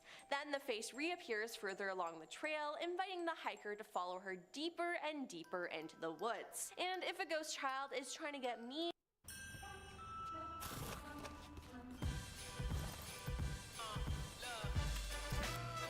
to go deeper in the woods, I'm just gonna turn around and leave. Number 7. The Majestic Theater. The Majestic Theater is located on Elm Street in downtown Dallas. Elm Street? No, I've seen that movie before. Now, in the 1910s, it housed live vaudevillian performances before transitioning to screening films in 1922. The Majestic remained in business until the 1970s, and then its doors were reopened for live performances in 1983 after it landed on the National Register of Historic Places. Some say the theater's original owner, Carl Hopitzel, still haunts the building, making sure things run according to his liking. One former employee claims he shared an office space with Carl during his time there. He reports that one of his responsibilities each night was to ensure that the door in his office leading to the theater was locked, but each morning when he showed up for work, the door was wide open, and a strange chill would permeate from the room. When he mentioned this to his manager, he laughed and explained that this was only Carl, who liked to use the door to get into the theater and check up on things. Weird smells, stage props inexplicably moving, and a light hanging above the balcony illuminating on its own have all been attributed to Carl. His spirit is rumored to linger there to this day, making sure his theater runs smoothly and maybe catching a show or two. Number 6. Snuffers Restaurant on Greenville Avenue. Snuffers is a popular local chain that serves classic American food, or at least that's what it says when I Google it. But the location on Greenville Avenue serves up a lot more than just burgers. Customers and staff of the Dallas restaurant claim that the place is seriously haunted. Before Snuffers snuffers, there was an easy parlor. It seems that a man was badly injured after hours when a fight broke out at an employee party. He then stumbled into the bathroom where he drew his final breaths. Years later, once Easy Parlor became snuffers, the managers would sit at a table by the bathrooms each night to finish up closing paperwork. As they sat in the dark, near-empty restaurant, they would listen as antagonized, stumbling footsteps made their way to the bathroom, then watch as the door creaked open by itself and never shut. In 2013, the original building was demolished and reconstructed, but reports of strange happenings didn't stop. Other employees have since reported feeling cold gusts of wind rush by them and doors slamming shut all on their own. Sounds like a dinner and a show to me. Number 5. Flagpole Hill. Just adjacent to White Rock Lake is a road leading to the infamous Flagpole Hill, the rumored location of a band of rock-hurdling poltergeists. Yep, you heard that right, they just throw rocks at you. Passerbys report driving through the area late at night only to be pelted by a rain of pebbles. When they got out of the car to chase down the culprits, there were none to be found. Local legend identifies the ghost as 3 restless spirits tangled in the dark history of the area. According to the story, a construction worker ended their own life in the house on Flagpole Hill before its completion, and a hired hitman was later convicted of taking out the couple who occupied it. Now, don't think just because you're not in a car, you're safe. Those walking on foot rather than driving past seem to be just as unlucky. Hikers and other residents of the area have reported an unseen assailant pelting them with rocks as they pass by. Sounds like this place really rocks. Get it? Because so funny. Number 4. The Miller-Moore Mansion. Located in Dallas Heritage Village is Miller-Moore Mansion. It was completed in 1857 and was the home of William Brown Miller, who served in the Confederate Army. This beautiful home is said to be haunted by an unidentified lady ghost who always seems to lurk near the nursery. Now, the general belief of who the lady is the spirit of a woman named Emma. Now, Emma was the 3rd wife of William Brown Miller, and allegedly everyone who encounters Emma tells a similar story. People see a woman going up the stairs, and they describe the same woman, always wearing a long brown dress. She has been seen in the front foyer, and people claim to have seen her in the middle window where the nursery is. Many Miller-Moore visitors have also reported unexplained cold spots and a distinct feeling of being watched during their visit. Seems like Emma is always watching. Number 3. Sons of Herman Hall. Herman Hall's website marks itself as the oldest freestanding wood structure in Dallas, as well as the oldest bar. And for over 100 years, the hall has held concerts, parties, and dances. So no wonder the dead come back there to party. Both staff members and guests of the hall have reported strange occurrences, especially in late hours of the night. Some guests have seen paintings fly off the wall as thrown by some unseen force. Others have heard footsteps in the hallways and seen doors suddenly slam shut. Guests also claim to hear children laughing, even when no children were present, which is just creepy. Longtime staff members of Herman Hall report sensing a lingering presence and seeing flashes of light and shadow. One particular staff member recounts a time he and some other employees saw a couple dressed in Victorian-era clothing walk past them and go upstairs, but about 30 minutes later, when the couple hadn't returned, the staff went upstairs to find all the doors locked and no one inside them. I just think these ghosts want to return to their party days though. Number 2. Goatman's Bridge. Goatman's Bridge, more formally known as the Old Alton Bridge in Argyle. Dating back to the 1930s, locals have told tales of the specter of a strange half-man, half-goat creature lurking beneath the bridge. The Goatman is said to stand over 7 feet tall with big horns and glowing red eyes, which to me just sounds like the devil, but I mean, hey, Goatman is a cool name. Some believe the Goatman remains dormant for years at a time and awakes only to hunt for prey. Now, the Goatman isn't the only spirit on this bridge, as to keep him company is another spirit, that of a young mother crying out eternally for her lost child. Residents making their way over the bridge late at night have reported hearing her ghostly wails. Some say the 2 ghosts are connected, and that years ago the Goatman stole the young woman's baby. When she found out, she threw herself from the bridge, and her spirit has haunted it ever since. Now, I already don't like bridges because of heights and being over bodies of water, but being on a haunted bridge, No thank you. And coming in at number 1 is Miss Molly's Hotel. Located in the Dallas-Fort Worth area, Miss Molly's Hotel is a little deceiving. In the lawless pioneer days of the Old West, Miss Molly's operated as a bordello, making working girls and their customers among the most common apparitions to appear here. One such customer even has a room named after him, the Cowboy Room, where he has been frequently spotted by guests and staff of the hotel. His name is Jake the Cowboy, and when Paula Goins became manager of Miss Molly's, she had no clue that it was haunted. After months, she reported that strange things started happening, and she eventually saw Jake herself. She said, "I saw him in full body. He walked into a room and shut the door behind him, and I went up and knocked on the door and opened the door and no one was there. That is when I knew that something was up, because I'm sitting there thinking, I know I'm not crazy." Another ghost there is assumed to be a former madame by the name of Josie King. Some suspect that she oversaw the house during its bordello days. Josie is seen a lot, usually at 3 a.m. at the foot of the bed, and allegedly Josie likes to watch people sleep. No thanks. Guests can also look at the hotel's collection of creepy photographs or listen to eerie audio recordings captured through the years. Starting us off at number 10, the Elder Street Artist Lofts. Formerly a hospital, it's no surprise to anyone that these lofts are believed to be one of the most haunted locations in Houston, Texas. But it's not for the reason you may think. While of course many died in the hospital during its operation, as is totally normal, the paranormal experiences have to do with the Attention patriots, scan this QR code for a chance to win this mystery box for free. Or skip this ad if you hate free things. I can tell you right now this is going to upset a ton of people, because we're giving a chance to lucky viewers like you to get these outdoor mystery. The fact that the hospital was built over a cemetery where roughly 3,000 Civil War and yellow fever victims were buried, along with countless slaves. And isn't that just a recipe for disaster? At the time of construction, there was a ton of controversy as people were understandably concerned about building on top of a cemetery. So to ease the town, they built the basement above ground and left the graves undisturbed. Apparently, many graves were actually relocated as well, but there was no formal sweep for remains, so who knows what was left behind. As many in the town predicted, their efforts to build on top of dead bodies did not evade the inevitable spirits from rising into the building, and over the years many have reported sightings of strange, shadowy figures and feelings of being watched, only to see that no one is there. Now, many actually live in these apartments today, but let me tell you, I don't care how nice these lofts are,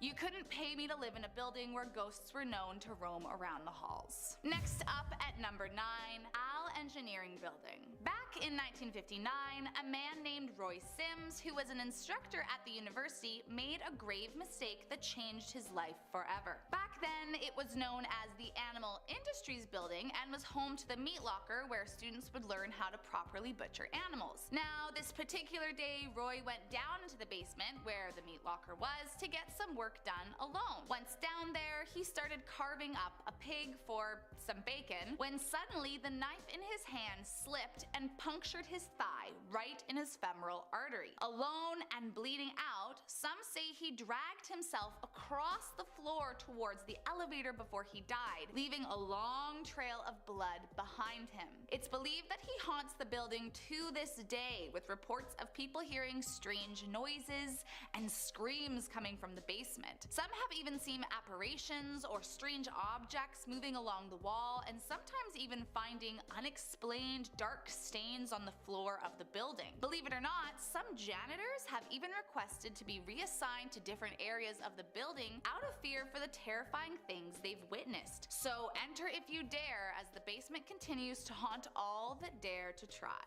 Next up at number 8, the Millermore Mansion. Once home to wealthy plantation owners in 1861, this Dallas mansion saw more death in its lifetime than you can imagine. The mansion was owned by one William Brown Miller, and while living living there, he married, divorced, and then remarried another 3 times. Sadly, 2 of Miller's wives died tragically. His second wife, Minerva, died of an unknown illness, and Emma died while in childbirth. It seems that these souls, among many others, never left the mansion and can be found terrifying all who dare to visit. Guests and staff have reported feelings of being watched in the master bedroom and strange sudden drops in temperature even in the hot summer months. Visitors say they can hear baby screams coming from the nursery and the sound of a crib being dragged into the master bedroom. But like magic, once the crib reaches the master, suddenly the baby's cries stop immediately. And if that wasn't enough to spook you, there have been countless reports of crows flying into the glass of windows only to find ghostly appearance of a face appear. Could it be the ghost of Emma trying to care for her baby they hear? You certainly won't see me sticking around long enough to find out. Next up at number 7, the White Sanitarium. Located in Wichita Falls, the White Sanitarium, also commonly known as the Old Insane Asylum, opened in 1926 under the direction of Frank White, but became abandoned sometime in the 1950s. Now,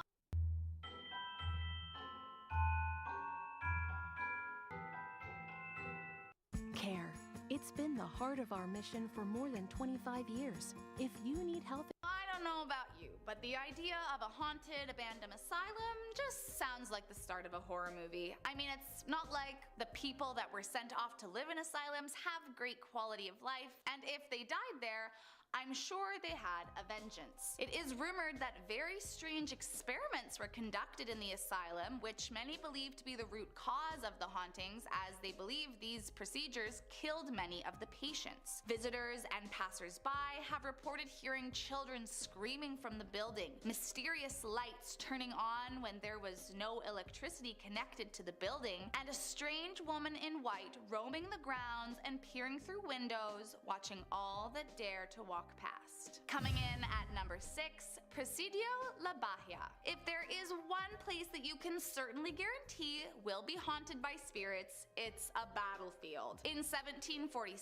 the fortress known as Presidio La Bahia was built near the San Antonio River, and it would later become the infamous place of revolutionary conflicts like the Battle of Goliad and the Goliad Massacre. As you can imagine, many soldiers died on these grounds, so it's not hard to imagine how it got its reputation as a terrifying haunted fortress. During the Goliad Massacre in 1836, 341 Texan troopers were executed by the Mexican army, and it's believed that it's these soldiers that died in battle that can be heard crying out in terror as you walk the grounds today. Visitors have reported full body apparitions all around the property, as well as hearing strange conversations in Spanish coming from thin air. The strange wailing has been caught on audio recordings, and that is enough for me to want to leave this place alone for good. The last thing I need is to be haunted by a revolutionary soldier. Coming in at number 5, the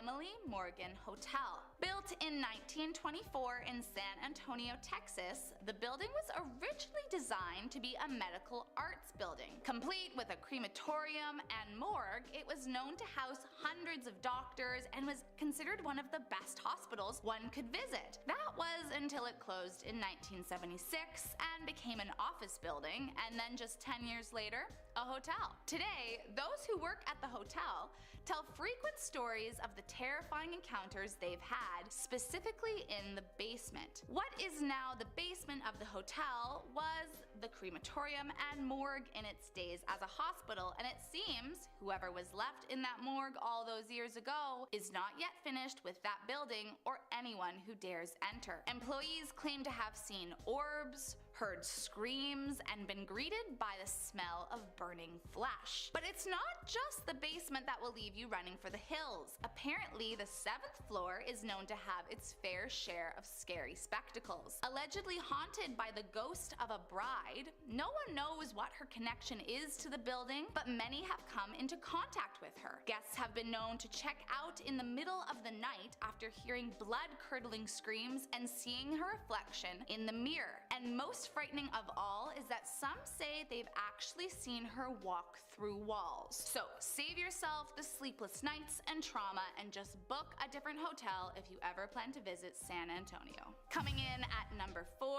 the Magnolia Hotel. Back in 1840, a Texas Ranger named James Campbell built a log cabin that later expanded into a hotel. Now, this little hotel turned out to be a fairly successful little business right up until the early 1900s. But that is where the story gets dark. Most are not surprised by the haunting of the building, as not long after the log cabin was built, Campbell, the ranger who built it, was killed, leaving the property completely abandoned. With no one to oversee the property, who knows what shady people made their way in, or worse, who didn't make it out. When it was purchased in 2013 by a couple looking to bring the building back to life, it did not take them long to figure out that this place was horrifyingly haunted. The couple said they began experiencing supernatural events as soon as repairs commenced and claimed to have heard doors slamming out of nowhere, witnessing shadowy outlines hovering in doorways,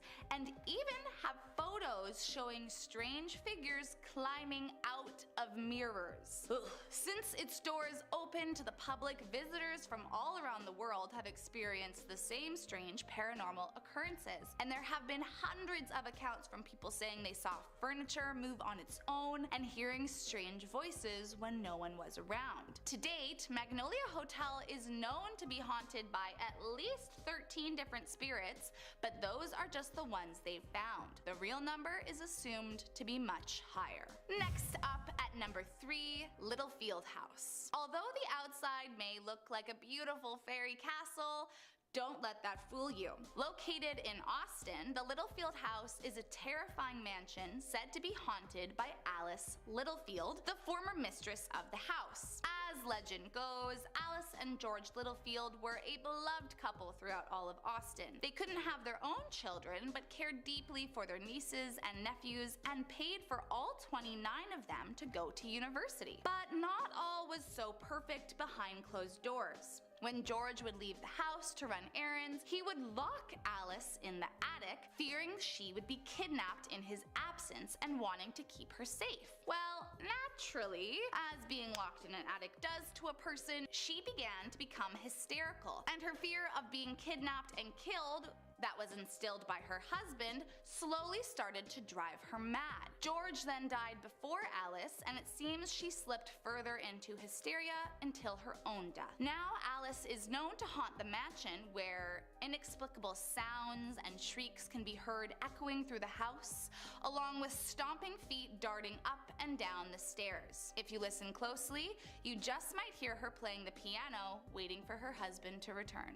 Coming in at number 2, the DeSoto Hotel. Located in El Paso, the DeSoto Hotel has been the subject for many paranormal investigations through the years. The hotel has been around for over 100 years, and if you ask the locals, they prefer not to speak of it, as many get the creeps just by thinking about it. There are 3 spirits that are known to haunt the halls of the DeSoto Hotel, and investigators have captured some truly creepy evidence over the years. One of the spirits, known as the shadow in the doorway, has been captured on video lurking in the hotel's abandoned hallways, while another spirit, who's been named Sarah, is known to creepily laugh and giggle as you walk through the building. But the one you really need to be afraid of is the spirit that lives in the basement. It seems like nothing good ever happens in old creepy basements, and the DeSoto Hotel is no different. Rumored to have been used for satanic rituals in its early days as a hotel, whatever is down there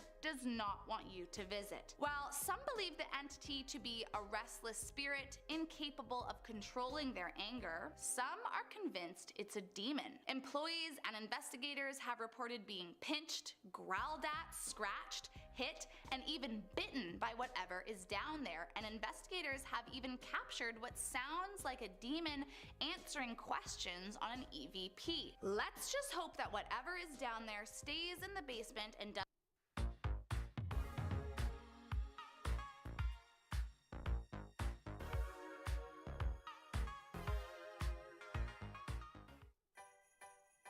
More is merrier. And nobody knows that better than Olive Garden. From breadsticks, homemade soup, and garden fresh salad that never ends, to festive favorites piled high. It's everything you love about the holidays, just without free.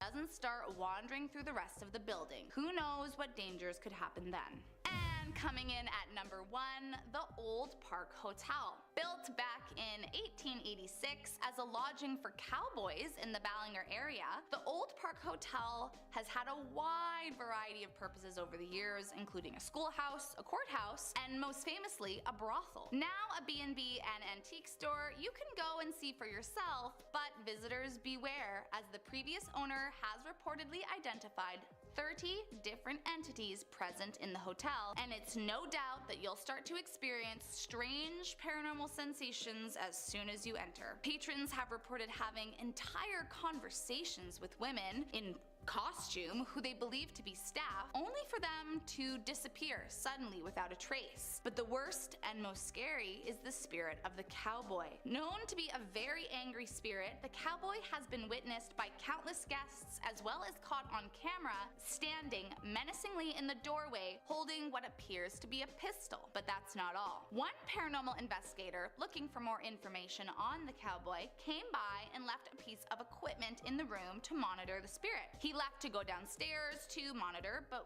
when he heard a large crash from upstairs, he rushed back up, only to find it completely smashed and destroyed all over the floor. Not only that, but there have been many accounts of people feeling touched or tugged or even being pushed down the stairs when no one was around them. In fact, some investigators have been so traumatized that they've checked out in the middle of the night, never to return again. Now, if a spirit can scare an investigator, then that's all the convincing I need to stay as far away as possible. Coming in at number 10, the Devil's Tramping Ground. This scary site is located about 10 miles from Siler City in Chatham County, North Carolina. The Devil's Tramping Ground is a strange footpath that forms a circle 40 feet in diameter. Locals claim that this is where Satan himself walks to contemplate his evil deeds. The path is completely free of vegetation, and the only thing that will grow inside of the ring is tough clumps of grass. Apparently, even sticks left in the pathway are cleared away by the following morning. There are a few other stories of where the circle may have come from. Some folks claim that the area was a meeting for Cherokee people who made the circle bear with dances. Yeah, he's definitely one of my favorites. Him and Orion. And scientists have tried to explain it as being a former molasses mill. Whatever you think may be the case, visitors have claimed to see red glowing eyes in the circle. If that doesn't sound evil, I don't know what else could. If it is the devil's place to think, he sure does do a lot of thinking. I wonder why this spot in particular. There is a scenic byway named Devil's Tramping Ground Road, and it's free to travel, but the actual site is currently located on private property. Number 9, Paint Rock. You can find this location near the Tennessee border and the small town of Hot Springs. Paint Rock is considered one of the most haunted places in North Carolina. It has been a landmark for eons, and it features one of the best examples of Native American pictographs in the state. There is a figure of a lone Cherokee man that has been seen walking through the forest near Paint Rock, but that's not the scary part. What makes this one of the most haunted places is more about the famous body of water it overlooks. Legend has it that singing maidens there have lured many men to their demise. These maidens sound like something straight out of Harry Potter, and I'd love to know what it is that lured the men in. Do we think they sang, gave them an offer they couldn't refuse, or did they just put these unlucky men into a trance? So many things I'd love to know about the maidens without going anywhere near the water. You can still visit Paint Rock today and check out the Native American history, but I think I'll stick to Google Images personally. Number 8, Demon Dog. Located in the small Blue Ridge mountain town of Valle Criscus, which is Latin for Valley of the Cross, because the town has 2 streams that meet at right angles in the middle of the valley. Close by, there's We say hello to those who love to be on time like us. Avianca Airlines. The sky belongs to all of us.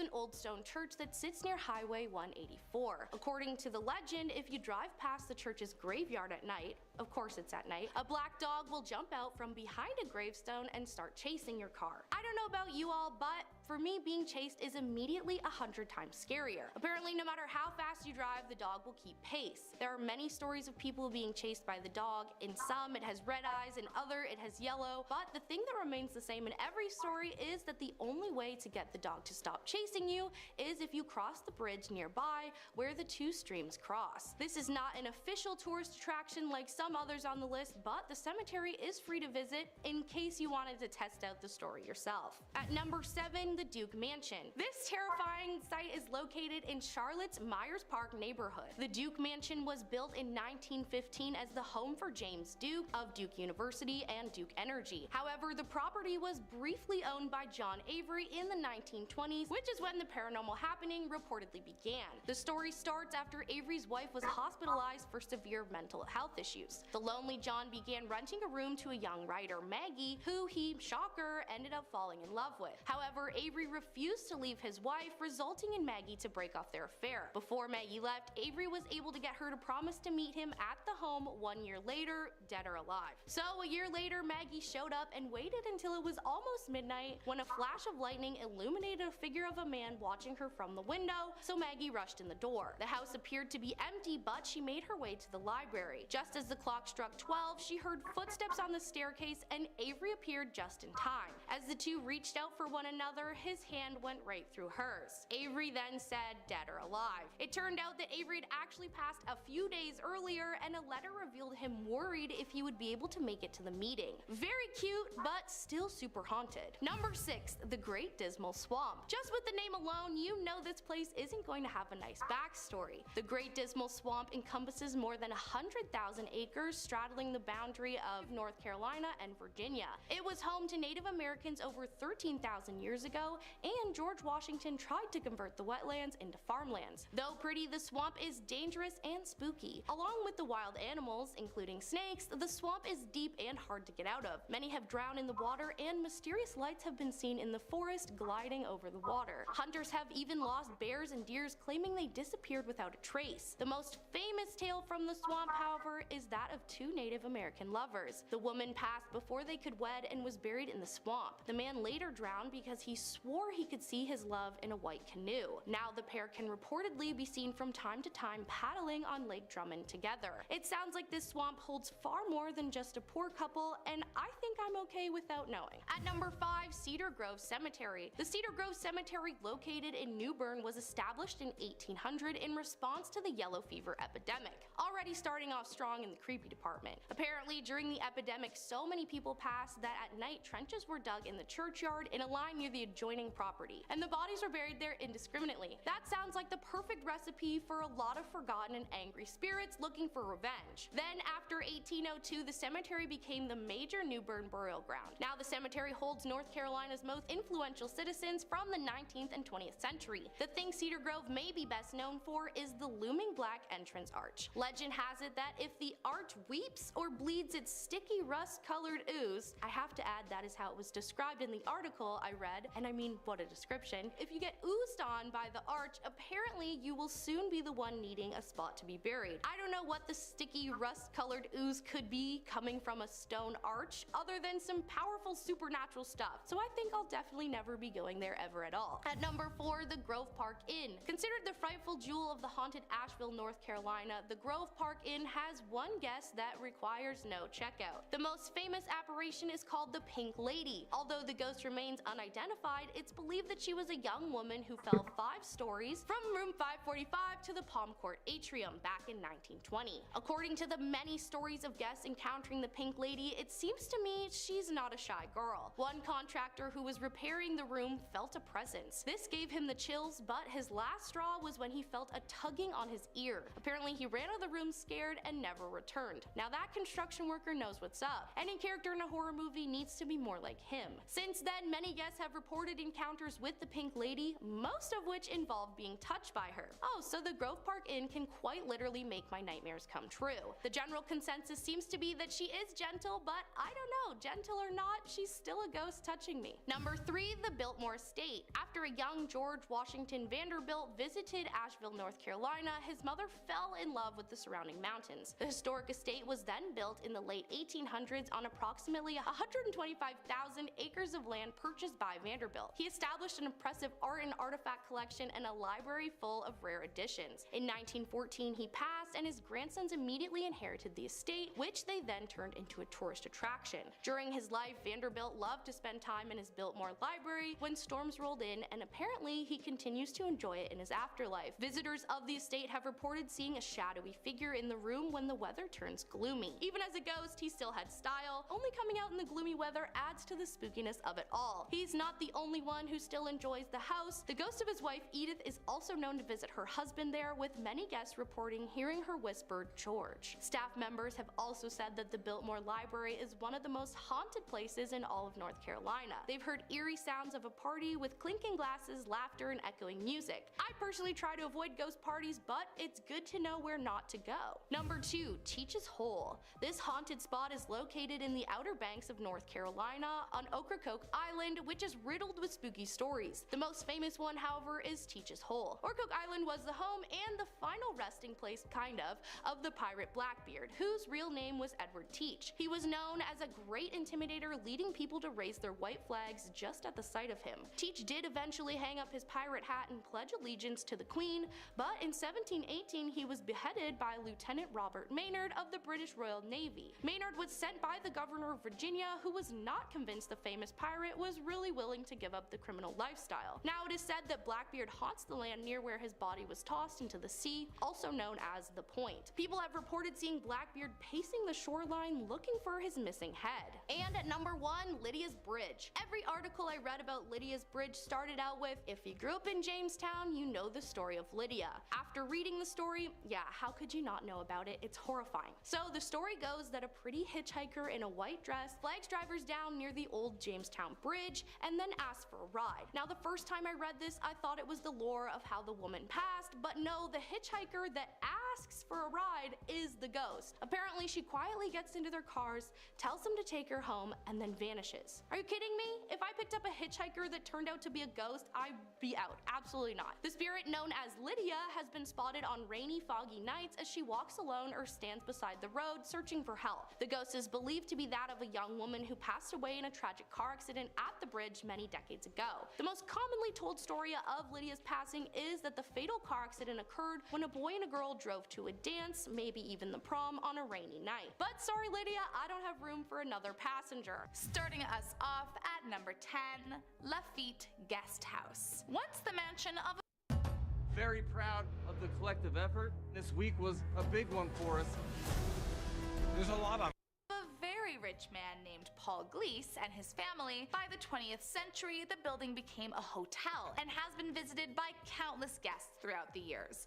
But despite the many families that have lived in the mansion prior, it is not them who haunts the building, but a girl named Marie who died of yellow fever while staying in room 21 with her mother. Legend has it that her mother was so distraught by Marie's death that she would often revisit the hotel and stay in the very room where Marie lost her life. And years later, she too died in room 21.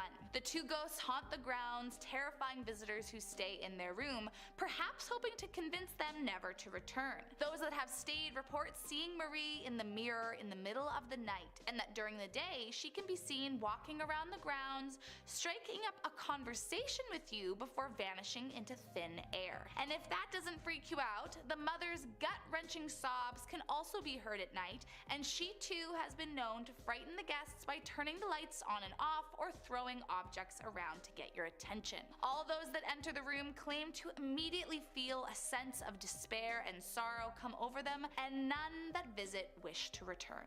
Coming in at number 9, the Logan Mansion. Built in 1897 for a beer distributor named Lafayette R. Logan, this mansion is believed to be haunted by the ghost of a girl named Theodora Hunt, allegedly the neighbor of Mr. Logan, who one day leapt out of a third-floor window in the attic and plummeted to her death. For years, it has been regarded as one of the most haunted places in the state, with many recent visitors claiming to see items moving on their own, doors mysteriously locking and unlocking themselves, and the giggles of Theodora Hunt coming from the attic. While Theodora tends to be more mischievous than anything, there have been other visitors claiming to hear haunting voices and apparitions in the window where Theodora Eudora allegedly fell to her death, and some fear that she has company, and that is what most are truly afraid of. Next up at number 8, the Shreveport Municipal Auditorium. Built between 1926 to 1929, it originally served to commemorate the soldiers who served and lost their lives to World War I. Nowadays, it's a historical performance and meeting venue and widely known to be riddled with ghosts and paranormal activity. Audience members, tour guides, and staff alike have all experienced something strange while spending time in the building, like doors opening and shutting all on their own, disembodied voices echoing throughout the halls, as well as strange, inexplicable sounds lurking in the shadows. Although not all the spirits are terrifying, one reportedly is often heard clapping and saying, "I love Johnny Cash." There are far more creepy ghosts than friendly ones. Reportedly, a girl is often seen running around the auditorium and no one knows just who she is or why she's there. And according to legends, during the Louisiana hayride, a woman died in labor in the basement bathroom, and some claim to have heard her moans as if she is still trying to deliver. Coming in at number 7,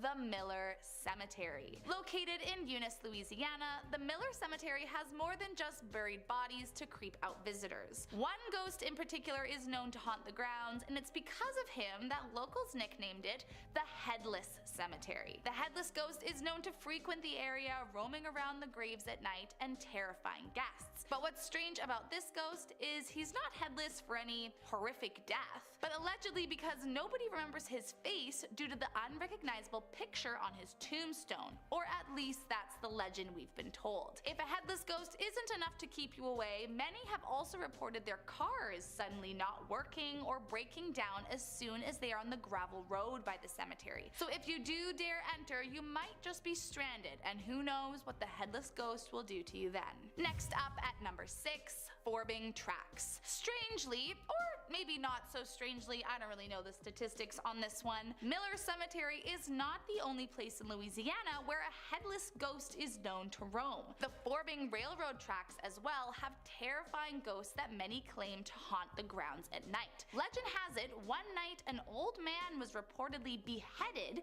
and his ghost now wanders the tracks holding a lantern and scaring all that see him. But that isn't all. Apparently a bunch of students also died here many years ago after allegedly being hit by an oncoming train. Legend has it that if you park your car on the tracks and put flour on the back of it, it will mysteriously begin to move on its own, showing the handprints of the students in the flour on the back. But if I were you, I would not try it out for yourself, otherwise you too might be a ghost haunting the tracks of Forbing, Louisiana. Next up at number 5, Magnolia Plantation. I am sure it comes as no surprise that a plantation would be the breeding grounds for tortured spirits, considering how much horrifying and cruel activity occurred on their property during the early to mid 19th century. And Magnolia's plantation is among some of the most haunted. There are stories that a large portion of the activity at this plantation has to do with the countless voodoo curses that were placed on the original owners, but others say that the real horrors of the property are due to the dying room. The name was given to the haunted room as there have been countless tales of slaves and other residents taking their lives in it when they could no longer endure the agony of their existence. Visitors have reported hearing their screams from the dying room to this day, as well as seeing the many spirits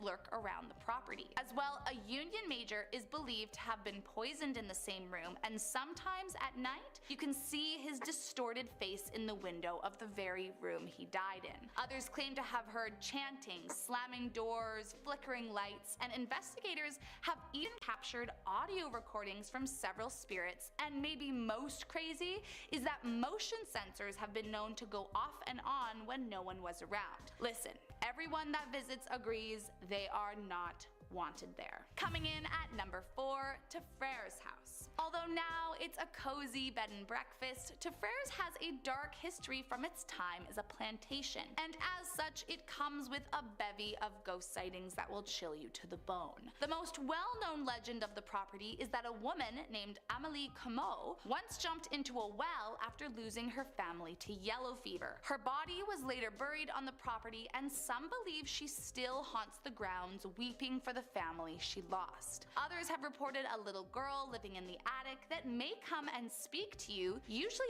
asking you to viens voir, which means come see in French. And I'm afraid to know just what she may want you to come up and see. Originally, there was a piano in the house that guests could play, but it had to be removed after countless complaints of it being played in the middle of the night and waking up guests. But of course, when the owner would go to check, no one would ever be playing it. So if you're feeling brave, you can go ahead and stay, but as for me, I think I will look for somewhere where a creepy girl ghost doesn't try to swoon me into following her up into an attic. Coming in at number 3, Central Louisiana State Hospital. Believed to be haunted by the near 3,000 patients that are buried on the grounds, this psychiatric facility from 1904 is actually still operating today, believe it or not. Reportedly haunted by all those that died on its grounds. We've all got a wild side. Jack Links, feed your wild side. It's the biggest bare knuckle fighting championship card ever. In the main event, Platinum Mike Perry knuckles up with Eddie the Underground King Alvarez. In the heavyweight co-main event, Big Ben Rothwell and Todd Duffy collide. Also a Many hospital staff claim to experience extremely strange and creepy activity nearly every single day. Many say they constantly hear slamming doors from one secured only moments prior, witnessing chairs being flipped over when no one was in the room, and even glasses shattering after being hucked across the room. On one occasion, a piece of flooring was discovered broken into pieces, almost as if exploded. Nothing had been broken moments earlier, and none of the staff could figure out how it broke, or rather, what had broken it. As it's still a fully functioning hospital, it's not open to visitors, but some will walk past the building and swear they can hear strange voices or bright shining lights coming from inside the building. Coming in at number 2, Dauphine Orleans Hotel. The historic Dauphine Orleans Hotel opened somewhere around the 1770s and has remained one of the most well-known buildings in the French Quarter, but not for its hospitality, instead for its terrifying ghost sightings. Back in its heyday, there was a brothel in the French Quarter owned by a woman named May Bailey. And what was especially unique about Bailey's business was that she actually had a permit for it, making it completely legal. But despite its legality and popularity among many, May Bailey's sister, Millie, resented her for forcing her into the line of work. Hoping for a way out, Millie ended up meeting a Confederate soldier and the two got engaged. But sadly, on the morning of the wedding, her betrothed was shot dead. And so Millie remained trapped to her life of courtship. Today, visitors and staff have reported seeing her roam the halls in her wedding dress, sobbing and crying out for her lost love. But that is not the worst that's been witnessed. Employees say they routinely see glasses fall off shelves, doors unlatched after just being locked, and there is even one account of a bar stool levitating off the ground. But most terrifying of all are the legends of guests checking in and never leaving the hotel. So if I were you, I would pick somewhere else to stay for the night. And last up, in our number 1 spot, Hotel Provincial. Branded as one of the most haunted places in New Orleans, the Hotel Provincial is located in the infamously haunted French Quarter, and just like every building around it, of course, it's horrifyingly haunted. Now, back in the day, there was a military hospital just down the street from the hotel, and one of the buildings used a medicinal herb garden for the hospital, which seems a little strange, but does make sense once you find out the kind of spirits that haunt the halls. Today, the hotel consists of 5 buildings, and although ghosts are known to lurk in each, the most haunted building is believed to be number 5. Guests of building number 5 have reported seeing insane things such as Confederate soldiers covered in blood, moaning from agonizing pain, who miraculously disappear once the lights turn on. Others have reported apparitions of surgeons in the halls, and maybe most disturbing is the amount of guests that have seen strange pools of blood appear on their bedding or the floor that disappear just as fast as they came into view. One guest even reported that as the elevator door opened on the hotel's second floor, the hospital was entirely in view. So it seems as though the soldiers that died in the hospital down the street took a liking to the hotel and continue to haunt all the visitors who enter to this day. Number 10, Tennessee State Prison. Coming up first on our list of spots to avoid when you're driving through America at its best is Tennessee State Prison. I mean, hell, you probably want to avoid that on a good day, let alone if it's haunted. Though the prison may have shut its doors in 1993, it's remained a popular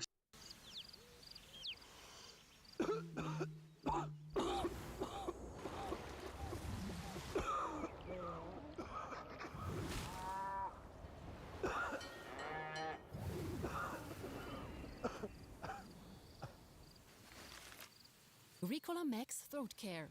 The best of Swiss nature wrapped around a powerful liquid menthol center. It's maximum nature for maximum throat relief. spot for dark tourists and paranormal enthusiasts who snuck in on some less than legal means to try and scope out if there's still any lingering spirits hanging around Old Sparky, the nickname given to the infamous electric chair inside the prison, which served as the last seat for countless inmates. Those who've been brave enough to venture forth have reported hearing unexplained clanging, a dragging of chains, footsteps following them as they walk through the empty halls, and feelings of inescapable dread approaching Old Sparky.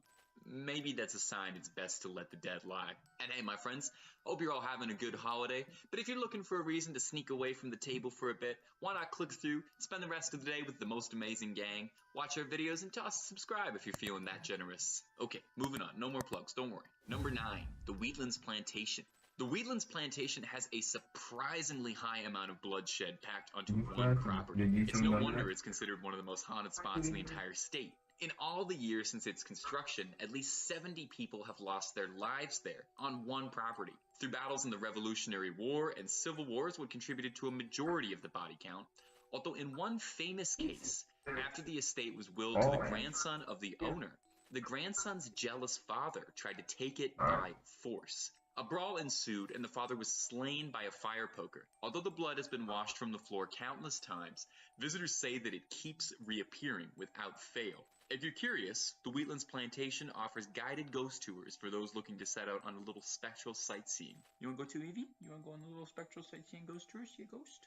Number 8, the Christopher Taylor House. The Christopher Taylor House is probably the oldest house in the entire state. It was first built all the way back in 1777.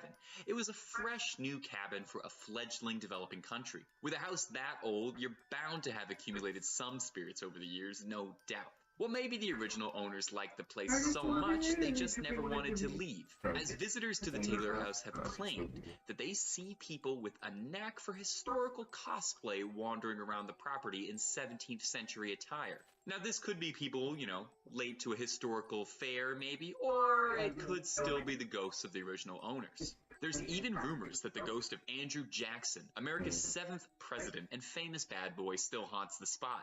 One paranormal investigator claims that they talked to Andrew Jackson's ghost, who told them about a duel he had in 1778. God, he's still going on about that one, eh? Move on, man. It's been like 200 years. Number 7, Cragfont. Coming up next is the one and only Cragfont. Cragfont is a historic house in Tennessee, formerly owned by one James Winchester, who was an army general. He built the house personally in 1798. Setting out to make a castle fit for an esteemed revolutionary general like Winchester. Winchester lived a quiet life in the home, but future residents wouldn't be so lucky. Country music star Conway Twitty, who no doubt is infinitely more famous for being the butt of a lot of Family Guy jokes than he is a country music star, once reported after staying at the house he had to leave after he was being pelted by flying objects that were thrown around the house.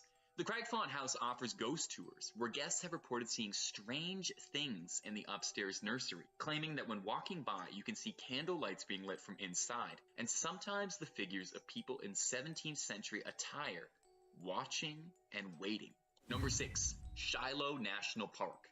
Any place where a massive amount of death and suffering is occurred is bound to be a supernatural spot for haunted activity. Well, in 1862, during the Battle of Shiloh, which is part of the Civil War, there were over 23,000 casualties, which at the time was more bloodshed that occurred in any American war up to that point, and all of this was in one single battle at one single national park. Oh yeah, bro. I went to consider there earlier. I was pissed off. With real brew tea.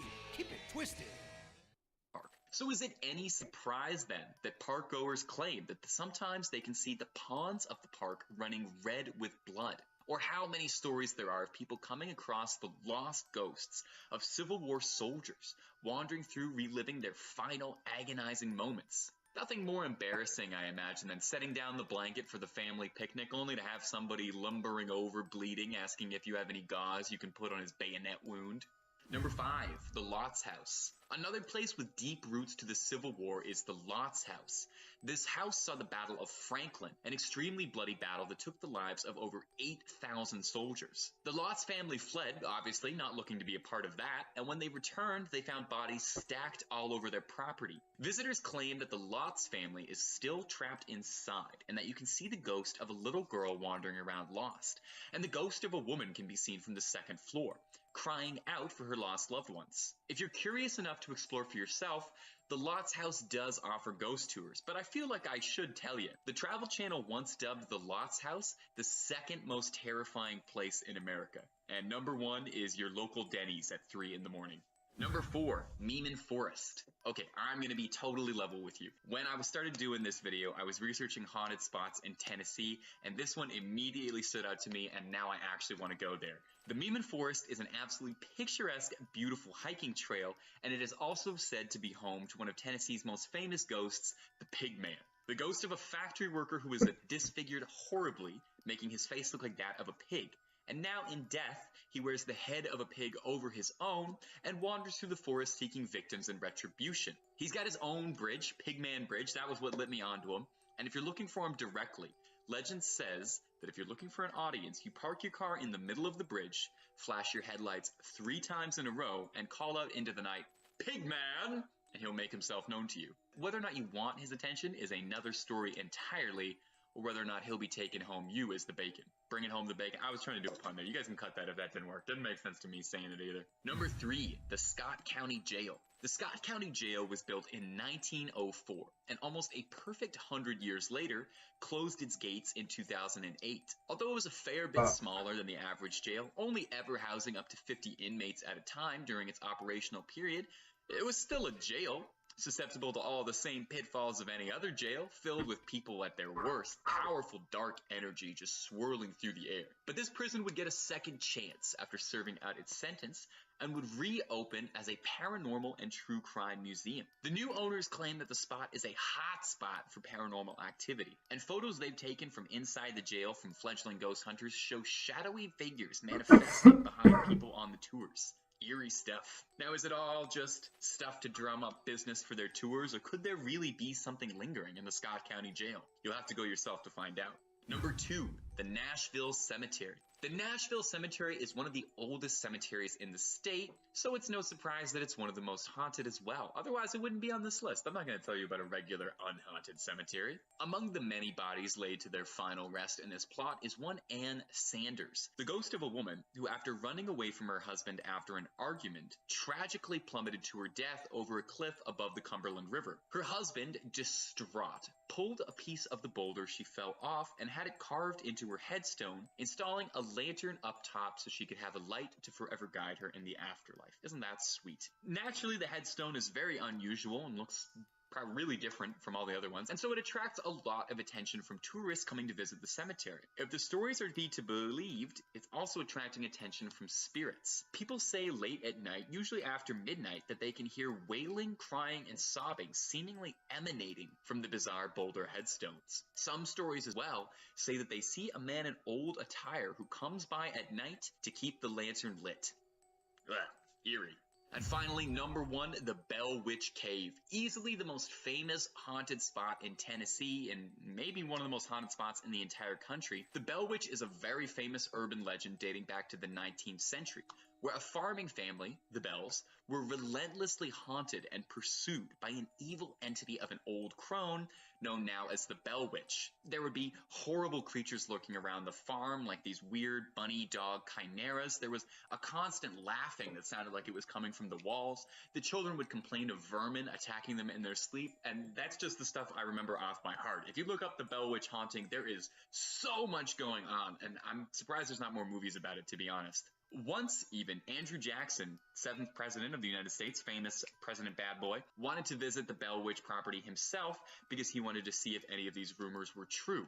But when he arrived, his horses outright refused to even approach the property. They froze up by the carriage. If that doesn't tell you the place is haunted, what will? Now, this spot in particular is the cave just a little bit outside the property. The whole place is haunted, but the cave is thought to be where the Bell Witch either made her home or where she fled to after she was finished with John Bell and his family. One legend says that when the Bell children went to explore the cave, one of them was pulled out by their feet by an invisible entity that had warned them not to go exploring inside of it. Now today, you can purchase a ticket to explore the Bell Witch Cave with a tour guide, but really, I'd say you should be careful about it. You should be careful about any cave you're going into, but you should be triply careful about one that famously possibly had a witch. Number 10, Bragg Road, Saratoga. The Big Thicket in southeast Texas is a dense forested area that runs along the Alabama border, and there are very few roads that cut through it. One of the most infamous is Bragg Road. In 1904, the road was built as a rail line to connect the now abandoned town of Bragg to the now thriving Saratoga. While the rails have long since been torn up, some ghostly reminders of the past still remain. When you drive down this lonely 8-mile-long dirt road at night, you, like thousands of others before you, are sure to see what are known as the ghost lights, basketball-sized orbs of light that float and dance through the air, even changing in color according to some. There are a few stories on what these lights actually are. The most popular story is that a tragedy occurred on a midnight train run. The conductor, sleep-deprived from a long journey through the state, needed some fresh air to wake himself up. He stuck his head out the window, and in a freak accident, he was decapitated by a tree. And now his spirit is wandering the road, searching for his lost head. The other prevailing theory is that the light is a ghostly lantern belonging to a groom whose bride left him at the altar. He went searching for her in the forest at night, but has still never found her to this day. Number 9, Baker Hotel, Mineral Wells. Mineral Wells is known for its, you guessed it, mineral-rich water. In the 1880s, people would travel from all over Texas to drink some, and it supposedly had healing powers and could cure almost any ailment. And with that kind of tourist attraction, you need somewhere for all of these folks to stay. And so, in 1929, the Baker Hotel was opened. With 14 floors and 450 rooms, it was the biggest hotel for miles, and it used the mineral water as a draw for all sorts of people. To this day, workers and visitors alike find small things missing from their pockets or bags while touring the grounds, and workers have later found them on the floor in the Baker Suite, the room where the owner lived and died. They also report the smell of cigar smoke in the air, another habit of Mr. Baker, further proving his presence. But there are also some less friendly spirits here, notably that of the chopped bellhop, who lost his life in a freak elevator accident that saw his top half removed from the bottom half of his body. He's seen floating sans legs and screaming to be made whole again. Workers recommend you stay. After last month's massive solar flare added a 25th hour to the day, businesses are wondering, what should we do with it?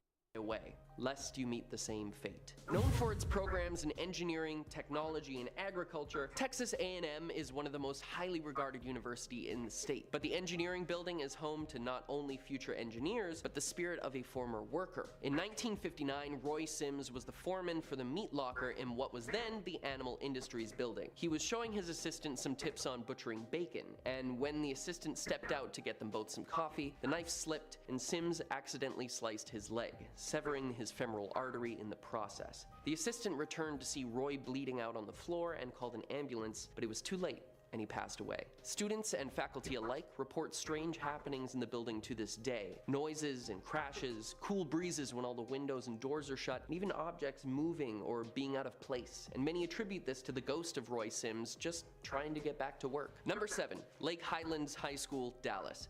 Imagine being back in high school, and during a rehearsal for the school play, the lights suddenly go out, and when they come back on, costumes have moved, props have crashed to the floor, and you see a ghostly apparition rise back up to the rafters. This is exactly what some students and faculty have reported at the Dallas High School. Reportedly, the ghost is that of a former student, Elizabeth, who took her own life jumping from the roof of the auditorium. While many attribute the cold spots and strange noises to the wind, there is no denying that there was a student named Elizabeth who attended the school around the same time the urban legend takes place and passed away, though the cause remains unclear. Number 6 on our list, the Ritz Theater in Corpus Christi. While there are no accounts of specific deaths associated with what was once South Texas's most beautiful theater, there are certainly enough ghostly happenings to make anyone's skin crawl. Paranormal investigators have reported that while walking through the now crumbling building, you can feel cold spots, hear voices, and see orbs floating through the air, some of which they've actually been able to catch on camera. Perhaps these are spirits who never managed to move on, or maybe they're happy right where they are, enjoying a pleasant night out at the theater in the afterlife. We won't know until somebody asks. Number 5, Jefferson Hotel, Jefferson. Originally built in 1851 as a cotton warehouse, the Jefferson Hotel has had haunting stories for decades. To this day, workers who were once skeptical of spirits have been converted to believers after dishes have gone flying, phantom footsteps were heard, and the front switchboard lit up as though the rooms were talking to each other, even when the hotel was closed to guests. Many attribute this to the ghost of Elizabeth, common ghost name, I guess, who took her own life in the hotel after her soon-to-be husband sent a note that he would not be coming to the wedding. This has been verified by newspapers to have happened in the 1870s, and there have been sightings of a woman in white roaming the halls of the hotel ever since. Number 4, Hendley Row, Galveston. One of the oldest still operating commercial buildings in the city, Hendley Row has seen many occupants throughout its time. Most notably, it was a watchtower during the American Civil War. Some have reported a soldier on the roof of the building at night watching out for Union Army members. There are also many spirits who appear soaked and wet from the 1900 storm that they and 12,000 others lost their lives in. However, my favorite story from this building is actually more recent. The manager of the market was gifted a photo of Dr. Wilbur, a man who had lived and died in the buildings many, many years before, and they decided to hang it in the market as a historical artifact. When Hurricane Ike hit the city in 2008 and left the building in 10 feet of water, damaging so much of the property, the picture remained unharmed, despite falling in the water. During their annual Day of the Dead celebration, the photo is included on the altar, along with many other objects and candles. With a 3-person rotation to ensure it's done, the candles are extinguished at night. Yet every year, the candles are mysteriously already burning the next morning. Number 3, Haunted Train Tracks, San Antonio. On a dark night in 1936, at the rail crossing on Shane Road, just outside of San Antonio, a tragedy occurred which would rock the state to its core. An after-hours event at the local elementary school had many students staying late that night, and the school bus service was diverted till later in the evening. When it was time to go, students loaded up and headed home. Unfortunately for some, this would be their last ride. The bus had been working better than ever all evening, the bus driver noted, and suddenly it stalled out on the rail tracks. The driver tried and tried to restart the vehicle, but it was no use. Then suddenly a train appeared.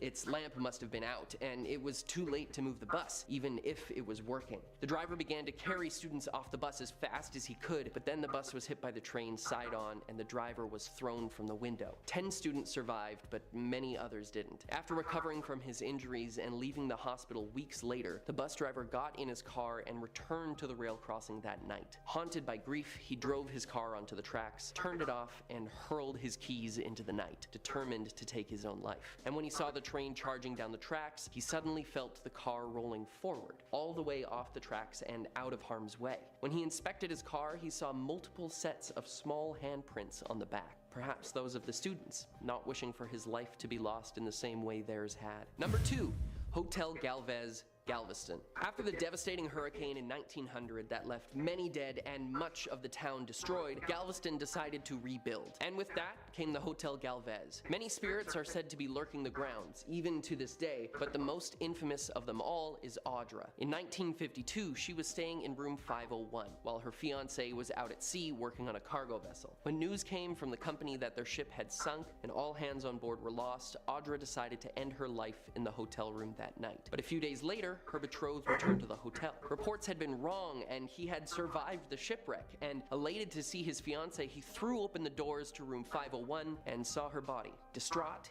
he then took his own life, laying next to her on the bed. And finally, we reach your #1 most suggested haunted place in Texas, Goatman's Bridge. This bridge in Denton once led to the homestead of a farmer, the Goatman, who was renowned for the quality of his farm's milk, cheeses, and meat. The former owner of the land never saw any such success while he operated the farm, and in a booze-fueled fit of jealousy, he attacked the farmer, put a rope around his neck, and threw him from the side of the bridge. He then returned to the homestead and burned it to the ground, taking the lives of the family and the livestock. When he returned to the bridge to check on his gruesome handiwork, he looked below only to see an empty noose. He then heard 3 loud metal clangs, like someone was knocking on the bridge. And then suddenly behind him, a large, ghostly man with a goat for a head appeared, put a noose around his neck, and threw him over the side of the bridge, taking revenge for himself and his family. Now they say that if you visit the old Alton Bridge at night and knock 3 times, you too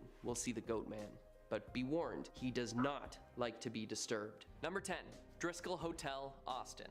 While there are many reportedly haunted hotels in Texas, this one seems to top many lists for the most ghostly activity. Most of this seems to stem from the very chilling stories of room 525. In the 1880s, there was a young couple that was having their wedding at the hotel, or at least that was the plan. The groom got cold feet and left the bride at the altar. Now, heartbroken, she ran upstairs to their suite, room 525, and took her own life. And it said she still walks the halls in her long white gown. But that isn't the end of the story, because in 1991, another bride was spurned at the altar, and after going on a shopping spree with the groom's stolen credit card, she too returned to room 525 and took her own life. Since then, guests have seen her carrying a pistol and walking into the room, all without ever opening the door. So don't stay in room 525 or you may never check out. There's also an eerie painting that's said to be inhabited by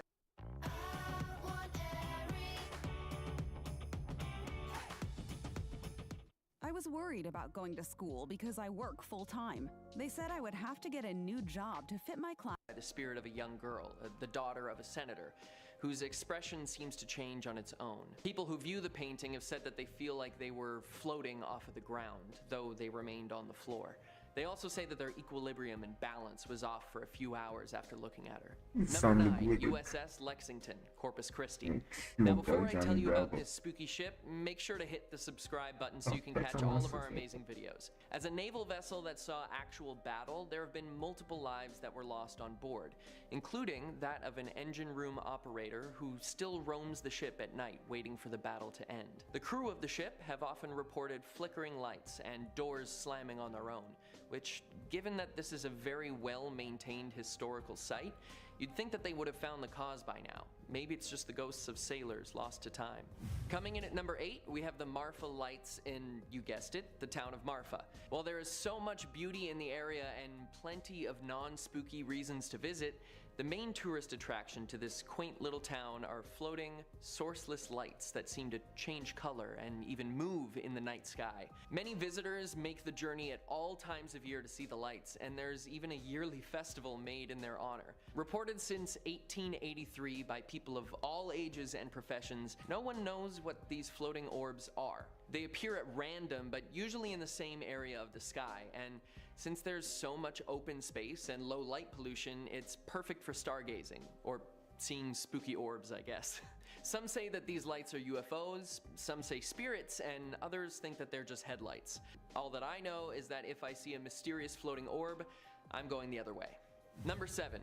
Woman Hollering Creek, San Antonio. Said to be the home of La Llorona, or the Weeping Woman, this creepy creek leaves anyone who visits with a sense of dread. As the story goes, La Llorona was a woman who was distraught that her once doting, affectionate husband left her for another woman. And after confronting him and leaving the confrontation with cuts and bruises, she waded into the water, dressed in her best clothes, and drowned herself in the creek, right after doing the same to the rest of her family. Her chilling screams for her children can be heard all the way from the highway, giving her and the creek its very apt name. Many people have felt themselves being drawn towards the water by ghostly voices, and some have even been tugged towards the bank of the creek. Perhaps it's La Llorona looking for her next victim. The screams heard and feelings of being pulled into the water have mostly been reported by younger people, making this all the more terrifying given what La Llorona did. Number 6, El Paso High School. Now, when you're thinking of haunted places, a school isn't exactly the first place that comes to mind, but this one has quite a story. In 1985, the graduating class received their yearbooks, and when basking in the nostalgia of their group photo, they noticed something odd. A woman who no one could identify was in the picture with them. Now, obviously, that would be quite concerning. I know I'd be freaked out if there was someone I'd never seen before standing next to me in a picture. The blurry apparition still has not been identified to this day, but some think it's a student who fell from a window years before, who never got to graduate. I say give her the diploma. She's already in the yearbook. Sticking in El Paso, in our number 5 spot is the Plaza Theater Performing Arts Center.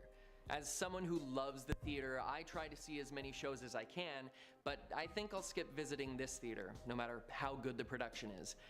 Built in 1930 as a movie house, demolished for a parking lot in the late 80s, and rebuilt as a live theater space, this building has seen many, many changes, but some things have stayed constant throughout its history. Many workers of the building have reported seeing a man in one of the box seats, in a tuxedo, smoking a cigarette. One crew member recalls seeing him after turning on the stage lights, sitting alone in the box, as though he'd been there for hours already before the lights came on. And when she saw the smoking man, he turned to her and said, "We all have our time to die," and then threw himself headfirst over the balcony, vanishing before he could hit the ground. A former vice president of the theater also recalls seeing a ghostly girl bouncing a ball in the aisles of the theater and always staring. He also noticed that there was a rag doll that seemed to appear and disappear on its own, moving to locations that it couldn't have without someone's help. Even locked doors didn't seem to stop it from appearing in the projection booth. Number 4, Yorktown Memorial Hospital. Established in 1951, this abandoned hospital has been named one of the most haunted places in America. And since over 2,000 patients are said to have died within its walls before it shuttered its doors in 1992, I can see why. Reports of apparitions of people in hospital gowns running through the corridors or hiding in rooms are numerous, along with moving wheelchairs, disembodied voices, and footsteps. But there are some who have even more chilling stories. While exploring the halls and rooms that have remained largely untouched since its closure, some ghost hunters have been touched, had their clothes tugged on, or even pushed to the ground while being given a ghostly warning. Some of the spirits are believed to be that of patients who had illegal medical experiments performed on them and lost their lives in the process, making for a very vengeful ghost. Number 3, the Screaming Bridge in Arlington. On the night of February 4th, 1961, 6 from the local high school were taking a drive after seeing a movie earlier in the evening. While driving down Bedford Road toward the rail crossing bridge, which had mysteriously been burned down a few years previous, only rebuilt earlier that year, they were startled by another car reversing and honking its horn wildly. This caused the driver to speed up out of fear, and not realizing that the bridge was out, the car careened over the edge and crashed into the other side of the ravine. Unfortunately, 3 of them lost their lives that night, and their screams of terror can still be heard by anyone traveling the renamed Greenbelt Road. The saddest part of this story is that the car that startled them was being driven by a man who had just barely avoided going over the edge of the broken bridge himself, and he was reversing and honking to warn them of the danger ahead. The entire area, now known as Death Crossing, is now blocked off and no traffic travels through. At number 2 on our list, we have La Carafe in Houston. This historic bar, built originally as a bakery in 1860, has been serving patrons for decades, but many come not only for the drinks, but for a paranormal experience. Bartenders and visitors alike have seen apparitions of a hulking man walking upstairs and hearing his giant footsteps pacing the floor.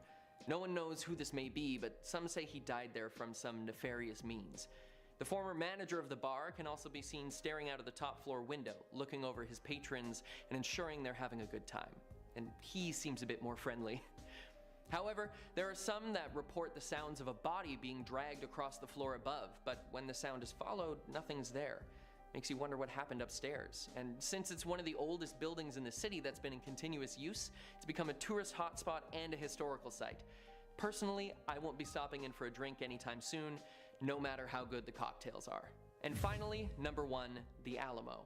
While students are taught to remember the Alamo, they don't really teach about all of the spirits who can never forget. In the infamous battle, thousands of soldiers lost their lives, and many were dumped into mass graves and others left to rot out in the sun. So it makes sense that you'd have some pissed off ghosts wandering the ground. There have been countless reports of soldier apparitions walking with weapons in hand, taking their usual patrol, and even full platoons screaming and charging into battle. Even in the afterlife, they couldn't get away from war, and so they continue to fight their invisible enemy. There are also accounts of a small blonde-haired boy hiding in multiple places where the gift shop now stands, so make sure to pick up your haunted keychains. While the buildings are beautiful to look at and the area is interesting to explore, the history can leave one with a haunting feeling, and with all those spirits around, I'd be careful touring here, especially at night.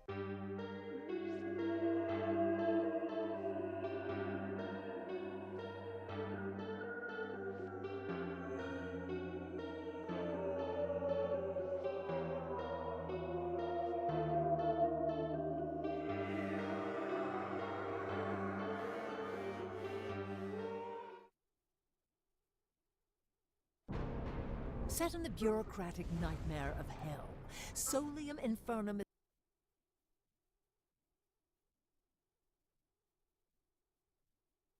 Starting off in our number 10 spot, we have the James Webb Telescope. Christmas definitely came on December 25th this year, especially for those of you out there who are space enthusiasts, and you know that's because the launch of the James Webb Telescope finally happened on Christmas Day itself. If you don't know, the James Webb Telescope is the largest and most powerful telescope ever developed, with its creation beginning back in 1996. The telescope was created with help from NASA, the Canadian Space Agency, and the European Space Agency, and it cost around $500 million to make. The launch of the telescope has been long awaited, as it was delayed more times than Cyberpunk. Other than the fact that we all had to wait with bated breath, the reason this launch is so exciting is because for the next several decades, this telescope will show us parts of the universe that were previously unseeable to us. We'll get a closer look at and a chance to explore other planets, we'll see the birth of stars, and it might even give us a peek into how the very first galaxies were formed. Basically, this thing might show us more about the universe than we've ever had access to before. It is truly magnificent.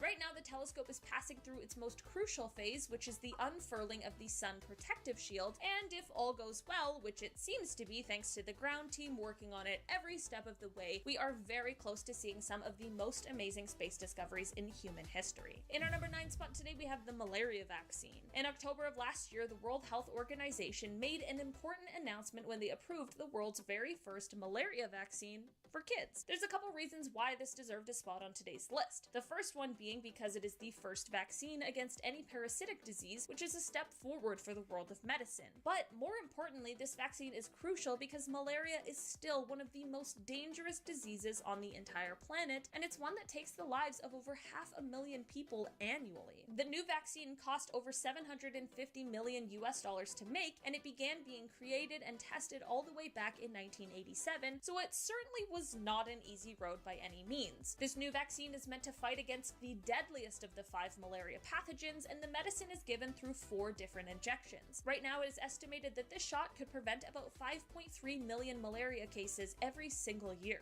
In our number 8 spot today, we have Mars. February of 2021 was a big month for Mars, which is hilarious to say, but also very true. In that time, there were 3 different missions that arrived to the Red Planet, and this wasn't really a coincidence. It was just a few different space agencies taking advantage of the Earth-Mars orbit alignment, which only happens once every 26 months. First, the UAE's Hope orbiter reached the planet, which is aimed to study the past, present, and future of the Mars climate by orbiting the planet. This will hopefully show us any patterns or changes on Mars, whether they're daily, monthly, or yearly. Then, the CNSA Tianwen-1 began surveying the surface of the planet from orbit before the Zhurong rover touched down on the planet to actually move around the surface. And then finally, we have the Perseverance rover from NASA, which will spend the next few years digging into the soil and rock to collect samples of the planet for us to study. With all of these Mars visits, one of the most important things we learned, or really tested, is how we can fly through the brutal and harsh Martian atmosphere. Basically, the Ingenuity helicopter that came on the mission with Perseverance helps by scouting out the area ahead to highlight any potential hazards or objects that might be of interest. I had to include this quote from an article on indiatoday.in where I found some of this information information because it really sums up this whole point so beautifully. They wrote, quote, "This year on Mars, the UAE learned how to orbit, China learned how to land, and NASA learned how to fly." In our number 7 spot today, we have animal evolution. It isn't necessarily surprising for me to say that humans are having an impact on animal evolution. That much is kind of to be expected, especially since we tend to treat the Earth like we're the only ones who live on it. But 2021 showed us some pretty clear examples of just how we are affecting this change. Studies have now shown a sharp rise in the populations of African elephants without tusks. Why? Well, because of poaching, of course. Poachers killed so many elephants with tusks, especially during the Mozambican Civil War from 1977 to 1992, which left the females without tusks more likely to pass on their genes. Another more indirect way that humans are impacting animal evolution is with the changes that we are experiencing in the climate. A study from Trends in Ecology and Evolution has shown that bats are growing to have bigger wings and rabbits are growing to have longer ears, and these are both likely to dissipate more heat into the surrounding area and cool them down. A study in Science Advances suggested that 77 species of birds found in a remote patch of the Amazon rainforest were found to weigh less and have longer wings, most likely as a result of rising temperatures as well as the changes in the rainfall pattern. In our number 6 spot today, we have the early humans. This scientific breakthrough involves one of the earliest human species, Neanderthals. Some very cool paleontologists from Madrid created a 3D model of the ear structure of Neanderthals. That alone is just an unbelievable sentence. Scientists in 2021 recreated the ear structures of an early human species that lived 130,000 to 40,000 years ago. And that's not even the wild, crazy discovery. I love science. So, they created these 3D models and it made them then realize that Neanderthals may have had the ability to speak and hear just like Homo sapiens, which is of course the modern human species. Every year we uncover more and more data and material that challenges what we once thought we knew about the early humans. It is so fascinating and interesting to watch it all unfold. In our number 5 spot today, we have Early Humans Part 2. Remember when I just said 2 seconds ago that every year we learn more that changes what we once believed about the early humans and the history of humans? Well, here's another one. In September of 2021, a study dated footprints that were found in the White Sands National Park, and they were said to be from 21,000 to 23,000 years old. For those of you sitting there being like, well, how could they possibly know how old footprints are? These prints, referred to as the ghost prints, were dated by using radiocarbon dating of the dried ditch grass seeds that were found both above and below the footprints. The reason why this dating was important is because prior to this, many archaeologists placed the start of human life in the Americas at around 13,000 years ago, at the end of the last ice age, and this was based on tools that were found in New Mexico. The paper that published this information, which, just for transparency, has been debated by some, suggests that humans actually lived on the continent during the ice age, which of course changes a lot. A month after this find, there was a study published in Nature that showed evidence of Vikings living in North America earlier than what was once thought. The researchers got to this conclusion by examining cut wood and finding samples of a cosmic ray event that happened in 993 CE. This is definitely a couple of discoveries that are still unfolding and being examined and looked into further, but it's all very interesting. In our number 4 spot today, we have quantum computing. Okay, I'm not gonna lie, this is a discovery that I know very little about, if I even know anything on the topic at all, so bear with me as I try to do my best to explain. To my understanding, quantum computers do in seconds what the best supercomputers would take days or weeks to complete and process. These quantum computers use the laws of quantum physics, which is the thing I know nothing about, to get these incredible processing capabilities, which completely changes the game for a multitude of things like meteorology, cybersecurity, national defense, the list just goes on. Okay, so how does this relate to a 2021 moment? Well, in November of last year, IBM launched the 127-qubit Eagle, which is the most powerful quantum processor ever. Then a company called Quantinum launched a cloud-based cybersecurity platform called Quantum Origin. Meanwhile, I'm in 2022 still trying to figure out what the cloud is. This is said to set the stage for quantum computing to start rapidly evolving, so I guess I'm gonna need to catch up. In our number 3 spot today, we have Heart of Titanium. With the understanding that heart disease takes an estimated 17.9 million lives around the world every year, it makes a lot of sense that for over 50 years, doctors have been trying to find a way to build an artificial heart and and 2021 saw us getting the closest we've ever been. An Australian research team called Bivacor built a titanium heart that uses something called spinning disc technology. Basically, it of course doesn't operate like a normal human heart, but instead it tries to one-up and improve the regular old evolution-perfected human heart and give it an even better way to pump blood around the body. It has a circular pump that is suspended between two magnets that lives inside of this titanium heart. Right now, there has yet to be a full human trial, which makes sense. These things take a lot of time, and it's certainly better not to rush them. The promising news, though, is that the artificial heart has been successful so far in both scenarios in animal trials, as well as when used temporarily on heart transplant patients. In our number 2 spot today, we have coral reefs. Whether you believe in climate change or not, we can all agree that in the last few decades or so, we've seen a lot of natural disasters. From forest fires to droughts and heat waves. Maybe this is a result of climate change, maybe this is just how things go. I'm not here to argue with you, I'm just here to tell you about how this uptick in natural disasters affects our planet. More specifically, our coral reefs. These kinds of disasters and just the general climate of the Earth has an impact on the temperature of the oceans. This change in temperature has caused the reefs, which we forget are living things, to cast out this kind of symbiotic algae that helps them survive, which is then causing the reefs to bleach and then die. In 2021, a huge report was published from the Global Coral Reef Monitoring Network that showed that the oceans had lost about 14% of their reefs in the last decade. Then another study was later published that showed that there was less than 2% of the Great Barrier Reef that was able to escape bleaching since 1998. And this was all published just months after a different study that suggested that half of all coral reefs have been lost since the 1950s. Unfortunately, our coral reefs are in a lot of danger right now, and it affects more than just the ecology of the ocean. It will also impact us as humans. It impacts fisheries, tourism, coastal developments. I'm not saying that all of these are good reasons to care, but if they're the ones that get someone interested, then I guess it's something worth mentioning. In our number 1 spot today, we have the fireball. On February 28th, 2021, reports came pouring in from across the UK of an unusual streak of light that was seen in the sky. These reports were far behind the UK's Fireball Alliance, though, as their cameras had already picked up the signal and they were already in the midst of estimating its landing.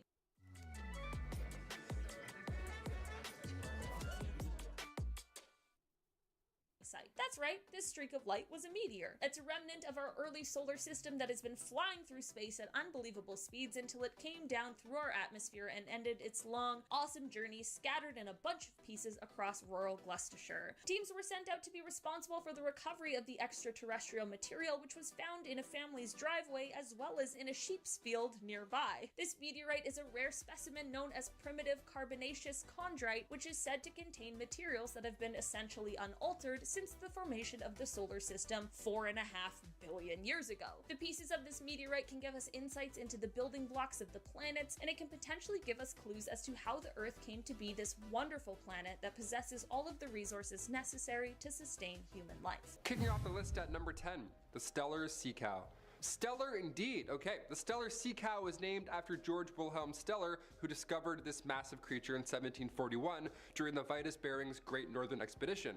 They found her right after the crew became shipwrecked. What a lovely surprise to an otherwise horrible situation. They were around over 2.6 million years ago, and they were no match for humans. They only swam about a meter deep, and once humans came into the picture with, hunting and aggression and everything, they were quite easy to hunt. George Steller commented that the animals had an uncommon love for their families, which in turn made it even easier for us to hunt them. Considering the 1-year gestation period, the species just couldn't reproduce fast enough to keep up with our hunting.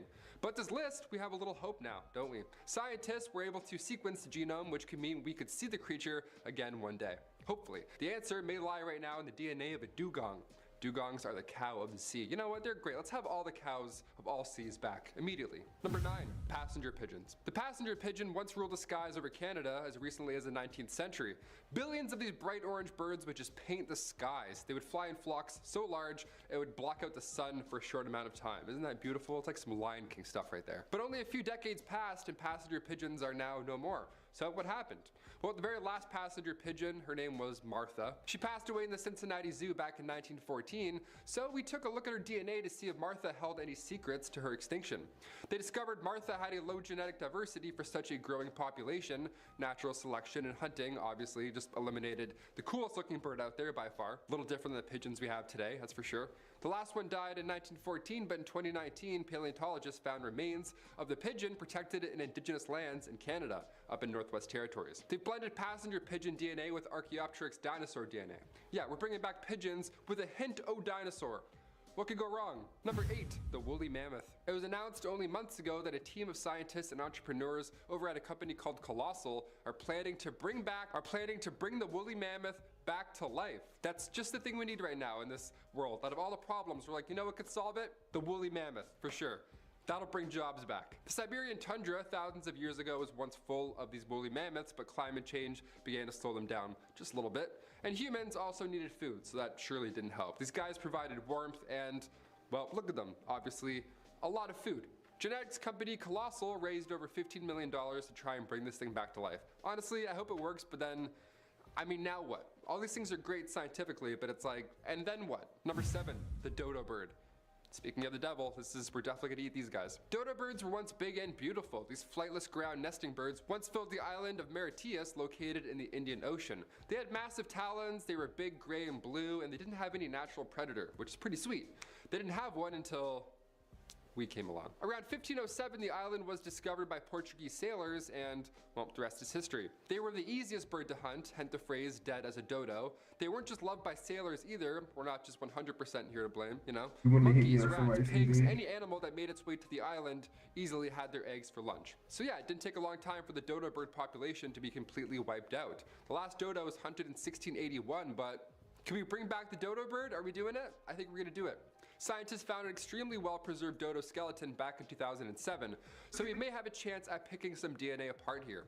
A research facility near Melbourne, Australia is currently trying to use pigeon genes to bring this bird back to life. I mean, I'm all for the idea of bringing back an animal. Scientifically, that's a feat in itself, but do we really think nobody's gonna make dodo chicken wings? I'm just saying. That's just a problem waiting to happen. Number 6, Pyrenean ibex. The last Pyrenean ibex was a female named Celia. A falling tree sadly killed her in 2000. She was a subspecies of the Spanish ibex, and the Pyrenean ibex were native to the Pyrenees Mountains on the border of Spain and France, as her name hints towards. Back in the medieval ages, though, their population was reduced drastically to an endangered level. So it wasn't just recently, it was way back, you know, because of, again, we got hungry.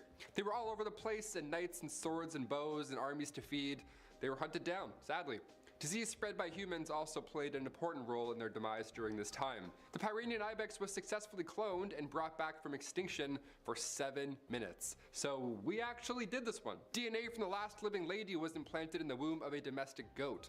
Lung complications are why the clone didn't last, but listen to what I just said. They made a clone. 7 minutes is a start. I think I could handle a clone of myself for 7 minutes, and then after that, I'm tapping out. Number 5, Tasmanian tiger. Once native to Australia, the Tasmanian tiger, also known as the thylacine, it was a massive carnivorous marsupial that went extinct around the 1930s. Major factors here, as you guessed, climate change, hunting, and its genetic diversity wasn't all too great. It was sad on one hand because these beautiful creatures disappeared so recently, but it's recent enough that we have a shot at bringing them back. So we're like, but maybe. Yeah, imagine looking outside and seeing this thing on your front yard. Are we ready for this? Specimens still remain preserved in jars. Thank God for those jars. About time we open those things up, right? All those jar guys are like, finally, pull this one out. Already we have some of the Tasmanian tiger genes present after scientists inserted them into a mouse fetus. The Australian Museum has been working hard to bring this beast back to life. They're only still lacking the DNA to fully recreate it. So if you have any jars of Tasmanian tiger parts, you know, help us out, hit those thumbs. Number 4, the great auk. Once thriving in colonies off North Atlantic coasts, the great auk would grow to 30 inches long, and its tiny wings would be only used to swim. Had little tiny, little wings.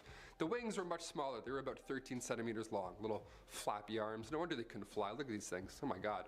They were cute, but obviously they were quite defenseless. Around the 1500s, European fishermen discovered this perfect area for hunting, and it just happened to be where most of these great auks were hanging out. Newfoundland looked like the iceberg from Club Penguin, and then we just rolled in and we're like, we are so hungry.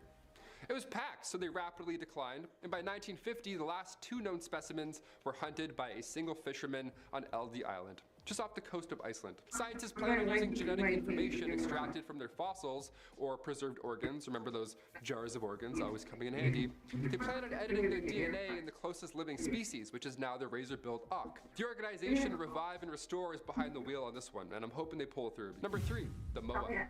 This New Zealand bird went extinct about 600 years ago. Moa were these flightless birds, massive might I add, and archaeologists first discovered its fossil in a cave. Its flesh and everything was still attached, that's the gross part.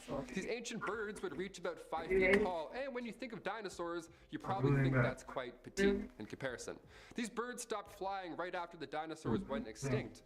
Interesting timing. According to biologist Matthew Phillips from the Australian National University in Canberra, these birds safely roamed the land after they didn't need to make these daring dino escapes in the sky. They walked around, got fat, and would hang out in caves. Honestly, pretty ideal. Phillips says this is an advantage when it comes to birds and evolution because wings, be it big or small, kill energy. So it might seem a little depressing to watch a creature lose the ability to fly, but it's because they're eating good, they're comfortable now. Scientists have now found more Moa DNA from ancient eggshells, so it's possible that we may see these fatties soar the skies once again. Number 2, Megatherium, aka giant ground sloths. That's a bit of a nicer name. Yeah, sloths, let's bring those back. Wait, they're already here. I'm confused, Taylor. Sloths used to be a lot bigger than we think. We often look at them now for being so slow and silly. The movie Ice Age or Zootopia, they sure didn't help their case. Now, of course, the giant ground sloth is closely related to our modern three-toed sloth, but luckily for us, today's sloths aren't that big. They're not the same size as an elephant, which is pretty sweet. That would be a horror film. If a giant elephant-sized sloth started to climb that tree, slowly, might I add, I'd be sick. We may be able to bring this one back, although they died off 8,000 years ago. DNA samples were extracted from their hair remains, so the next step now is to develop a fetus in an artificial womb. That's the hard part. That's where science and technology might just do the rest. But as of right now, we've got a pile of hair. We're like, maybe. And finally, number 1, the gastric brooding frog. I'm a big fan of frogs and toads, all that stuff. Except for when they hatch eggs out of their back. That's arguably the worst thing I've ever seen in my life. We'll maybe show you after, maybe, I don't know. These gastric brooding frogs would swallow their eggs and then hatch them out of their mouth. So if you watch them give birth in reverse, it would be pretty confusing. That would be a horror film. They went extinct back in 1983, but scientists have figured out how to implant these dead cells into a fresh egg from an entirely different frog species. Let's just hope these new ones aren't born out of your back. Kicking off the list at number 10, SS Garasopa. We'll kick off this deep sea part 3 with a shipwreck. Whenever it comes to underwater stuff, I think I have thalassophobia. These were hard to look at and look into, rather. I got chills looking at these photos, honestly. The SS Garasopa was once a thriving British cargo ship. Back in 1941, during World War II, the cargo ship was en route, returning from India carrying a pretty nice amount of silver. It was a lot of silver, an alarming amount of silver. A storm rolled in, so the captain made a quick decision knowing what was on board to avoid the rough waters as much as possible. So the ship changed direction and started heading towards Ireland. Again, this was 1941 during World War II, so not a great time to head that direction. The ship was spotted by a German plane, and a U-boat later claimed the lives of the SS Garasopa's 85 passengers. News traveled quickly, and once the war came to an end, a few divers checked out the area. There was nothing. Now fast forward to 2011, Odyssey Marine's team found the ship. 14,000 feet below the surface, surrounded by just pure darkness. The team kept around 80% of the treasure found, and the rest went to Her Majesty's Treasury. In case you were wondering, there was around $150 million worth of treasure found. Yeah, if you can do it, then go grab it. Sure. It's like one of those things where someone's like, hey, you want $150 million? Go into this deep, dark, scary thing. Would you do it? No. My answer is no. Number 9. Ram's horn squid. This little squishy dude was discovered around 3,000 feet below the surface, and scientists cannot stop talking about the way he moves. Look at him, he looks like a really slow submarine, which is pretty amazing when you think about the Schmitz Ocean ROV that's down there getting this footage. It's also a submarine. How funny is that? He's looking at him, he's looking at them. They're like, what? He's like, what? They're all just both wiggling, trying to balance each other out. His body acts like a submarine's ballast does. Fluids and gases shift around, and in return, this little guy can float up and down whilst wiggling his toes. Look at him. I never thought a squid would be cute until now. Didn't know that was a possibility. Yet here we are. Part 3, most amazing. Cute squid. Number 8. Catherine Sullivan. Not really a deep sea discovery, but I mean, when talking about all these discoveries, you gotta ask, who goes down there? Who does the thing, right? When an entertainer wins an Oscar, Emmy, Tony, and Grammy, we call that an EGOT. Fun little title only a handful of artists can claim. But what about somebody who's been to both space and the deepest part of our Earth? What do we call them? Well, so far, them is just one individual. Her name's Catherine Sullivan. The former NASA astronaut decided to change up directions for this trip, so she joined Victor Vescovo on one of his 8 trips to the deepest known point on Earth. July 7th, 2020, Catherine Sullivan officially became the first person to do both. Go out there and then down there. That's crazy. Your Fitbit's like, what are you doing? What's happening? How many steps is this? What can we call this impressive title? EGOT? A deep got? A deep go-getter? A deep go-getter? Yeah, you're a deep go-getter. That sounds awful. We're doing our best here. Maybe part 4 will have a fun name. It's impressive. It's so impressive my ears hurt thinking about all these commutes. Bravo. Hats off to you. Number 7, Holy Grail of Shipwrecks. Okay, back to shipwrecks. It's hard to read up on these shipwrecks sometimes, well, all the time, because on one hand, it's fascinating to discover parts of our history we thought was once lost forever. Of course, we find tons of treasure. That's always fun and noteworthy, but we're also exploring the scene of a horrible wreck every single time. It's quite grim, not on paper. In 1708, the San Jose galleon was heading to Spain from Colombia, but when the British attacked, the San Jose sank to the ocean floor and nearly all 600 crew members lost their lives. Yeah, dark history. In 2015, the ship was found with around $17 to $22 billion worth of plundered valuables. See, back in the 80s, Glocamora Company claimed they had found the ship. Colombia was lacking the financial and technological resources to dive down and actually get it, so they agreed to give GMC 35% of the findings. In 1984, they then handed the rights over to an American company, Sea Search Armada. Then the game changed. Since then, and still to this day, legal battles have been unfolding over this lost treasure. COVID delayed it quite a bit, so if you can hold your breath for a really long time, it's still waiting there. No one knows what to do with it yet. I'm like, see ya, be right back. Number 6, the Vasa shipwreck. Back in 1628, the Vasa sunk within 20 minutes of setting sail, and it claimed the lives of 30 souls on board. How tragic is that? Only 20 minutes and it was gone. The Swedish Navy launched the ship August 10th, 1628, and it was once considered a high-tech warship, even referred to as spectacular. So what happened? How did this thing sink in 20 minutes? That's crazy. Well, the first rush of wind caught it off guard and it swayed a bit. The second rush of wind sank it. There's got to be more. There was a crowd around and everything to send it off, but the 64 bronze cannons that were installed during the rushed process of building the ship were too heavy. That's why it sank. And the lack of oxygen in the water allowed for its rediscovery to continue its story. The Vasa was built with carvings all around the wood, carvings centered around the king of the time, King Gustav II. So when the wreck was rediscovered in 1961, 95% of the wood was still intact, so it still tells the story. Number 5, Under the Ice. This dark discovery was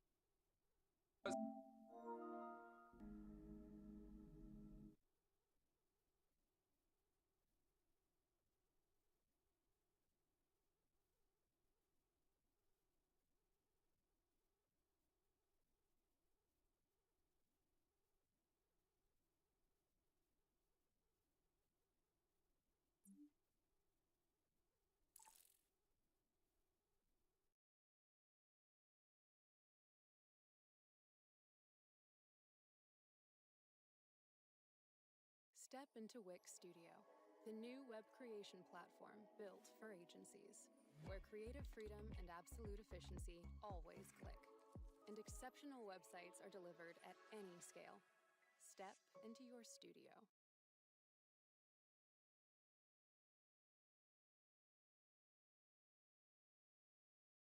Struggling to get more people to your website? Start using Pictory's article to video tool to easily convert your old articles into engaging new videos in minutes. Let me show you how it works. What we want is the second tool called article to video. Next, you'll need an article for your video. I'll just copy this link in the address bar and paste it in this box, then click the proceed button to continue.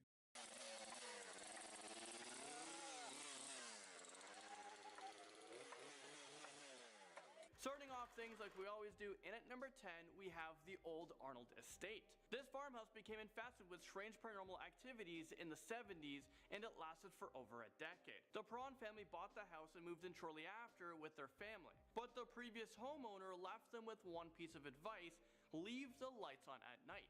I mean, what the heck is going to go on at nighttime? Well, the Perron family quickly learned that they weren't the only ones living in this farmhouse. They were visited by disturbing spirits who used to live in the house before them. These spirits weren't evil to begin with, but as the family spent more time in the old farmhouse, the spirits started to misbehave. One of the most infamous evil spirits that occupied this house was Bathsheba Sherman. This spirit would have violent and angry outbursts, and most times she would injure the Perron family. Once the family decided to move out, the paranormal activities didn't stop. The new family that moved in said that the house is full of blue orbs and strange mist would rise from the floorboards. Furniture and objects would move on their own, and doors would slam shut in the middle of the night. These hauntings were actually the inspiration for the movie The Conjuring. Sounds like to me that this farmhouse is in desperate need of a cleanse. Or it needs to be torn down. Either way, I'm not going to be visiting this farm anytime soon. And now at number 9, we're going to be talking about Monte Cristo Homestead. This farm was built in 1876 by a husband and wife. This farmhouse was built in 1876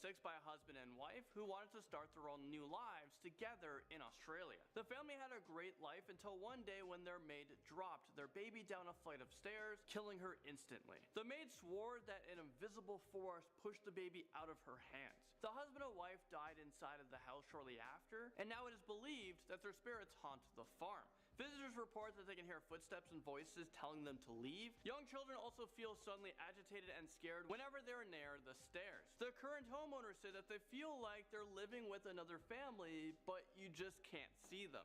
Well, you can't see them most of the time. I mean, no, this isn't for me. If I lived there, I would put this house up for sale as soon as possible, and I would take whatever the offers are. There's no way in hell I would share my house with angry ghosts. The Dandy House comes into this list next up at number 8. James Link and his family purchased a farmhouse, and they couldn't wait to move in. Once they drove their moving truck onto the property, their neighbor came out yelling and said, "What are you doing here? You can't move in here." That's not the kind of neighborhood welcome I would want to receive. But anyways, the neighbor told them about dandies. They were the family that used to live inside of the farmhouse. The dandies had witnessed a series of unexplained events. They reported hearing strange chants, and they even saw the bricks from a chimney being removed by invisible hands. They even said that they could feel a burn on their bodies, and there's a male spirit dressed in a plaid shirt and blue jeans who holds a rifle at the end of the bed. Well, that would be enough for me to move out. The Dandy House is still a popular ghost hunting location, but for me, I wouldn't step a foot into that place. A haunted barn comes onto this list in at number 7. This is known as a Von Kleinschmidt legend, and it goes something like this. A dairy farmer was helping his prize cow give birth when all of a sudden, the barn just burst into flames. He ran out to get his family to help him move the livestock out of the barn, but the whole thing quickly became engulfed in flames, and the family knew that they were in a lot of trouble. They stood in the middle of the barn holding each other as they were waiting to die. The neighbors could see the family inside of the barn yelling and crying for help, but there was nothing that anyone could have done. The next family to own the barn had a similar tragedy. They bought a bunch of cows, but a week later, they all got sick and died. The farmer had no idea what was going on, so he called the vet to come in to make sure that the cows didn't have an infectious disease. But the vet couldn't come up with a logical explanation. It seemed almost like the cows died from just being scared to death. The farmer didn't want to take any more chances, so he sold the barn because of all the supernatural things that's been happening there and all of the terrible things that have happened before. Yeah, I would say that's a pretty good decision, my friend, because something weird's going on that's killing your livestock. A White House farm murders brings us to number 6. These murders took place in Essex, England in 1985. A husband and wife were shot and killed inside of their farmhouse, along with their adopted daughter and their twin boys. The only survivor was their adopted son, and he was Jeremy Bamber, who was 24 years old at the time. Apparently, Jeremy was at home a few miles away when the shooting took place. During the initial investigation, police ruled that this is a murder-suicide because they believed that the schizophrenic daughter shot and killed her family and then turned the gun on herself. But the tables turned when Jeremy's girlfriend confessed that he had shot his own family with the semi-automatic rifle, and that's because he wanted to get the large inheritance. So he made it look like his sister did all of the killing, but he was convicted of 5 counts of murder, and he was told that he would never be released from prison. I mean, how the hell do you murder your entire family for money? This guy deserves to rot in jail for the rest of his life. He should just be forgotten about. Or maybe stick him in that barn where all those cows were dying and just see what happens. Elvey Farm breaks onto this list at number 5. Elvey Farm is located in the most haunted village in England. The farm was built in 1406, and since then, spirits have been haunting the farm. A man named Robert de Boyce, while he used to live in the farmhouse, he was known to prey on local villagers centuries ago until he was caught for his crimes. Well, now it is believed that the creepy spirit roams the halls of this house, and he is known to grab people's hair, and they'll pull you in a room and slam the door shut. And then there's another spirit known as Edward Brett. Visitors can hear his spirit constantly whispering, "I will do it." Edward used to own his house until one day he walked to the dairy barn and shot himself. Well, apparently his ghost never left the farmhouse, and now the current owners say that they can still hear gunshots firing and Edward whispering. I would be whispering, is this real life right now? I would be totally freaked out. Scary Creatures pops onto this list at number 4. A farmer in Montana saw a weird looking animal approach his farm, so without any hesitation, he grabbed his rifle and shot him. What exactly did he shoot? Well, we're not really sure. Well, take a look at this thing. From far away, I guess you could say that it looks like a wolf, but once you get close up to it, the animal doesn't really look familiar at all. So experts were called in to identify the body, but they were stumped. They had no idea what that was. They were able to say that this creature comes from the same family as wolves and dogs, but they couldn't exactly figure out which species it actually belongs to. Once pictures of the dead animals popped onto the internet, people started to guess what the animal could be. Let me know what you guys think it is in the comment section below. A lot of people think it can be a dire wolf, or other people think that they can be like a severely malnourished bear. And then there was others who said that this could be like a dog man. I don't know whatever it is, but all I know is I don't want to run into anything that looks like that. Number 3 takes us to a farmhouse dungeon. I mean, that sounds like something straight out of a horror movie. A dungeon-looking room was found in a basement of this abandoned Pickering farmhouse located in Ontario, Canada, so not too far from where I live. The room was secured by a heavy door with several locks, and it seems like it was designed to trap someone inside. The room also had steel-linked chains hanging from the ceiling, a white bench, and 4 large water jugs. The person who found this room quickly notified the police, but the next day someone had already set this farmhouse on fire. Police became heavily involved with this case, and eventually they arrested a man named Robert White, who admitted that he had been working on this room for over a year, and he planned on kidnapping a woman and keeping her locked up inside his own makeshift dungeon. So this guy was married, he had 2 children, and I can't imagine what they must have thought when he confessed to the crimes. This whole thing happened like an hour from where I live, so it's so crazy to think that someone in your neighborhood could have been captured by this guy. A farmhouse horror takes us to number 2 on this list. A family was looking to buy a farmhouse because they needed a bigger place.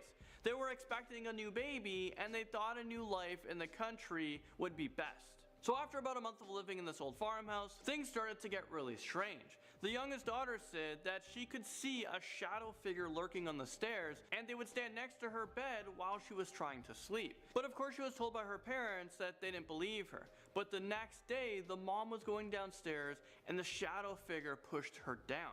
The mom hit her head on every step. Luckily, she survived, but that's not where the story ends. The little girl was having problems sleeping, and when she rolled over, the shadow figure was laying next to her. But his face was perfectly clear. He had red eyes, he was pale, he had scaly skin. While he went to reach for her face with his long fingernails, he ended up scratching her face so much that the little girl was left unrecognizable. The family left that night and never returned. It is said that this farmhouse is still up for sale, but no one has dared enter ever since. The farm murderer stabs his way into number 1 on our list. Robert Picton was a millionaire pig farmer from British Columbia, Canada.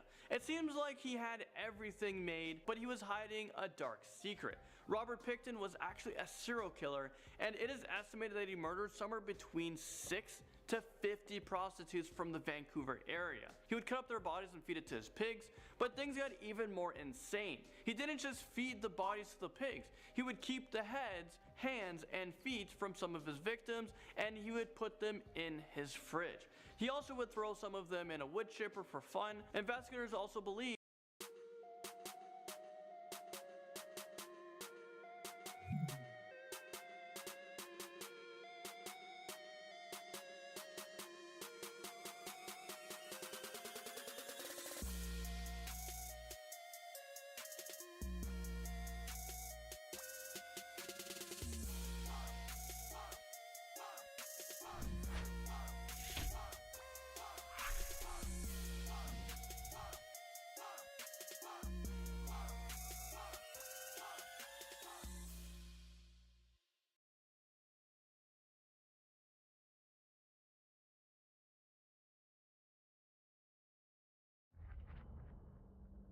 this game, you're not ready. That he would combine human remains with pig parts and took them to a rendering plant in Vancouver to be processed into lipstick, shampoo, and soap.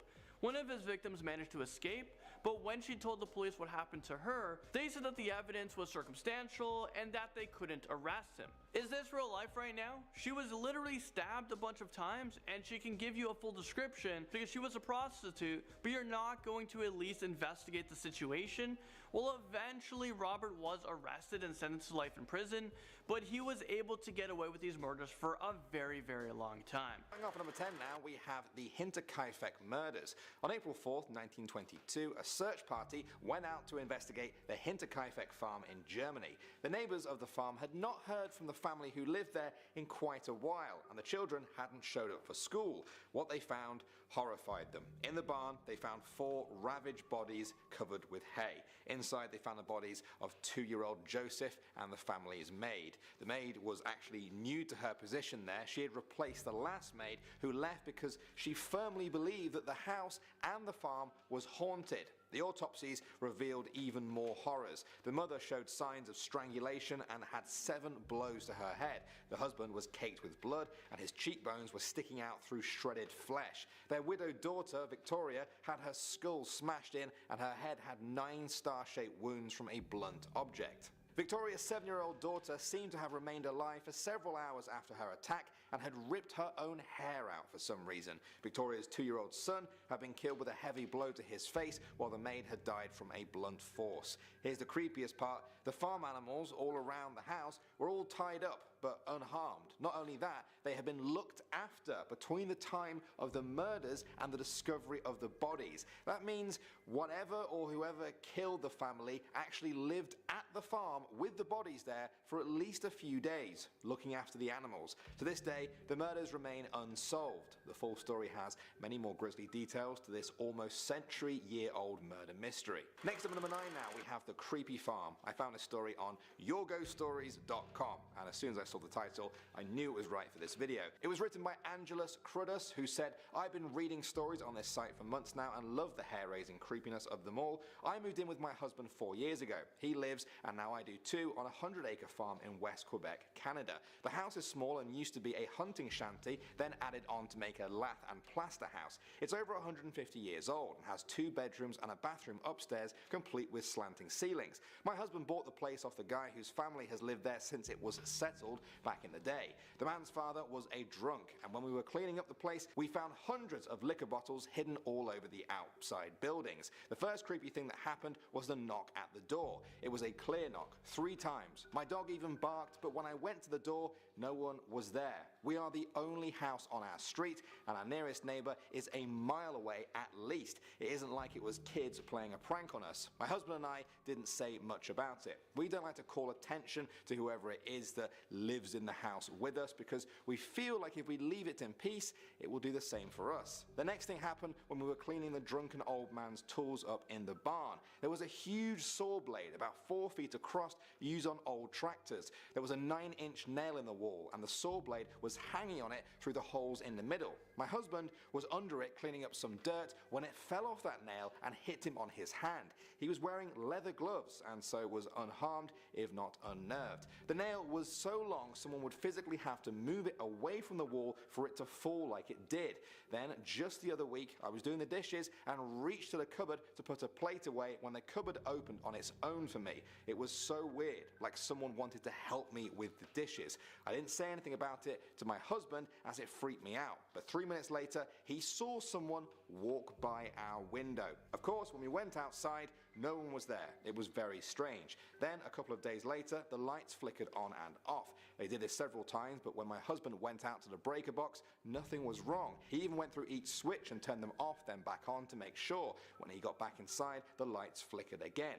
It was only the lights on one side of my house. The whole thing is very strange. Moving on to number 8 now, we have Voices. This one came from Ori15 on Reddit, and it's a little reminder that it's not just houses and castles that can be haunted. He said, "A couple with a ranch let me volunteer for a summer. I just wanted to learn how to care for horses and play cowboy. Well, they called me out and asked if I would do the evening feed for their animals while they went to visit their family in a town that was about an hour away. I said yes and got started. So I was alone with a bunch of horses and dogs. All of the horses were pinned up. I had not even let them into the pasture yet. The sun was still up. It was the opposite of a creepy time. Well, it took a left turn to Crazy Town when I walked into the barn and I heard people started talking. I was all alone. nobody at least a mile in any direction, and almost no way anyone could sneak in to mess with me. The voices were very low and unclear, so I have no idea what was said. The only reason I know I'm not crazy is that the dogs that followed me in acted like they heard it too. One started barking at where the voices came from, and the other started running around the room growling.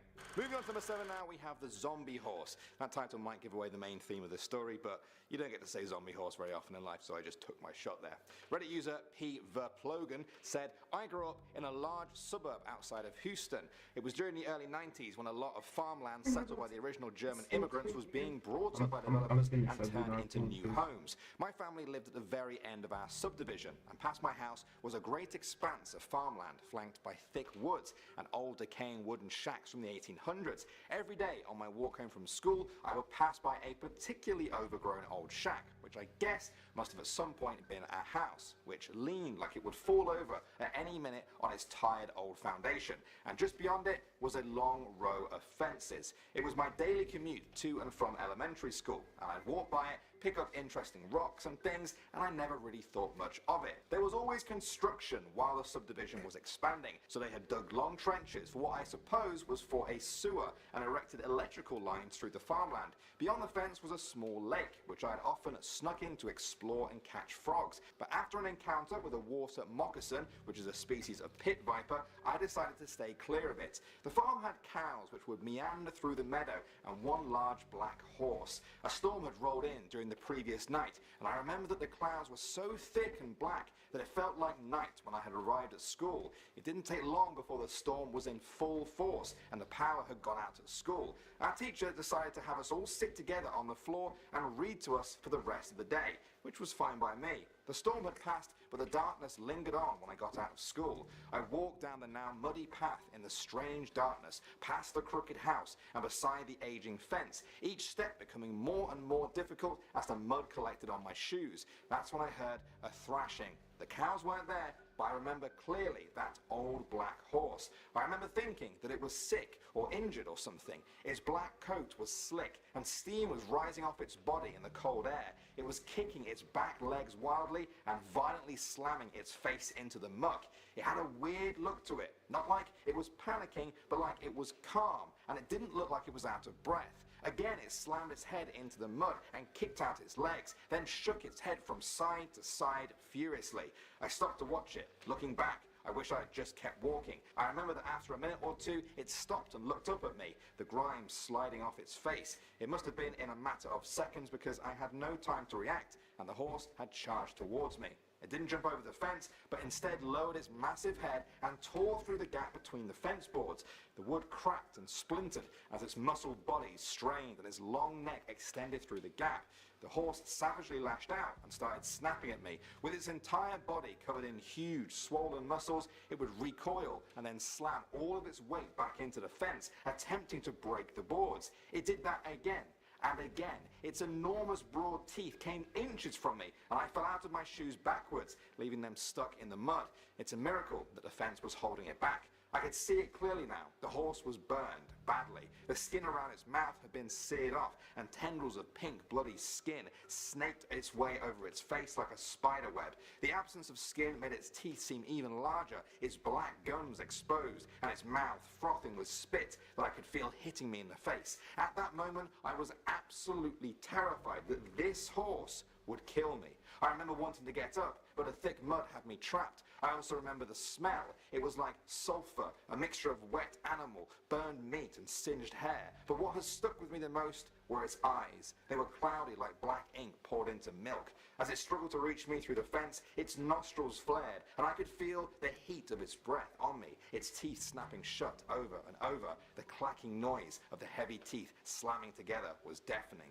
I left my shoes and ran home. I remember my mother screaming at me about the mud when I stormed in. I told her about the horse that had nearly killed me and that I had left my shoes there in the mud. She grabbed me by the arm and was going to make me take her back there to get them, but I cried and screamed not to go, so she went alone. When she got back, she had my muddy old sneakers in her hands, and she told me that she saw the horse. It was dead. A farmhand was dragging its body behind a tractor, and he told my mom that a horse had died earlier that day. One of the power lines that had been installed running through the meadow was knocked over during the storm, and the horse must have been near the lake because it had been electrocuted and killed. He said that it had died instantly beside that lake when the power went out hours ago.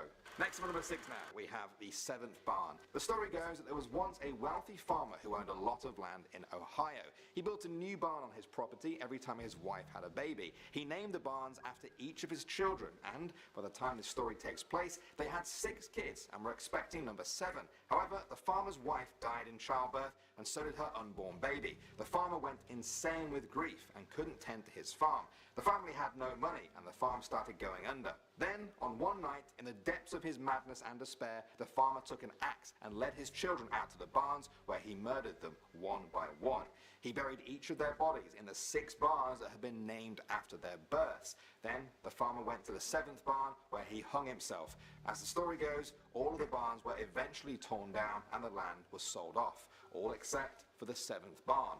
Nobody wanted to buy the land because of what happened there, so it was abandoned and soon fell into disrepair. They say if you go to that barn at night, you can see the ghost of the farmer hanging from the rafters, his body swinging back and forth in the wind, dwelling on his terrible crime for all eternity. No one was ever really sure where the 7th barn was located, although it's definitely... You hear a lot of people talk about keeping up with the Joneses. I don't know about that. I mean, they're perfectly nice people. In Ohio. Some say it was the Kranz farm in the Cuyahoga Valley, and others say it was at the top of the world in Northampton. In 1997, a local Ohio teacher claimed that, after a lot of research, he had finally managed to track down the real location of the infamous 7th barn. He said that none of the barns had actually ever been torn down. The land had just been divided up and sold off, and the barns had simply been incorporated into neighboring farms. Moving on to number 5 now, we have The Figure. This one was submitted to ghostsandghouls.com by one of their readers. They said, I live in South Africa, and this is where my story takes place. Me and a friend of mine, whose name is Berend, were traveling through the countryside on our way to a small town called Delaryville. We were used to small towns and country areas as we grew up there. However, I had never experienced anything like this. As we were driving, bad luck struck us like a hot iron, and both tires on the left side went flat. His car was a piece of junk. We were soon on the side of the road at 2 a.m. with only the full moon to light the area around us. There was no civilization nearby, only local farmhouses far away. So I decided to leave Berend with the car and walk on to find any entrance to a local farm. I walked for about 2/3 of a mile and at last found a gate. The gate was short and could easily be scaled. It was locked with a chain, but I still climbed over in desperation. I could see the house's light in the distance, so I walked along a gravel road towards it. As I kept walking towards the house, I heard a very loud boom. At first I thought it was cannon fire, but it couldn't be, as there are no military bases around that area. I only heard this once, but decided to move on. Now the skeptic would obviously have an explanation, and I'm not saying it was cannon fire, for it could have been something else, but it pretty much sounded like an old type cannon. What could make a sound like that at 2 in the morning? Anyway, I continued. Now the countryside was a wide open landscape. There were only fields of grass for miles and miles with little quantities of trees. So about 20 meters from the side of the gravel road, there stood a big tree. As I said, it was around 2 a.m. and only the moonlight was shining, but something stood underneath that tree. A dark figure was just standing there, facing me. It looked like a human figure, so I was immediately struck with fear. I thought there must be some explanation for whatever was standing there, so I kept walking. When I looked behind me again, it was gone. How could something that big disappear so fast? I immediately turned around and ran away, back towards the main road. I told Berend, but he never believed me. Later on, I found out there were skirmishes between the local farmers and the British Army in the Anglo-Boer War in that area. Next on number 4 now, we have the Baldoon mystery. This is a legendary story that came from a farm near the town of Wallaceburg, Ontario, Canada. In the 1830s, a man called John MacDonald bought a prized piece of land. Many people tried to buy it off him, led by an old woman, but John would always refuse. One day, some of the women in the MacDonald family were talking and working in the barn when suddenly a pole fell from the ceiling. They put it down to a freak accident, repaired it, and thought nothing more. Sometime later, though, a second pole came crashing to the floor, this time quite close to them. They couldn't figure out what was going on. Not long after, a third pole almost crushed them. Scared for their lives now, they ran out of the barn and into the house. This was the start of many strange accidents that plagued the MacDonald family. The family heard strangers in their kitchen at night. Bullets and stones were thrown from the windows until every pane was broken. A visitor was hit by a stone in the kitchen. He threw it in the nearby river. 5 5 minutes later, the same stone landed in the kitchen again. There were fires too, starting all over the house, sometimes even on the roof. A psychic told them that they had to shoot the wing of a strange goose that was near their home with a silver bullet. Joe McDonald did that, and then a while later, he saw the old woman who wanted to buy his land. She was sitting on the porch with a broken arm in a sling. From that day on, the mysterious happenings came to an end. Moving on to number 3 now, we have Creepy Farm 2. Do you guys remember that story earlier that I simply called Creepy Farm? Well, I found a sequel to it, shared by the same person, Angelus Crudus. They said, it's been almost a year since I shared my first story on here, and for a couple of months after I wrote it, our house was fairly quiet. Not so now. To give you a general layout of the house, it has an old front door which has been glued shut for many decades now, with a small porch and stairs outside of it that are falling apart and have a big pine tree growing through them. Beside this glued shut door is our front window. Our house sits maybe 10 feet from the gravel road in the front. On the left-hand side of the house is our driveway, with a deck and side door towards the back of the house. We use this as our main front door. Once inside this door, there is a small porch with another door that leads into the house proper. The house is very small, with one large living room that is our kitchen, and also a living room and stairs leading off of the living room, and 2 small bedrooms and a bathroom upstairs, complete with sloping ceilings. Our front window looks out over the road and has quite clearly had a bit of activity. In my first story, I related how my husband saw someone walk by this house. Well, this has now become an almost weekly occurrence. I have seen it also. It looks like a short person wearing a white shirt or blouse casually walking by that window. This has so far only happened during the day. Then last week, my husband and I were watching TV on the couch in front, and sort of to the side of the window, we started hearing muffled conversation coming from the window. Our house is the only one on this rather long gravel road, and our nearest neighbour is about a mile away. It was very strange, so I muted the TV, and we could hear distinctly 2 men talking to each other out there. As we listened, the conversation turned into an argument with both men raising their voices. It was muffled, and we couldn't really make out words, but it was clearly happening. I was too nervous to go outside and check, but I did go to the window. I could only see the nighttime darkness of a new moon out there. The catalyst for me actually sharing this story happened 4 days ago on Saturday night. Our bedroom runs the length of the house upstairs, and because of the slanting ceilings, we have our mattresses on the floor with a chest of drawers at the foot of our bed, separating our room in 2 with the door just beside this chest. Anyway, we had just gone to bed, and I was reading for a few minutes with the lamp on, when all of a sudden, both my husband and I saw a shadow of a rather tall, large man walk into our room and into the back corner. As I type this, I have goosebumps all over my body. It was the creepiest thing I have ever experienced. I obviously made my husband get up to check it, but there was nothing there. Needless to say, I didn't get much sleep that night, and the lamp stayed on. One last thing, on the Monday following this, I watched the same shadow walk up the stairs while I was sitting on the couch. I am sure that this shadow is the same as the old man who died in this house in the late 70s. The man was not happy in life and drank all the time, abused his kids, etc. I'm not sure who or what is outside our window though, because the shadow is tall where the thing outside the window is shorter. Anyways, thanks for reading about our recent experiences. Next up, number 2 now, we have